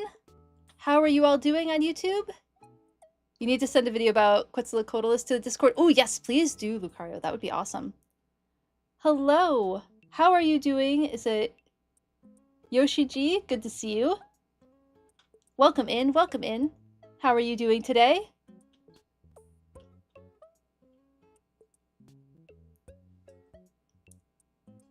Love Quetzalcoatlus. Yes, please send the video when you have the chance. No rush, of course, but when you have the chance, definitely would love to see the video. Corgis are absolutely babies. Yes, Corgi is baby. Hello, is that Loxley and Koramora? Thank you so much for hanging out in the YouTube chat. How are you doing? Corgis are absolutely baby. I have a corgi. They're great. They're just lovely. And welcome in. Hello, for those new here, I am let me go to just chatting. Let's chat with you all. Welcome in. I am Dewfeathers. I'm a former wildlife research biologist who likes to talk about animals and plants and nature while I am gaming, playing games that are inspired by nature like Pokemon or Animal Crossing like we're currently playing. Welcome in. Do you have a favorite animal that you would like to share in chat? And then I know Twitch chat is up there. I will eventually get YouTube chat on there as well. That is one of my goals before my next stream, is to get YouTube multi-chat on there as well. But welcome in. Thank you so much for the raid and hanging out. I really appreciate it.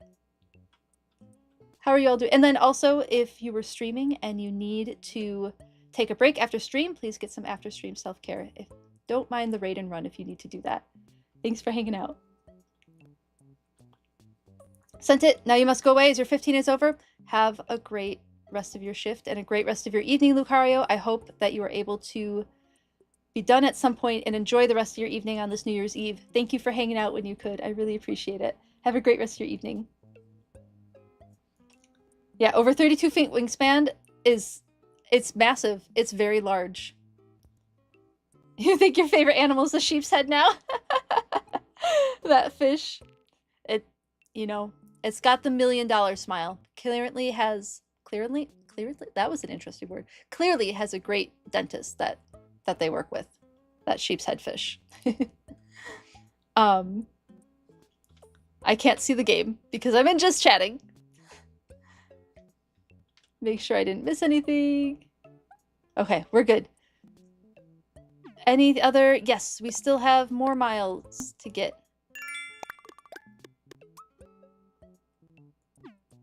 Okay, I think we got all of our Nook miles redeemed. We sold the things. We can maybe just go place those houses. Looks like Leonardo DiCaprio's smile. Oh no. Oh no. Okay, where do we want to put these houses? Do we just like keep putting them down the river banks? Or let me look at the map, because we don't have a bridge yet. Maybe we just keep putting them down the so over by Tank's house. Maybe we just keep putting houses down that way for now until we start spreading out the rest of the island. Everything's pretty compact. Because I don't think I can make... I can't make a bridge yet, right? When do I get to make a bridge? You went to the plaza and I was like, why is there no countdown? You were in the future. Oh no! That happens. Usually do the beach so they're easy to move. Ooh, that's a good point. How long am I streaming? Maybe... I'm debating between like another hour. Definitely another hour. Definitely going for another hour for sure. Maybe upwards of an hour and a half. Kind of depends on how, like, getting these... I don't think we're villager hunting today. We are getting the new villagers. But I don't think we're villager hunting today, which is a... Wait, no, I have to villager hunt for these villagers, don't I? Once I put down their plot, I can villager hunt? I don't know. Hour and a half. Trying to time food. Yes. I think hour and a half. Does that work? Does that answer your question? That means we'll get some doggy time towards the end of stream. We'll get some dogs in the room. I have to craft, okay, I have to craft the stuff for the houses first. 6 items each. Okay. 24-hour stream, she said. Oh, I would not stay up late for that. I am such a, like, on my schedule. Like tonight, this is going to sound incredibly silly, but it is my way to stay up late. I don't drink caffeine anymore because it doesn't react well with my medication. So eating dark chocolate is as effective for me as drinking caffeine, as drinking coffee. So to stay up past midnight tonight, I will need to consume some dark chocolate. Actually, I could probably start doing that now, see if you want to bring me a piece of chocolate. I can get started on chowing down on some chocolate, preparing for the late evening. It's very silly that that works for me. Do you want to do New Year's on your island? You can put it to midnight if you want. I appreciate it. We're gonna keep moving on, like, getting the villagers on the island. That's my current goal. You ordered pizza? That sounds super fun. Z, I think, is gonna go get Ethiopian food from an Ethiopian restaurant. That's something that we really like to eat. We don't get it super often, but you can get like a platter and get like a large platter full of things, and then you eat it with the injera bread that it's served with. Oh, it's so good. And then with a lot of restaurants really struggling right now, we really wanted to support a restaurant like that. So we're gonna get Ethiopian food tonight. I wish I could order pizza. Pizza does not sit well with Z and I. It makes us feel very ill because we're both just don't do well with dairy products at all. I do miss pizza. I won't lie. I do miss pizza. We could do the beach. We could put him on the beach. It's winter, though. Yeah, we could do the beach. Give them a wintry beach house to start. Because I don't have any plans for the beach yet.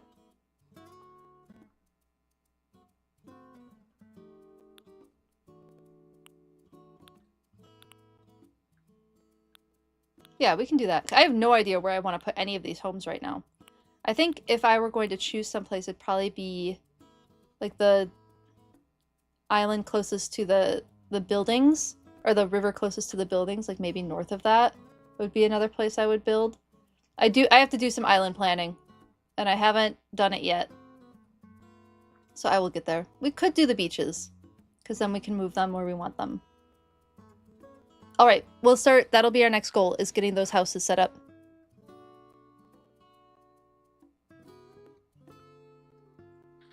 For those villagers. Beach is the easiest for you when you start moving stuff? Yeah, I think it's a good idea. I think I shall do that. I appreciate the suggestion, so I think I will do that. I'm gonna make potato soup and goodies and Goodall's mac and cheese. Oh, soup and mac and cheese potato soup and mac and cheese sounds absolutely heavenly. Oh my goodness. There is mac and cheese that Z and I can eat. Aged cheddar is safe for lactose intolerant people. If it's aged past 9 months, the lactose is broken down and it's safe for us to eat. And I do love aged cheddar mac and cheese. Oh, so good. And potato soup is so good too. That sounds delightful. All right. That's the new goal. That's the goal, is to get those set up. I just need to talk to him, yes? Yeah. Let's talk to Tom Nook and start getting that set up. As people soup, oh no. Munster is also low lactose. Yeah, anything that is aged past 9 months. Any cheese, it's not just cheddar cheese. Yeah, any cheese that is aged past 9 months. The lactose has had time to break down. So yeah, those hard cheeses, aged hard cheeses, are typically safe for... Now, if you have an allergy, that's different than an intolerance. And an allergy, I don't think those are safe for, or I don't know enough to know if it's safe for people with an allergy. But for intolerances, I know that is safe. Munster cheese is super good too. I do enjoy Munster cheese. It also has the best name of all the cheeses. Maybe, you know, Havarti is also a really good cheese name. Havarti might be the most fun name to say, but Munster, because it sounds like monster, is just something that I've always been delighted by. Munster's a soft cheese. Yeah, I can't eat Munster cheese, but I do enjoy the name of Munster cheese. Okay, we'll put everybody on the beach for now. We'll be efficient about this. At least in your experience. I would trust your experience over mine. I don't eat a ton of cheese. Hydrate or die straight. Thank you for the hydrate, Velvet Rubies. I appreciate it. Everybody else is welcome to join me too. You can all join me in a hydrate.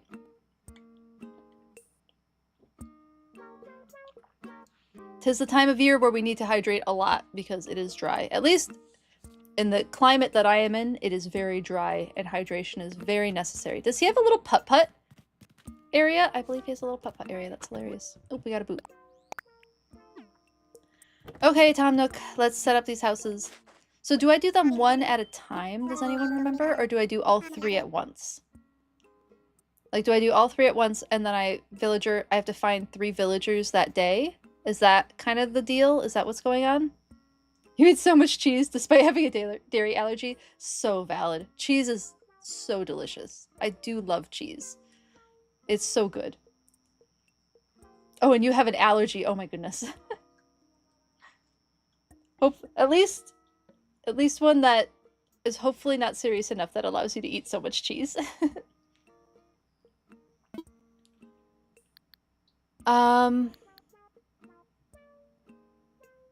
Is it under what should I do? Oh, we can build a bridge. Okay. With 3 homes to build, I worry that we'll run out of space on land that is easily accessible. A bridge will open things up a bit and make it easier to get to housing plots during construction. Yes, we will do that. I'd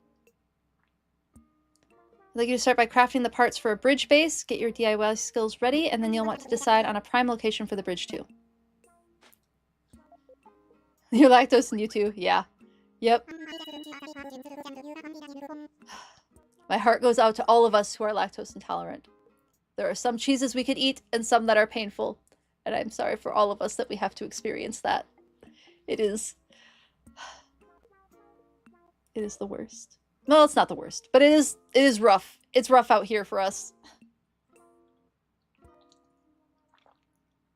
It's pretty mild. That's good. It was a lot worse when you were younger, but not life-threatening. Also very good. Also very good. Good to know. Glad that it is not a serious one and that you can still, in some ways, enjoy cheese, even if it hurts sometimes. Unfortunately, most dairy stuff, like, I can do very few dairy things anymore. I get, like, wiped flat. Like, I get exhausted. I have no energy. I have to lay down for most of the day. Like, butter is the worst one. If I accidentally eat butter, I know it. Because I am laid flat for hours after accidentally eating butter. But cheese, yogurt, ice cream, aged cheese, yogurt, ice cream, those are all fine for me. Something about the processing, not ice cream, sorry. Frozen yogurt, regular yogurt, aged cheese. Those ones tend to be pretty safe for me.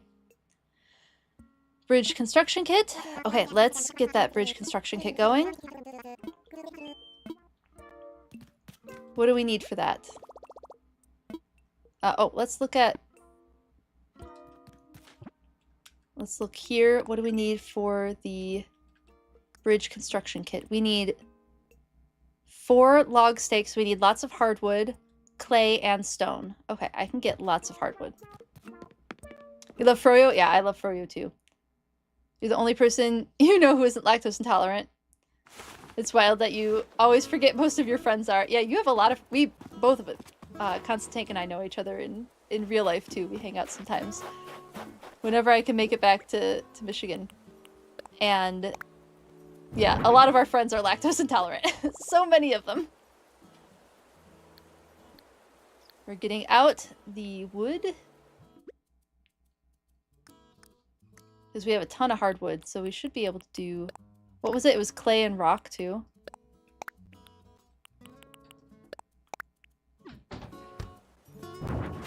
Let's see if we can make those stakes. Yeah, there's a company that does, like, moose track froyo and, like, twisted dough froyo. So I'm able to get delicious ice cream and not just, like, vanilla or chocolate. And those are fine flavors, but, you know, sometimes you want something that's a little more interesting than that.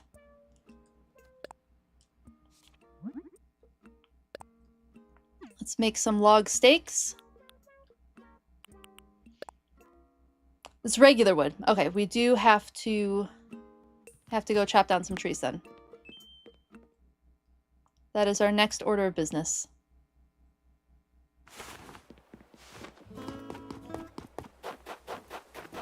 Oh, it's happening now.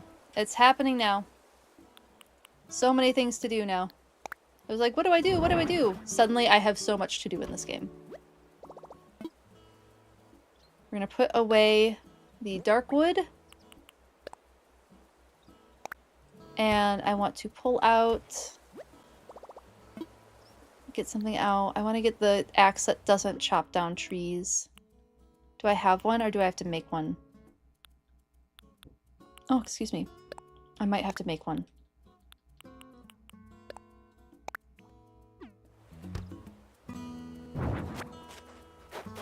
Oh, there was a crafting bench there. There is no longer.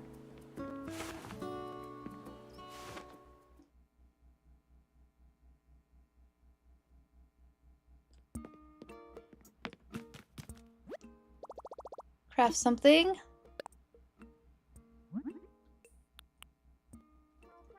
Tools. Axe. Yes.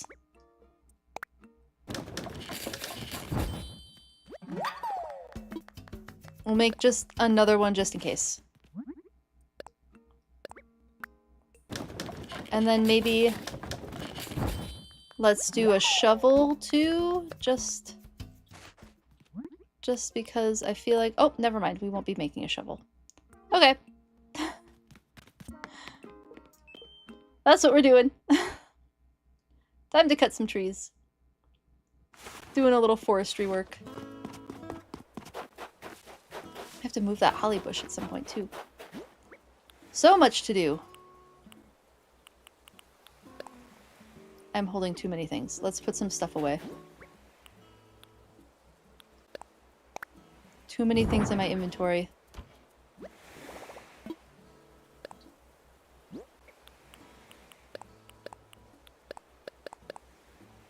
And we still have one last rock to find on the island.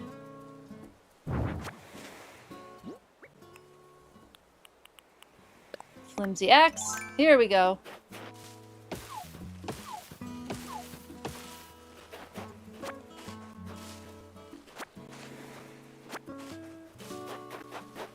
Next tree. Regular wood is the one I seem to always run out of the most. Every single time in this game. Oh, excuse me. Hit the tree, please. I end up with so much more wood of all the other types, and then never enough of regular wood. Kind of it to give me two. Thank you, tree. You heard me whining.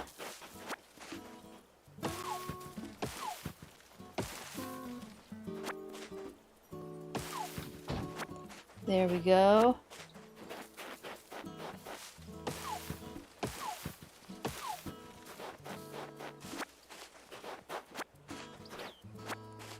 Hopefully we'll get enough of this wood soon.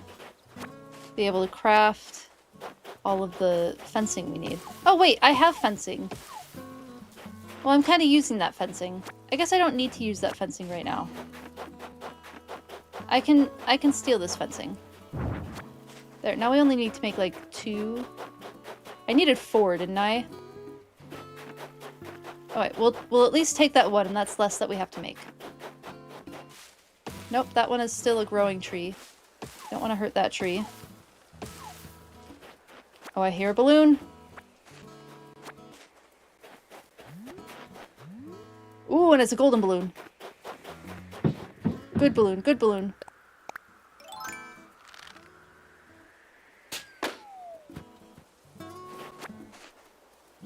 Oh, I didn't pick up the balloon. There it is. Vardy, do you have a favorite flavor of froyo? I like I mentioned, the moose tracks and twisted dough and like different chocolatey things inside of vanilla. That is my personal favorite.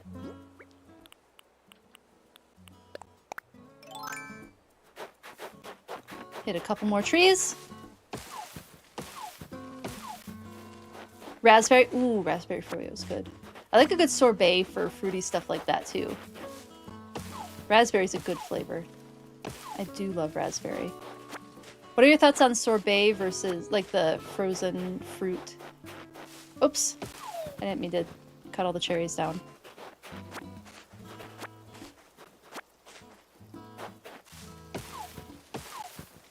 You love raspberry anything?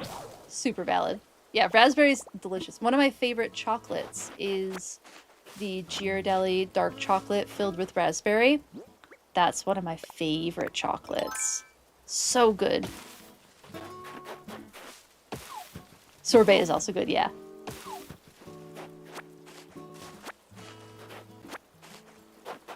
I like to have a little treat before going to sleep at night. I have like one last little delicious treat before going to bed, and then I'm like, yes, I can end my day happily now. I've had my dessert. Doesn't have to be terribly big or special, just something. Raspberry, peach, and mango. You and I are on a similar wavelength with those flavors because I also love those flavors a lot. Raspberry, peach, and mango. Cherry, too. I like cherry bubbly, too. But the bubbly has a peach Bellini. I don't know if you drink bubbly water, this brand. But there's a peach Bellini that has peach and mango in it, and it is super delicious. Yeah, raspberry is really good. Waterloo has a nectarine raspberry flavor that's super duper good. Raspberry, pineapple, and plum for you, Constant Tank? Yes. Also agree on the pineapple. Super good. You don't do cherry? Totally valid. Totally valid. Yeah, the peach Bellini I don't think has cherry in it, but it's a super good flavor. I really like it. Alright, I think we should have enough to make the rest of those fences. Pretty much only drink smart water at this point. Also very valid. I like my strawed water bottles. Like this gets me a lot of hydration. But sometimes I need a flavor. I need interesting water of some sort to be able to continue keeping up with my hydration intake. Whatever it is that keeps you hydrated, that's the one to drink.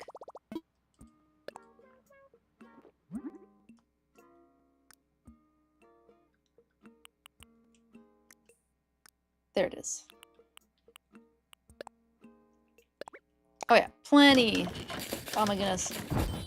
Shiny Pajam remembering what you said about bulk crafting, and I am so excited for that bulk crafting. How many did I need? 4? Gotta get those electrolytes so you don't end up on the floor. Yep, exactly. Yeah, I like liquid IV for that. I ever so unfortunately have a cardiologist. That's what he recommended to me, and I enjoy it. It works out. Frozen. Oh, and then I need to get the clay and the stone because I put all of that away because I ran out of room. Back to the storage again. Always good to stay up on your electrolytes.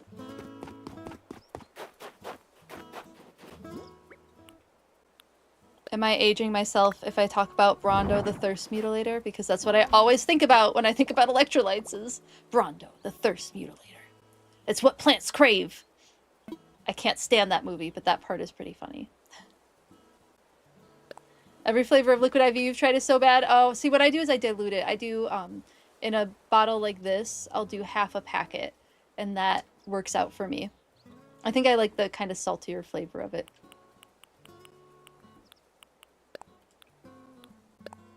Let's put away, we can put away the cherries, and the softwood, and the grass, and the hardwood. I don't think I need any of those. And then we'll pull out the clay and rock. Liquid Death, I have quite a few friends who like Liquid Death, yep. I haven't actually tried Liquid Death. But I've heard very good things about it. You also unfortunately have a cardiologist. Oh, I'm sorry that you don't have a good relationship with your cardiologist. That's rough. That stinks. Mine was pretty chill when I met him. He was helpful. Was able to get me the information that I needed. Didn't even think about doing a half packet. You are not stupid at all, no. I think I discovered it because it accidentally got diluted, and then I like the taste of it more. And so I just dilute them all the time now. We have half packets of liquid IV around our house constantly. We have little, like, special clips exactly for liquid IV packets. half-filled liquid IV packets.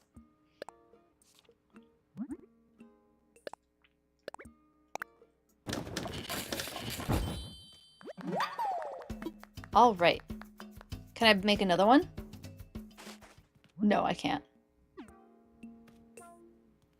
And then I think I just need to put it down, right? Okay, I think we're good. Happy little accidents, yep.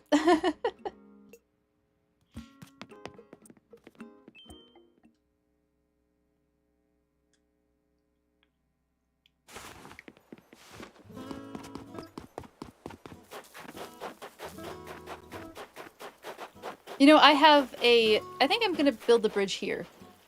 I think this makes the most sense. Although, okay, hold on. Let's go to the map. To the map. Map time. Claimed I was just fat and needed to lose weight. The worst kind of doctor says that, yeah. Your tests were normal despite pulse oximeter saying otherwise. Then he said he was your new best friend after gaslighting you. Yeah, no, doctors like that are definitely not great to work with. And I'm so sorry you had to deal with that. I'm so sorry that that was your experience. You can ask them to document that stuff. Tell them they wouldn't do anything, like document what they refuse to do. That's a little trick that I've learned on social media, and one that has proven successful for many people is ask them to document it. He's something, yeah. Well, I'm sorry about that. That's really frustrating. Okay, what are we thinking?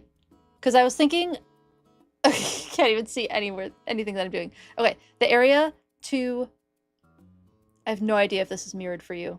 The right, no, it's not mirrored. Okay, the right of my name in the game. That area for houses? No, we're doing the beach. We're doing the beach. Okay, so for the bridge then, my first thought is to put the bridge where my icon is at the bottom. That feels like where I want to do it. What kind of doctor says you're my new best friend? Yeah, right? Oh no, that does not sound like a fun doctor to have to experience. I'm so sorry. Where does anybody have any like pressing thoughts about where this bridge should go? My first thought is go low, because then we have, well, there we go. Here's a good reason. I have more beach space to build houses on if we go where my icon is. That's my first thought. But if I was going to build houses not on the beach, my thought would be to the right, that little area to the right of my name.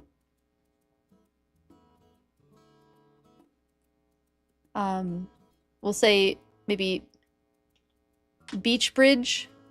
Oh, I wish you could see what my cursor is showing, but you can't see my cursor. The 3F bridge, or F3 bridge, or maybe like C5 bridge, 3F or C5. You'd say the bridge where you're going to use it most? Yeah, I'm thinking F3 would be where I'm probably going to use it most. Let's do F3 then, unless anybody has very pressing opinions about it. I think I'm going to put it there. I'm going to eat an apple for a second, because I haven't finished my snack yet. One moment.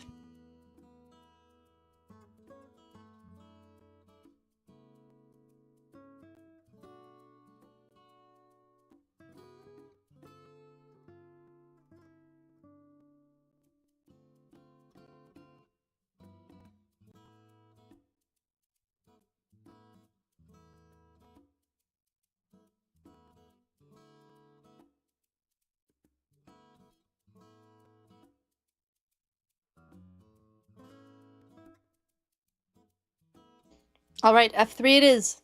That is what we shall do. Thank you for helping me noodle through that. I appreciate it.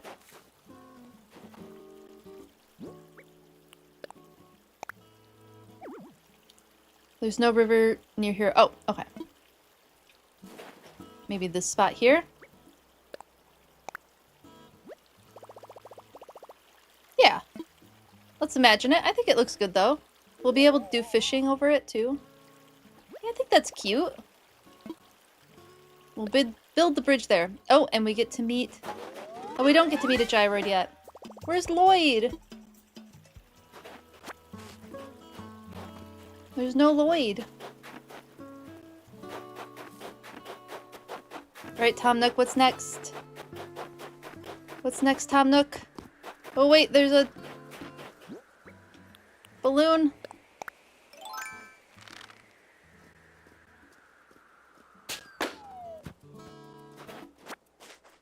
What'd we get?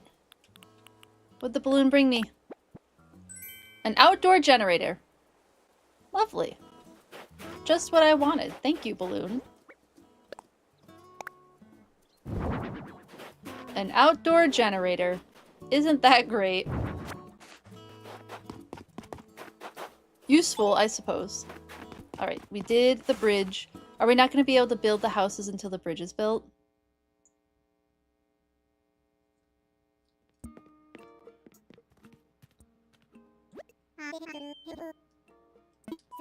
Find a good place? Yes. I set it up.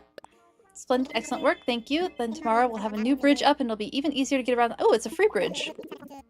Now that that's out of the way, it's time to start on some homes. We can wait for a bridge construction to finish if you want, or just ask me what should I do whenever.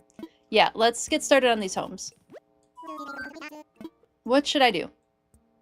The bridge won't be ready until tomorrow, but you want to start on homes now? Please take these 3 housing kits. With the housing kits I just gave you, you'll pick out plots for 3 homes. Then, of course, these homes will need furniture and such. Each housing kit comes with a list of required furniture for its house, so be sure to read those lists. You can build everything DIY style, so just let me know. Let me just send you the recipes you'll need. Reading too fast for my brain, for my mouth.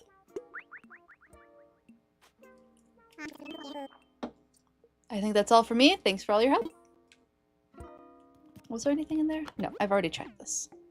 Oh, did I do my ABD yet? Oh, we only got day 1 again.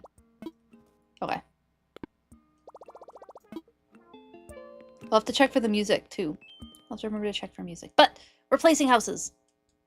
We're placing houses. Everybody's getting beachfront property for now. And then we'll put them in a proper location. I guess one, like, right here. And then one, like, right here. And then I suppose we could put the 3rd one...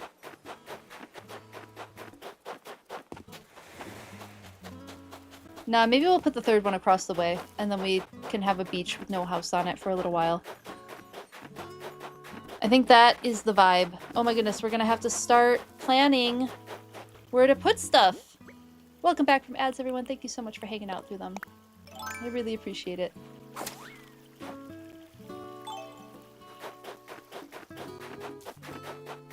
Yeah, 3rd house definitely here. That sounds good to me. We can have some fun decorating those. Okay, and then I also want to move money trees.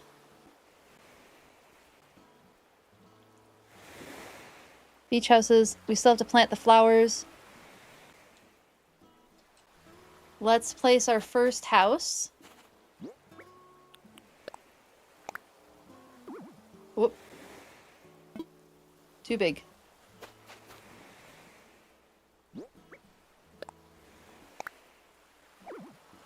Too close to the ledge. Still.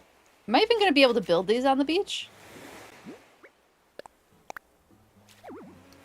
Too close to the water now. I thought this space was going to be great. Maybe I don't have big enough beaches for this.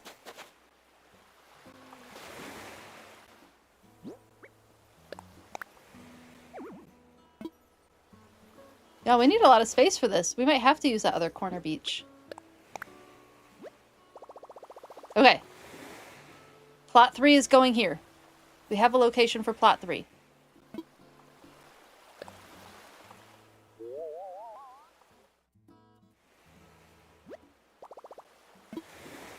Yep, that's the spot.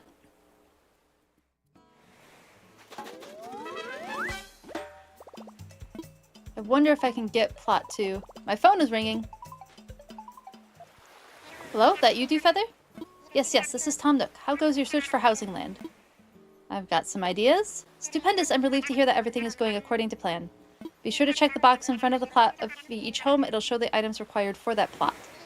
Interior items should be placed in the box, while exterior items should be placed outside around the plot. We want to make it look nice and decorative now. Ooh, it just got chilly in here. Very suddenly. Once you set up the plots for all 3 homes and place the required items, please come report back to me. Shall do. I'll be waiting in resident services. Thanks for your help. Next plot. I want to try to get them kind of close to each other. Too close to the water. I don't think I can build a plot here. These are huge plots.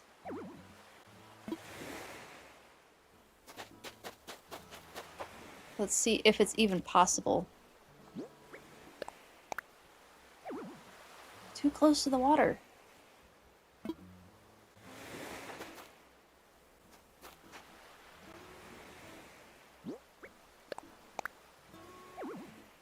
Nope, can't do it over here. We can only build 1 house on this beach.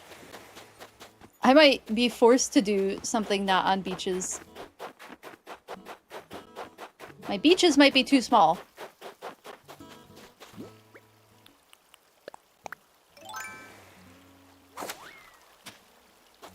This one looks like it's potentially... Let's see. Too close to the water.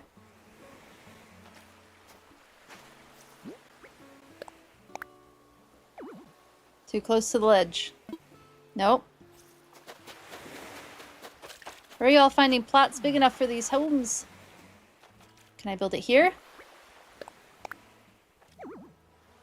Too close to the water.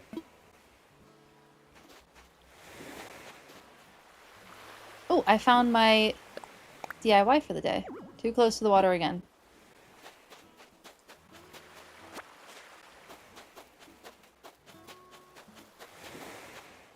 I don't think I can do it here.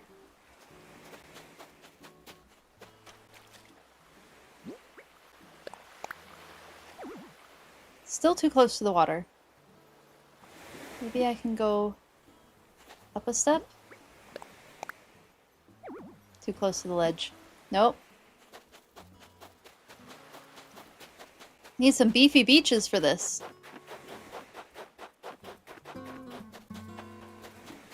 I don't even know if I could build a house here. Oh no. I don't have beaches that can support housing. Oh, hey, what's up? I was wondering, anyone tell you about reactions yet? Yeah, we got reactions now. I mean, like, when you feel full of joy and your body just starts moving on its own like I'm doing now. Words ain't always up to stuff when it comes to expressing yourself. Sometimes only reactions will do. For times like that, you want to press ZR and let everyone know how you feel. Easy, right? Okay, I'm going to tell the others to teach you any sweet reactions they know, so don't forget to hit them up. Thanks, Vera. Yay! We got our first reactions! That's exciting.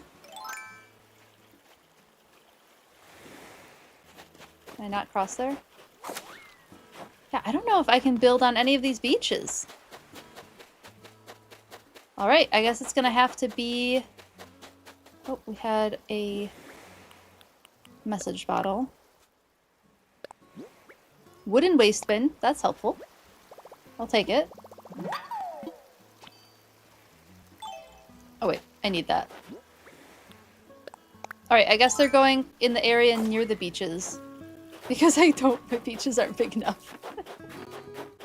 I tried so hard to put them on the beaches.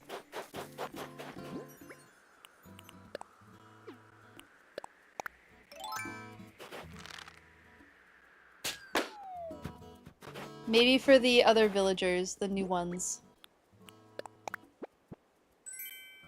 Maybe we'll be able to do beach houses for those as we do island hunting. But for now, my beaches just aren't beefy enough for a plot of land.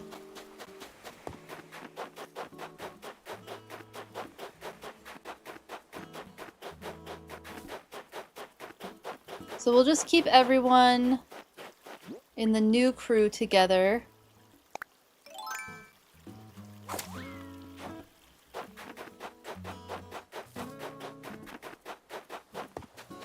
Because that's there. I can put someone like back here maybe.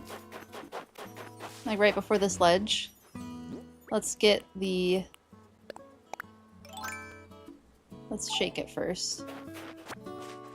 Please don't be... Ooh, it's a money tree. Thanks for the money. Oh, pockets full.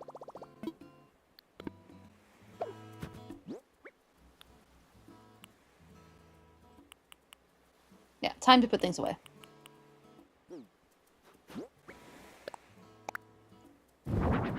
Oh, small pockets. Small pocket problems. So many small pockets.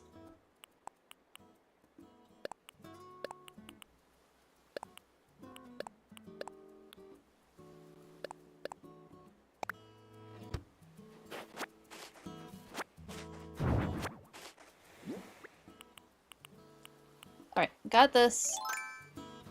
We'll chop down this tree. We need every piece of wood that we can get. And we'll put this next plot here. Guess we'll do 3, 2, 1. Might as well. Too close to the cliff. These plots are massive.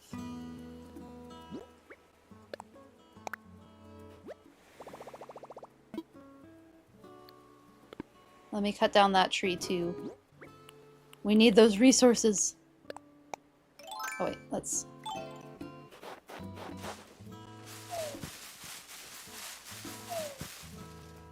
One day I will find the tree that gives a furniture item, but I have yet to shake the correct tree for that.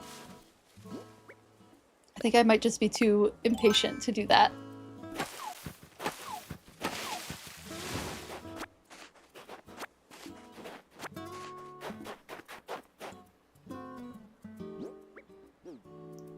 The plot. This is plot 2. They're just going places. It's gonna be what it's gonna be. I don't think I would have had room on the other side, so I think this is just gonna have to be the neighborhood number 2. Oh. Tom Nook has more to say to us. Sorry for the repeated calls. I forgot to tell you something important. You'll need to get a wreath made from flowers. There are plenty of pretty flowers growing up on the cliffs of the island, so tootle up there if you need to. I've already sent you a recipe for a ladder. It's the ideal tool for when you need to scale those cliffs. Anywho, keep up the good work.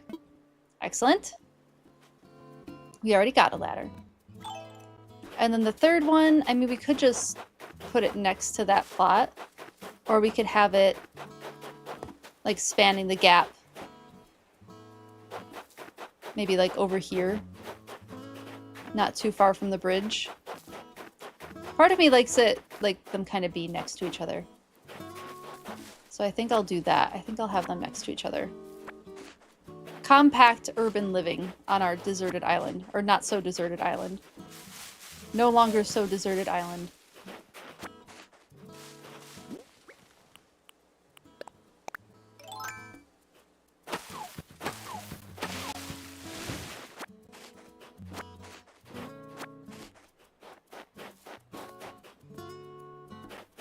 Yeah, this should be good. And less things that I need to pick up.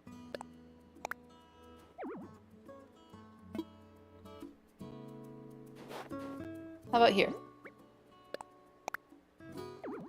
Too close to a cliff.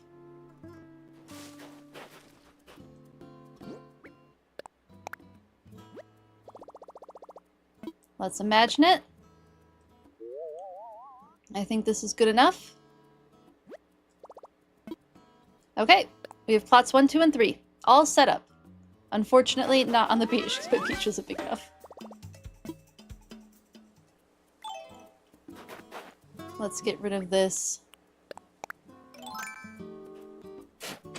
Not what I wanted to do. And the stump is gone.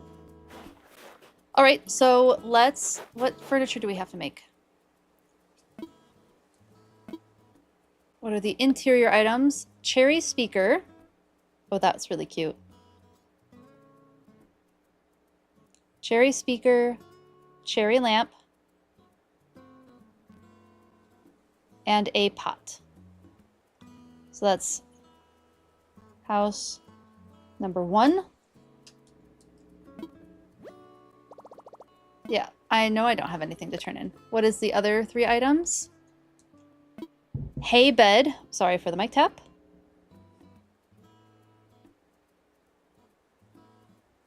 Swinging bench. And a barrel. That sounds familiar.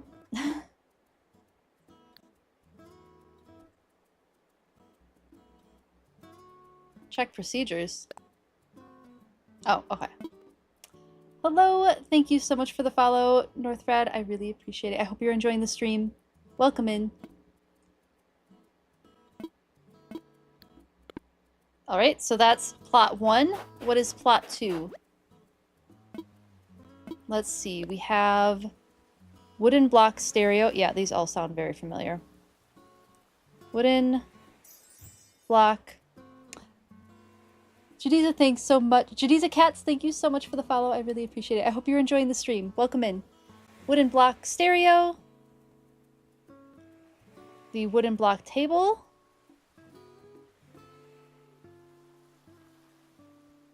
And windflower wreath.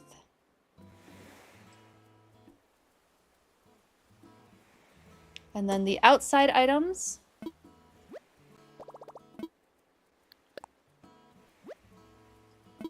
Iron garden chair. Oh, I do like the iron garden items. Oh, we made a birdhouse already. Iron garden chair. Iron garden table. And a birdhouse. And then the last items that we have to make. The interior items, wooden simple bed.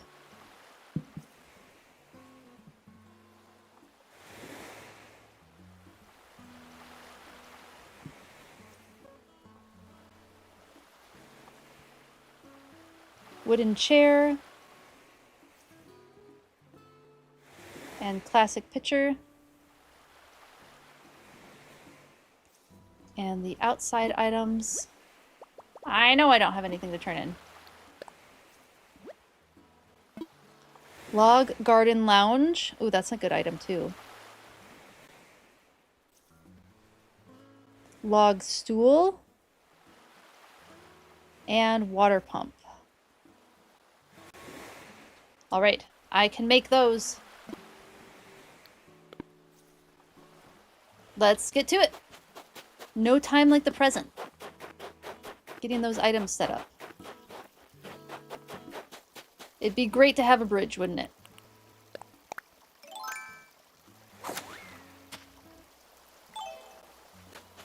And we did collect quite a few things from rocks today. We still need to find one more rock, so we can maybe do that in a minute. Let's see what we have for building wise. Get something out. Let's grab as much as we can. I know I have a birdhouse in here somewhere, so we'll grab that. Am I gonna need tree branches? We'll move them. We'll move them to the pockets. Ooh, softwood is gonna be rough. Am I gonna need stone? I don't know yet. Definitely gonna need all of the iron. And we'll move that over too. Let's see what we can make.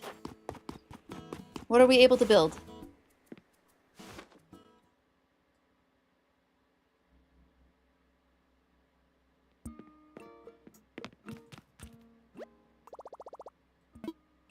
Let's craft. Okay, there's the cherry lamp. Do I have...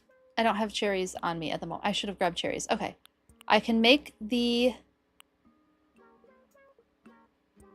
iron garden chair. I love that Tom Nook is applauding us every time we do something. Thank you for the affirmation. I appreciate it. Wait, did I just... Yeah, I just made that. Oh, I can't make the table now. Wait, why can't I make the table? Oh, I can.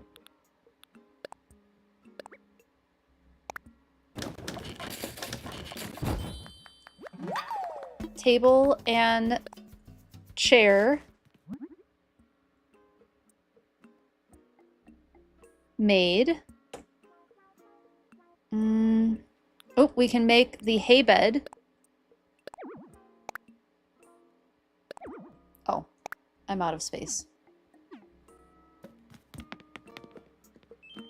Helpful. Small pocket problems.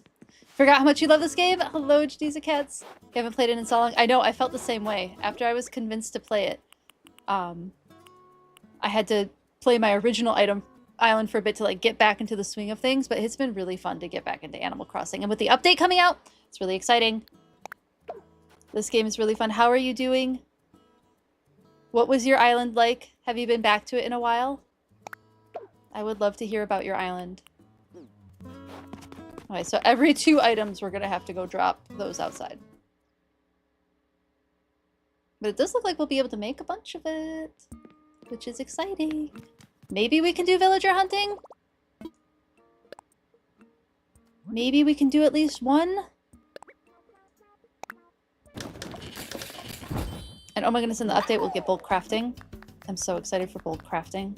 I keep thinking about it as I'm crafting and being like, oh my goodness, we'll be able to do that. And that's super exciting. I have the birdhouse already. Wooden block stereo and wooden block table. That's just wooden mini table. There's the wooden... Okay, so I don't have... What do I need for that? A wooden block toy. Where is the wooden block toy? There it is.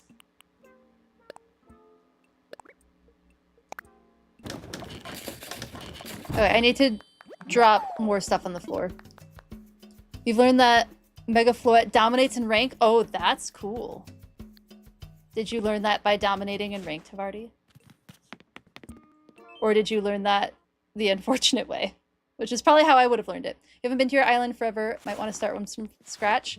It's a fun way to do it. It is, like, just be warned, there is nothing, right? I mean, unless you have friends who can bring you stuff, and then it is, like, you know, it speeds things up a little bit. But there is, like, you are starting from scratch, you don't have any of your items, all of the amenities that you've already set up. So there is, like... I wasn't able to let my original island go. I did have to... Because I got a Switch 2, I'm able to use my Switch 1 to start a new island, and that's what I'm playing on now. I was like, I would just like to have a second island so I can keep my first island intact because I love it so much. Just stomped everyone else. Heck yeah, Havarti. Well done. 8332. You truly stomped everyone else. Well done. Well done in ranked. You think the best thing of your island was a cat cafe? Oh my goodness. A cat cafe sounds so cute. That sounds so cute. I love the sound of that. I had cafes, but I did not have a cat cafe. That's adorable. I love that. Drop item. We're just gonna drop a bunch of items that I don't need while I'm crafting.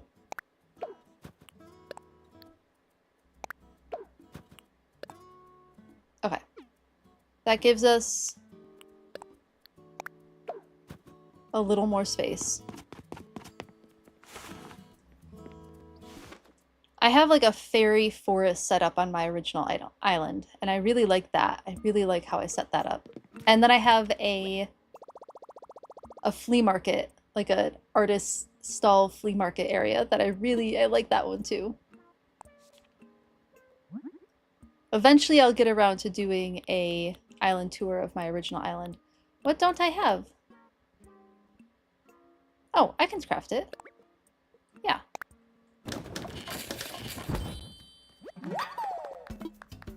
Okay, I did the wooden block stereo.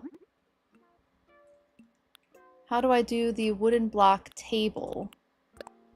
I need another wooden block toy, and I'm gonna be out of softwood, I bet.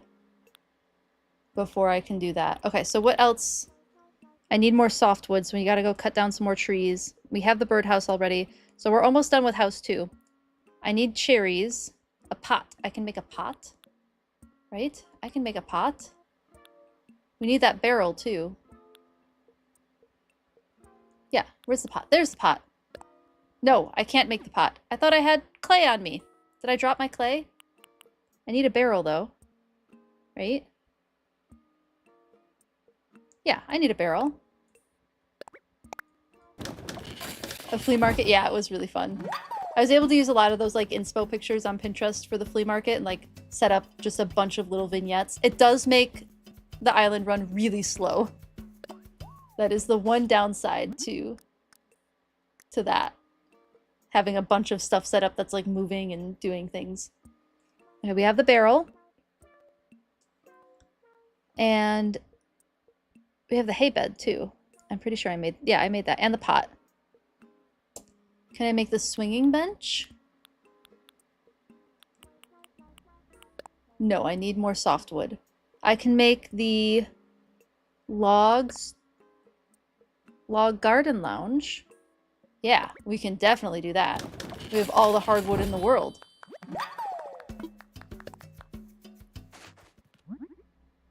And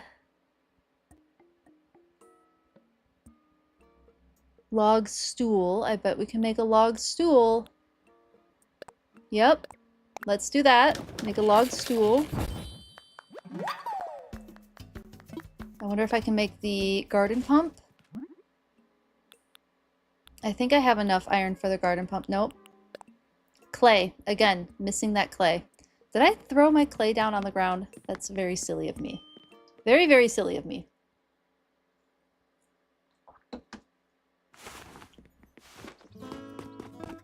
Nope, I did not throw my clay on the ground. I just never pulled it out. Drop all of these items still. Yeah, we can drop that. Drop.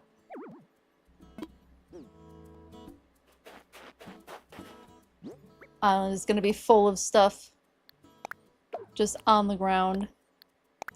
We only need 2 battles for the Bax Calibrate. Your team's killing it! Yes, who's your, besides Mega Floette, who else is on your team?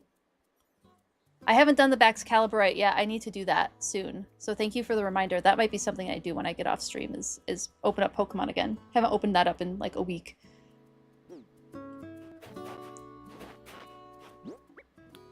It's been a week? Yeah, it would have been a full week. Not quite a full week. I played it last Thursday. That was the last time I played Pokemon.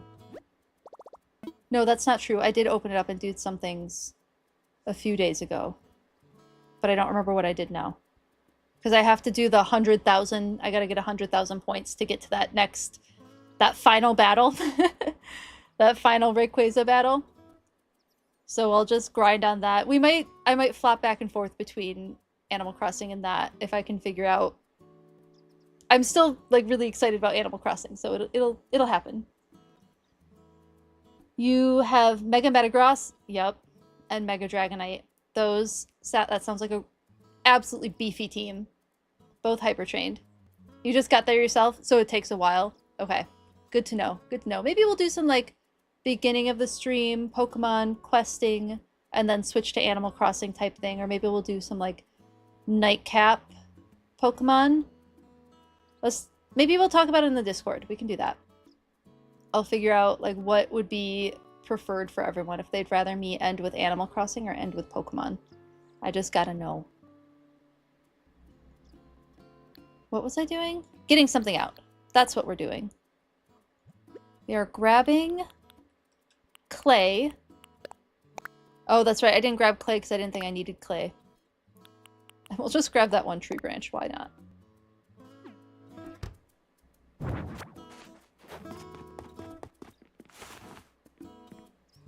We might be able to get all these houses done.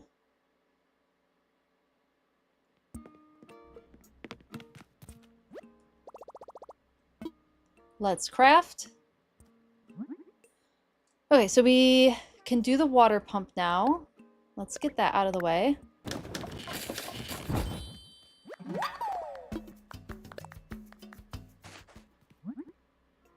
Water pump done.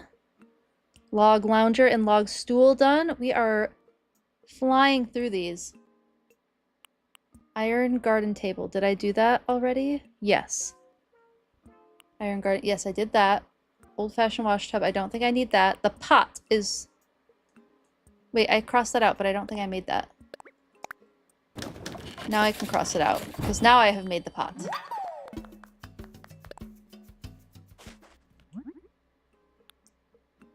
Pot is done.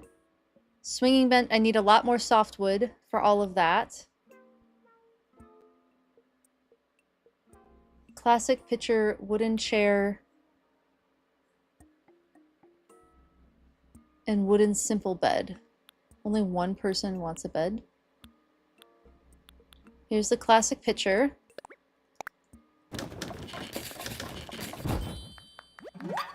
Classic pitcher done. And then...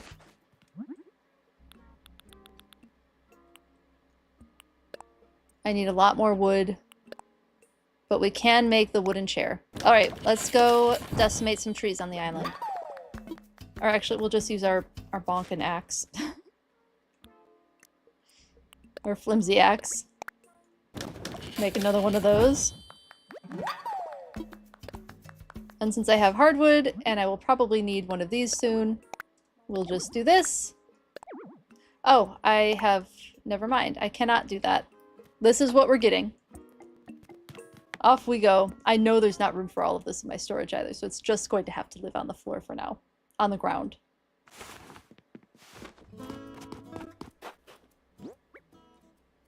Drop that. Drop that. Drop that. That's a lie. There's room.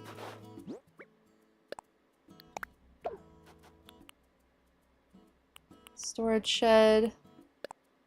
Alright. We are doing pretty good on all these. Let's pull up the storage shed. Put some stuff away. Oh, I have to get all of my tools back.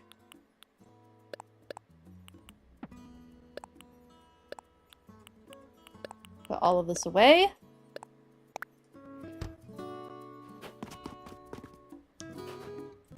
Grab the slingshot.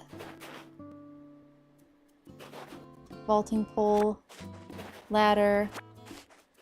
Flimsy axe. Well, there's less stuff now. That's fine. Nope. I didn't want to do that. Never mind.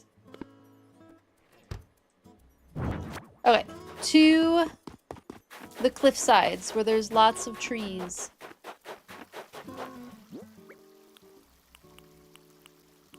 With our bonkin' axe. That's what it's called now. That's what I've decided.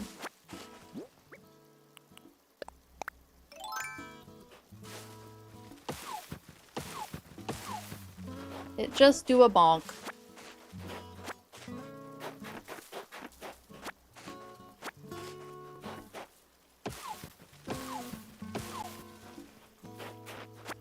We need so much regular wood and so much softwood. And yet all we are getting is hardwood. The one kind that I do not need at this moment in time.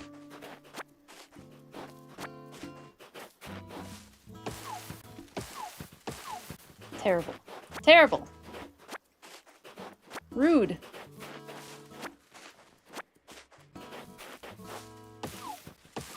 There's finally some softwood.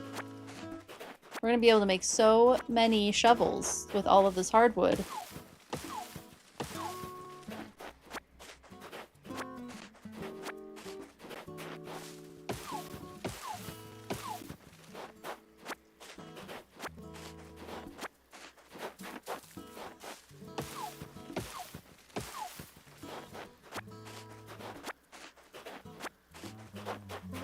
We're just bonking these trees.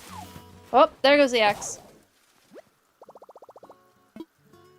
Thank goodness I made another one.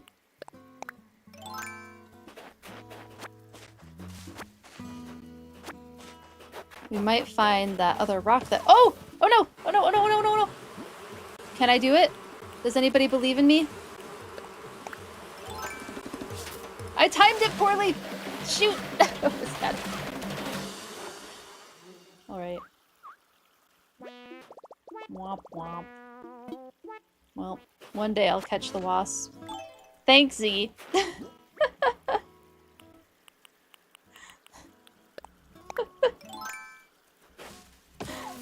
I know. Stupid wasp. Unfortunately, an experience I have had in real life too. Too often when I worked with honeybees. I definitely got stung, taken by surprise by wasps. There's one in the top of a door. Like, I opened up the door to go in the building, and a wasp flew out of the top and stung me right out. I forgot I had headphones on. Stung me right on top of the ear. That was a painful sting. That one was not, like, none of them are fun. That one was really not fun.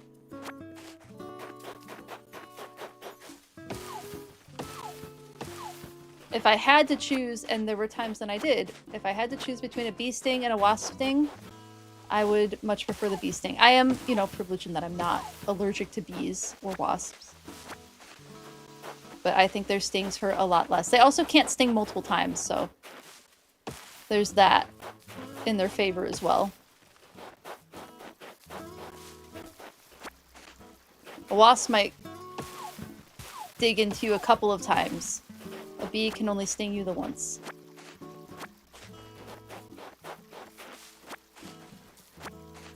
I will eventually fix my face in the game. I just want to get all this wood. If I have to get stung by a wasp for it, I might as well... Oh, you know what we could also be doing? Is shaking these trees. Maybe I can get some furniture out of it.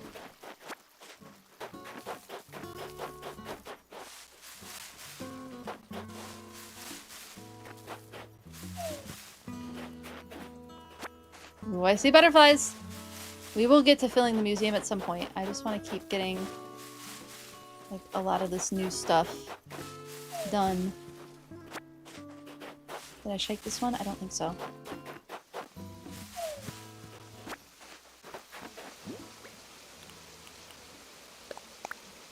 We're doing decent on wood so far. Poor face.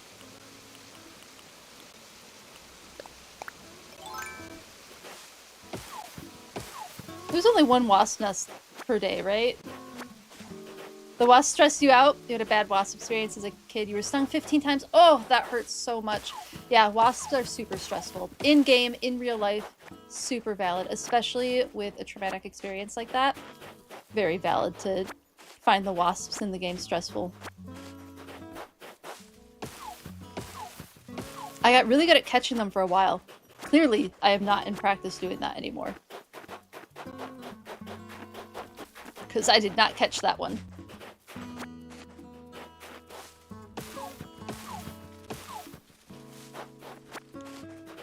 Yes, 15 wasp stings at once really stings. One of my first times getting stung by wasp was I was just like tapping a stick along some fencing line and I hit a wasp nest and they all came out. Very similar experience, multiple stings on my arm. Really, really painful. I still remember how painful that was. My arm swelled up really, really big. Like I said, I would rather a bee sting than a wasp sting, which I know is just like a weird thing to prefer. The one thing I have to say about that is bee stings will take longer to go away than wasp stings, but I think they are painful for a shorter amount of time.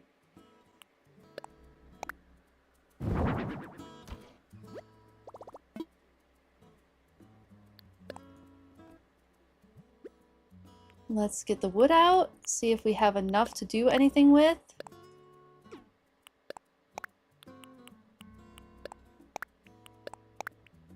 I don't know if we will.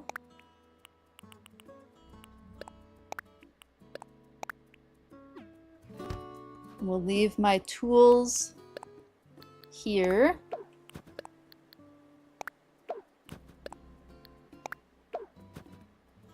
We have so much hardwood.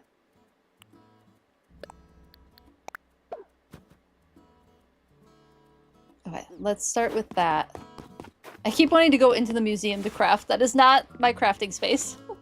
That is not where I do the crafting.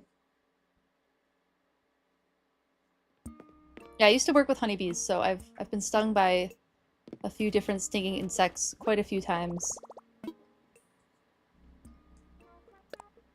Which is never a fun experience. Okay. So we can do... I need the... Did I do... I have not done a wooden chair yet. What do I need for... Oh, yeah, we should be able to do both of these.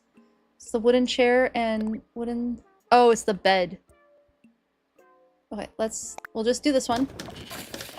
This might be the last regular wood that we need.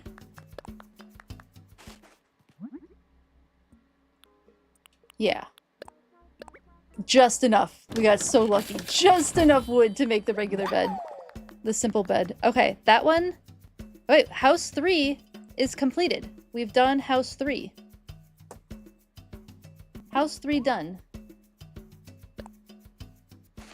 I probably cannot make the swinging bench, though, because that also needs regular wood. Okay, so we need to go back out and chop some more trees.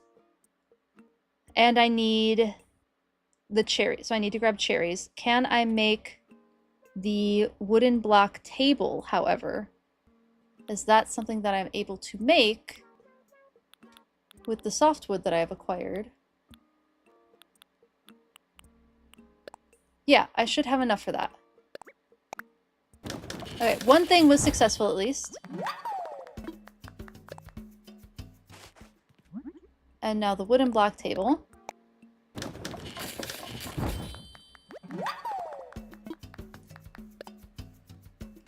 Wooden block table is done. We have a birdhouse already, and then a windflower wreath is the only thing we need for house 2.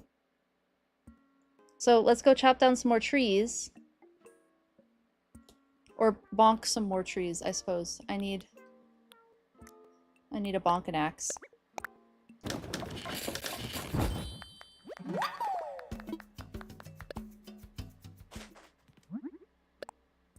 Oh. I guess I'm out of materials. I can make a shovel, though. I've been needing to do that. And we'll just make another one because we can.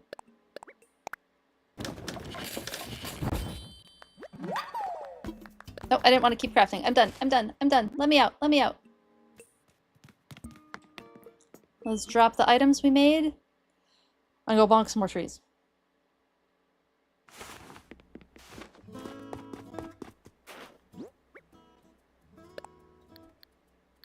Drop item.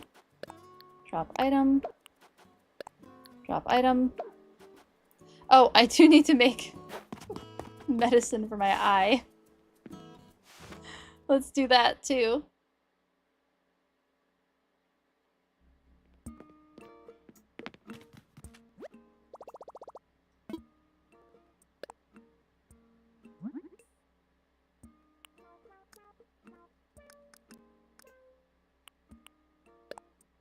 All right.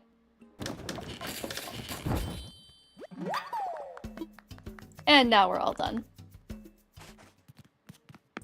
Take the medicine so I can get rid of my eye welt. I do welt up pretty big with these things. I get a big old swollen lump. That is pretty common.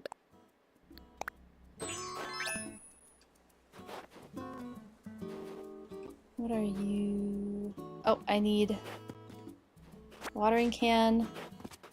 This. I have like an order that I like to keep my tools. And then we'll put away all of the other things. Time check.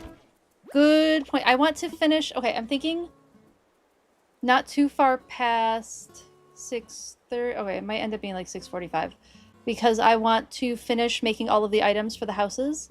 And then I think next stream we'll do the rest of the villager stuff. I really wanted to do it this stream.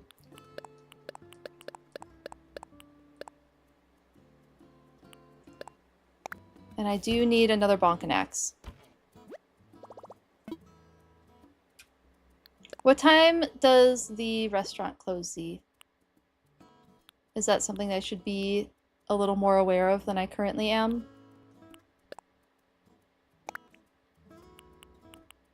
9:30. Okay. Well, I won't be going that late, that's for sure.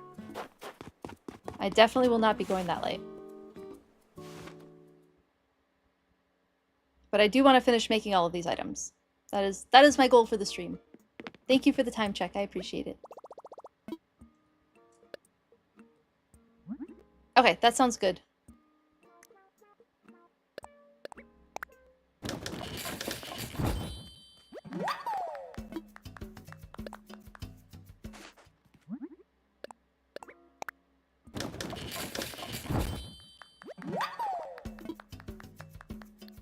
Alright, bonking some trees. More tree bonking time. Not anything that I've ever done in real life. Not a pastime that I have.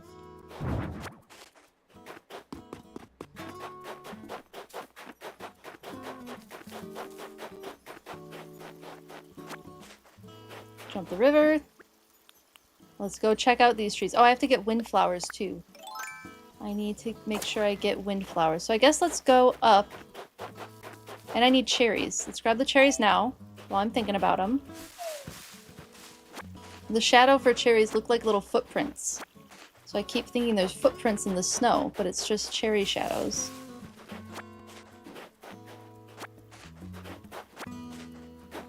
This plus what I already have should give me enough cherries for all of those items that I need to make. The lamp and speaker.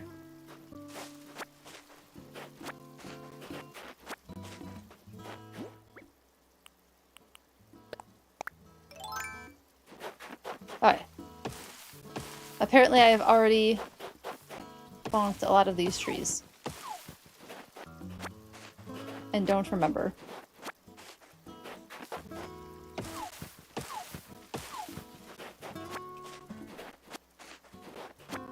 Getting the resources. I am excited to fill up Lather's museum and like do a lot of that hunting too. Villager hunting is what I'm the most excited about right now. And what I am the most looking forward to in game.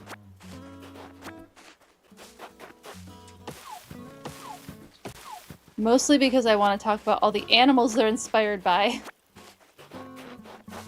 I'm really looking forward to doing that. I've been looking them up, I've been researching them. Of course not the ones that would be helpful to have on hand. It is all the ones that I currently don't have on my island that I've been looking up. Such is the way of things. Such is the way brains work sometimes.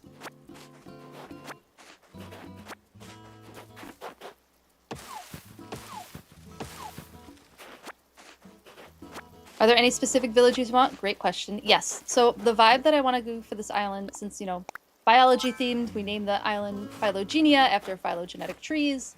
I do want to keep it like nature vibes still. So animals that, villagers that look like pretty close to the animals they're inspired by. So for instance, Tank is one of the first villagers that we got. We have Tank on our island already. Tank looks like a rhinoceros, right? And he looks pretty darn close to a real rhinoceros. So he is on, he counts. He counts for the type of villager that I want to look for in the game.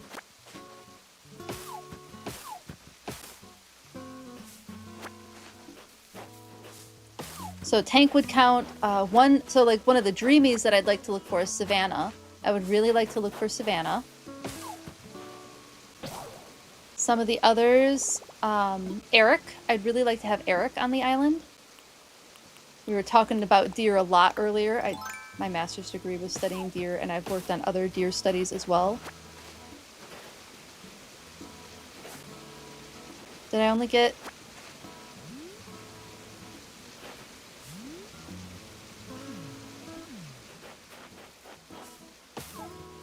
Oh, there was a third one. So Eric's another one. I don't have too many that I'm like really, really hoping for. Like I'm fine with switching islanders on and off the island with people coming and going. That's something I don't mind terribly much. Ooh! Can I get you before you go back up into the tree? Nope.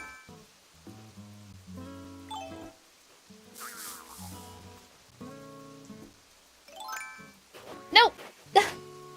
I'm not fast enough at this.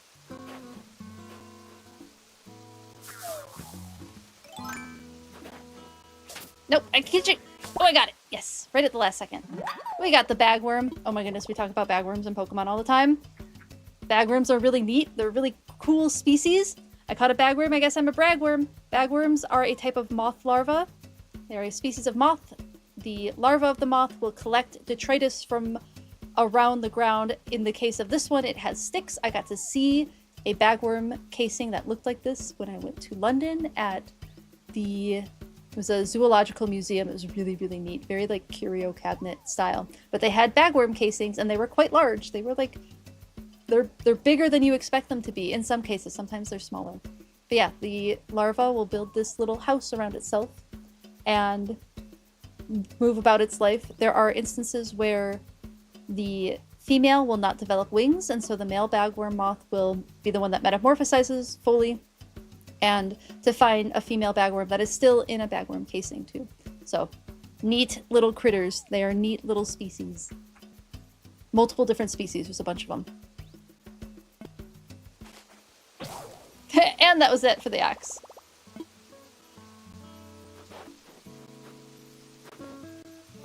You know everything about bugs and fish because of Animal Crossing?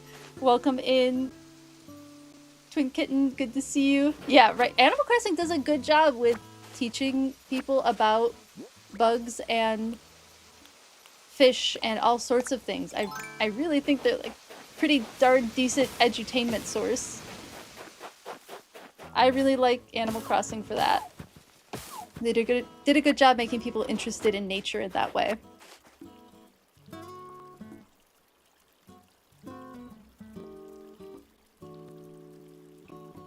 The Great Tossaderp, I'm afraid I don't know what you mean by that, chat, but I would be happy to talk about it if you clarify. Yes, welcome in, both of you. Welcome in.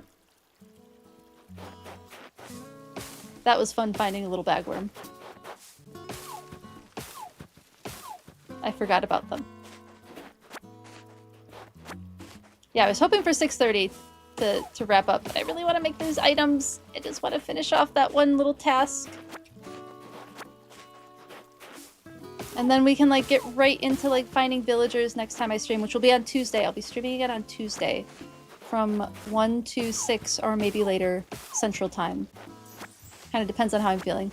Thank you so much for the follow. I appreciate it. I hope you're enjoying the stream. Thank you, thank you.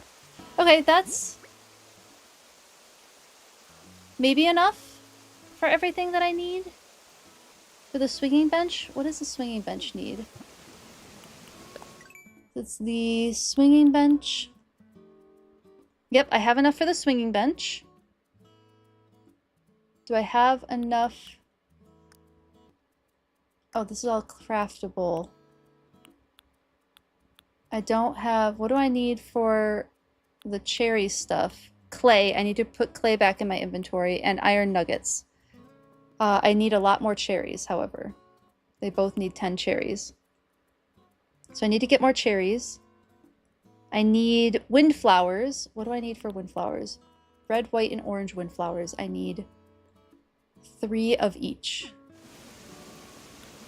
While we're here, let's just do the Nook Mile thing. We are working on that tree chopping. And we got a reaction. Excellent.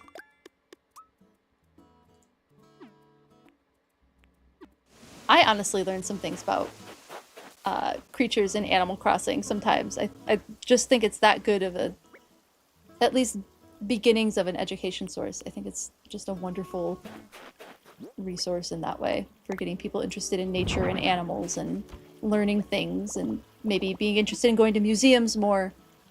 You never know. It could happen. I need space for flowers. So we'll put those away. so I can get my flowers.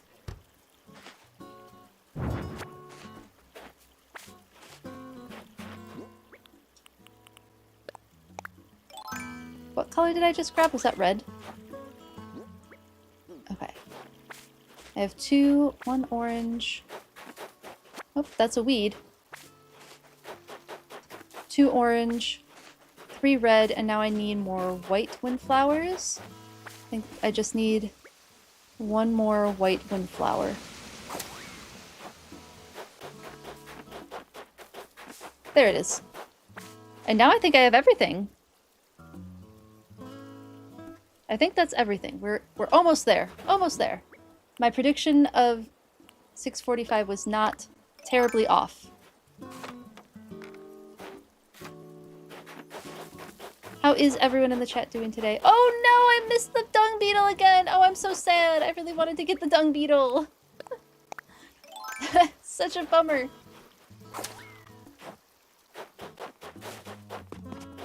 I know they have poop in their name, but they're kind of cool.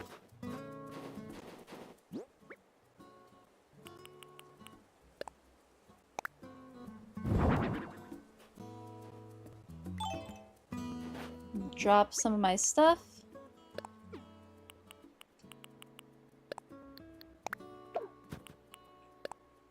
What was it that broke? Was it... Oh, it was my net. Okay. I need a net as well. Hunting Goomy instead of getting hyperspace points? Wonderful. A good choice. How is your Goomy hunt going? Are you looking for a Shelfa or shiny? What is your goal?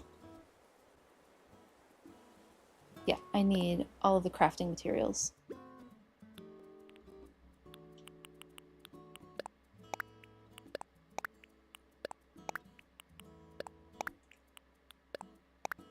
Don't think we need that much rock.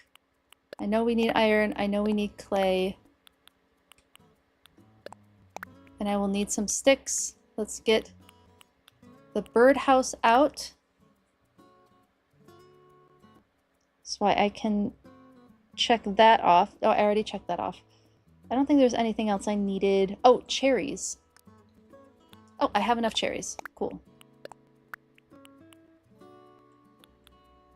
And we still have 2 cherries left over. That's alright. They'll start respawning on the island soon enough. Just shiny. Hopefully you won't phase on another Magikarp. Oh no! I still haven't gotten shiny Magikarp, even with all the Goomy hunting that I've done. Almost every time it rains, unless I'm on stream, I'll go drop everything I'm doing to shiny hunt Goomy. And I've had it a few times. Have not seen a single Magikarp. You know, I did phase on... Is phasing just like when another thing spawns? Because I got a shiny Pidgey and a shiny Emolga that way. Is that what phasing is? Anytime you see another shiny instead of the one you're looking for? I've been wondering what that term means. Well done, Havarti. I'm so glad you got your shiny. Did you get a Shelfer or is it shiny? Oh my goodness, I'm so happy for you. That cute little yellow pile of gloop. Little gold pile of gloop. Have I ever talked about Goomy on stream? I know we're playing Animal Crossing. I can talk about Goomy instead. It's based on a really cool creature. It's based on a really neat animal. It's based on a marine flatworm. Marine flatworms are so cool. The blue dragon marine flatworm is what Goomy, I think, is inspired by. Or the Gudra line being like because they're venomous, so that kind of makes sense with the poison typing, and then also like dragon inspired. They're just neat. They're gorgeous little flatworms. They look like little dragons. Well done on getting that shiny. I'm so happy for you. I'm so happy for you.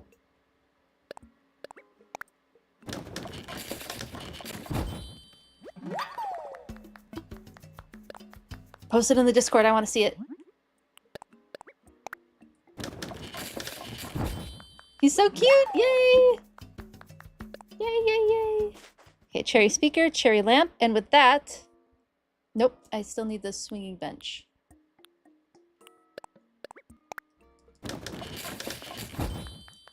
House 1 is done.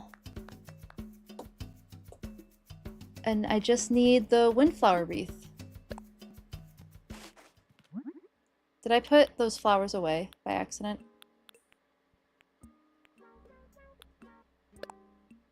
How do I only have 2 orange windflowers? Okay, well, I will go get the 3rd orange windflower then. Drop all the stuff off. Get that orange windflower. That's the last thing you need. I do have a Discord. Yes, I do. I had posted it in the chat earlier. And welcome in, Cades. Good to see you.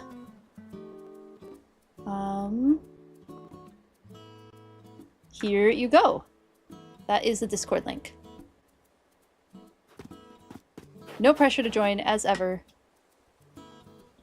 But I'll just post it both here in case anybody is interested. That is the Discord link.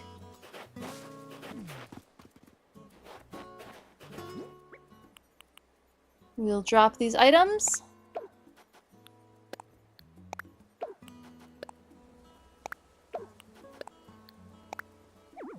Lies, there is definitely room.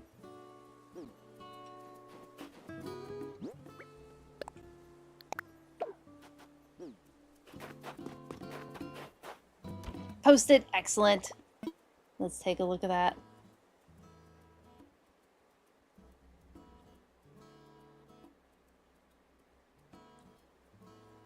It's so cute! Look at that little cutie patootie! Oh, he's awesome.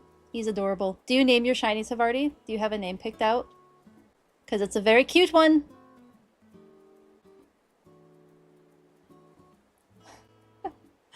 Welcome in, Diptera Expert. I love the cat meme. That's very, or the cat gif. That's super cute. Welcome in, welcome in. His name is no Goobert! So cute. Cade Schmidt, by the way, do you prefer me say the full name? Do you prefer Cades? Do you prefer Diptera Expert? I am happy to use whatever term you'd like me to use for you. Anything is fine by me. What was I doing? Was I putting stuff away? I don't even remember anymore. Yep, I was putting stuff away.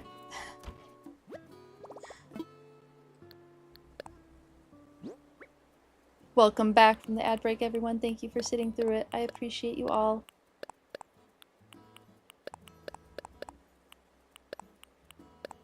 And we have to go find one more orange flower.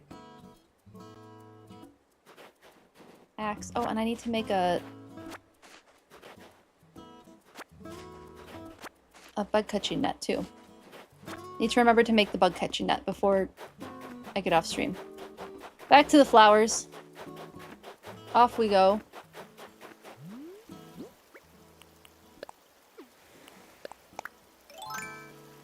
As long you go by many names, as long as no one else is named Cade, you're good. Okay, yeah, I think you're good. I think you're good on that one. Welcome into the Discord, by the way. Thank you for joining. There's another orange flower.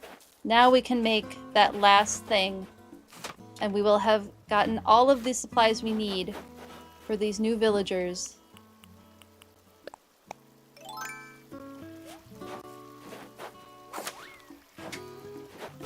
And that will have to be next Tuesday, I think, because I know I am very hungry, and Z is messaging me about being done, what time I'm planning to be done. So we are not done yet. I'm almost done. We are going to have a very fun place to raid out, though, that I'm super excited for. We're going to raid Zelda today because she's doing a New Year's Eve party. And her online parties are just always a good time. So we're going to go hang out there.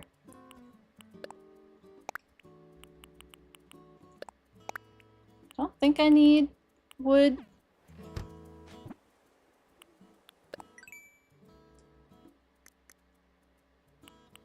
Yeah, just tree branches. Okay, let's go make these last 2 things. Oh, I'm so excited. We're gonna be able to go villager hunting soon. I'm so excited to go villager hunting. I can't even tell you how excited I am to go villager hunting. Finding all of the villagers. You name some of your shinies, that's fun.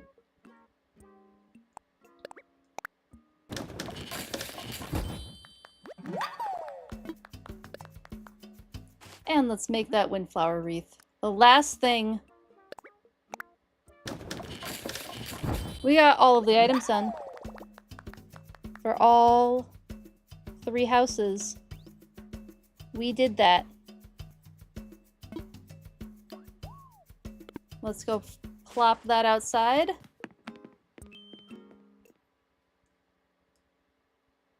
Cooper is such a good name. Who is Z? Zeke. Z is my partner. Z is my spouse. And he is in chat sometimes. Occasionally as Tenacious Zed. So you will, if you're hanging out in chat more often, you will likely see him in chat. Especially, it'll be easier to see him in chat once I have multi-chat up on the screen. Probably below where my face is. Will likely be where I put multi-chat. And thank you for the congrats. We did it. We did the thing. Let's go stand in front of... I didn't not put these in a good place.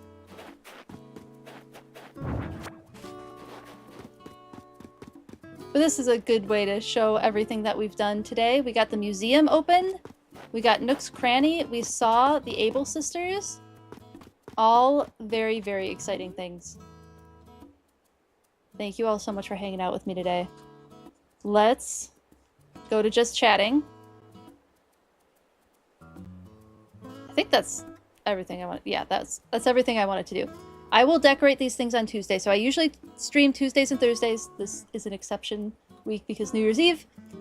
And so I hope that I will see you all again on Tuesday. It was lovely chatting and hanging out with all of you. Thank you so much for spending time with me today. I appreciate it always. It's so much fun. We got to see lots of cool things. We got to talk with a person who works with dinosaurs too. That's amazing. That was so fun. So my plan now, raid Zelda on Tuesday. The plan for Tuesday, and actually let's write down the plan for Tuesday, because that way on Tuesday I won't have to remember it. I will just know it.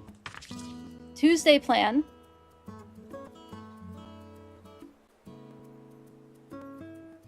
Finish the 3 houses.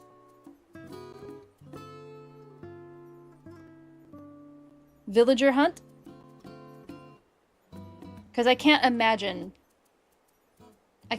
that we wouldn't be able to villager hunt by then.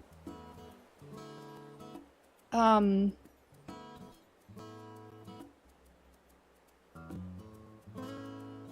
have to make the Animal Crossing channel in Discord. I will do that tonight. That will be happening tonight in Discord. Move money trees. I should put that in here. That's something that I might be able to do off stream too. Plant flowers. We'll put plant flowers under the Tuesday plan. All right, I think that's what I got. And then we have 2 upcoming cosplay streams because we reached 2 goals on Twitch tonight. Thank you all so much for helping me reach those goals. I appreciate it. So I will figure out which cosplays to do. Flick is definitely an option. I have a Flick cosplay. I have a Julian cosplay, so I might dress up as a big blue unicorn. That might be fun to do. We also have some Pokemon cosplays, so I could do a Pokemon cosplay too. But with that, you're like the youngest person to study flies. You're 25 and everyone else is like 50 plus who study flies. It is good to have young folks coming into the area so that you can get all that knowledge from those people who aren't studying flies, because I feel like fly research is like, it can't be terribly funded, right? It can't be like the worst funding. There's got to be some decent places to source funding for fly research. I think it's a good thing that you're there and that you're able to get all of that knowledge before it's gone. It's really important. Thank you for joining on the stream, Jadiz. I really appreciate it. Happy New Year to you as well. Welcome into everybody new to the Discord if you joined. I really appreciate it. And with that, I think that's what I got. Tuesday, definitely villager hunting on Tuesday. Thursday? No idea. That's a Tuesday problem. We'll worry about Thursday on Tuesday. I hope you have a lovely rest of your New Year's Eve. Thank you so much for joining me today. I hope to see you next week on Tuesday and Thursday. And I hope you have just a wonderful weekend as well. Opening up the new year on hopefully a good note for everyone. Thank you so much for watching. Let's go raid Zelda! I'm so excited. I'm so excited to join in on her party. And YouTube, we will say goodbye. Thank you for hanging out too. Diptera research is lacking. Oh, that's frustrating. Hopefully there are other places to get funding too. But yes, you also be safe. Everybody, please be safe tonight. Please hydrate no matter where you are. If you are partaking in something where hydrating would help, even if you are not partaking in something where hydrating would help, please hydrate tonight. Please stay safe. Please hydrate. Have a wonderful evening. Thank you for watching stream. Let's go raid Zelda. And we'll see you later, YouTube. Thanks for hanging out. There's Zelda stream. Hopping back into Animal Crossing. See you around.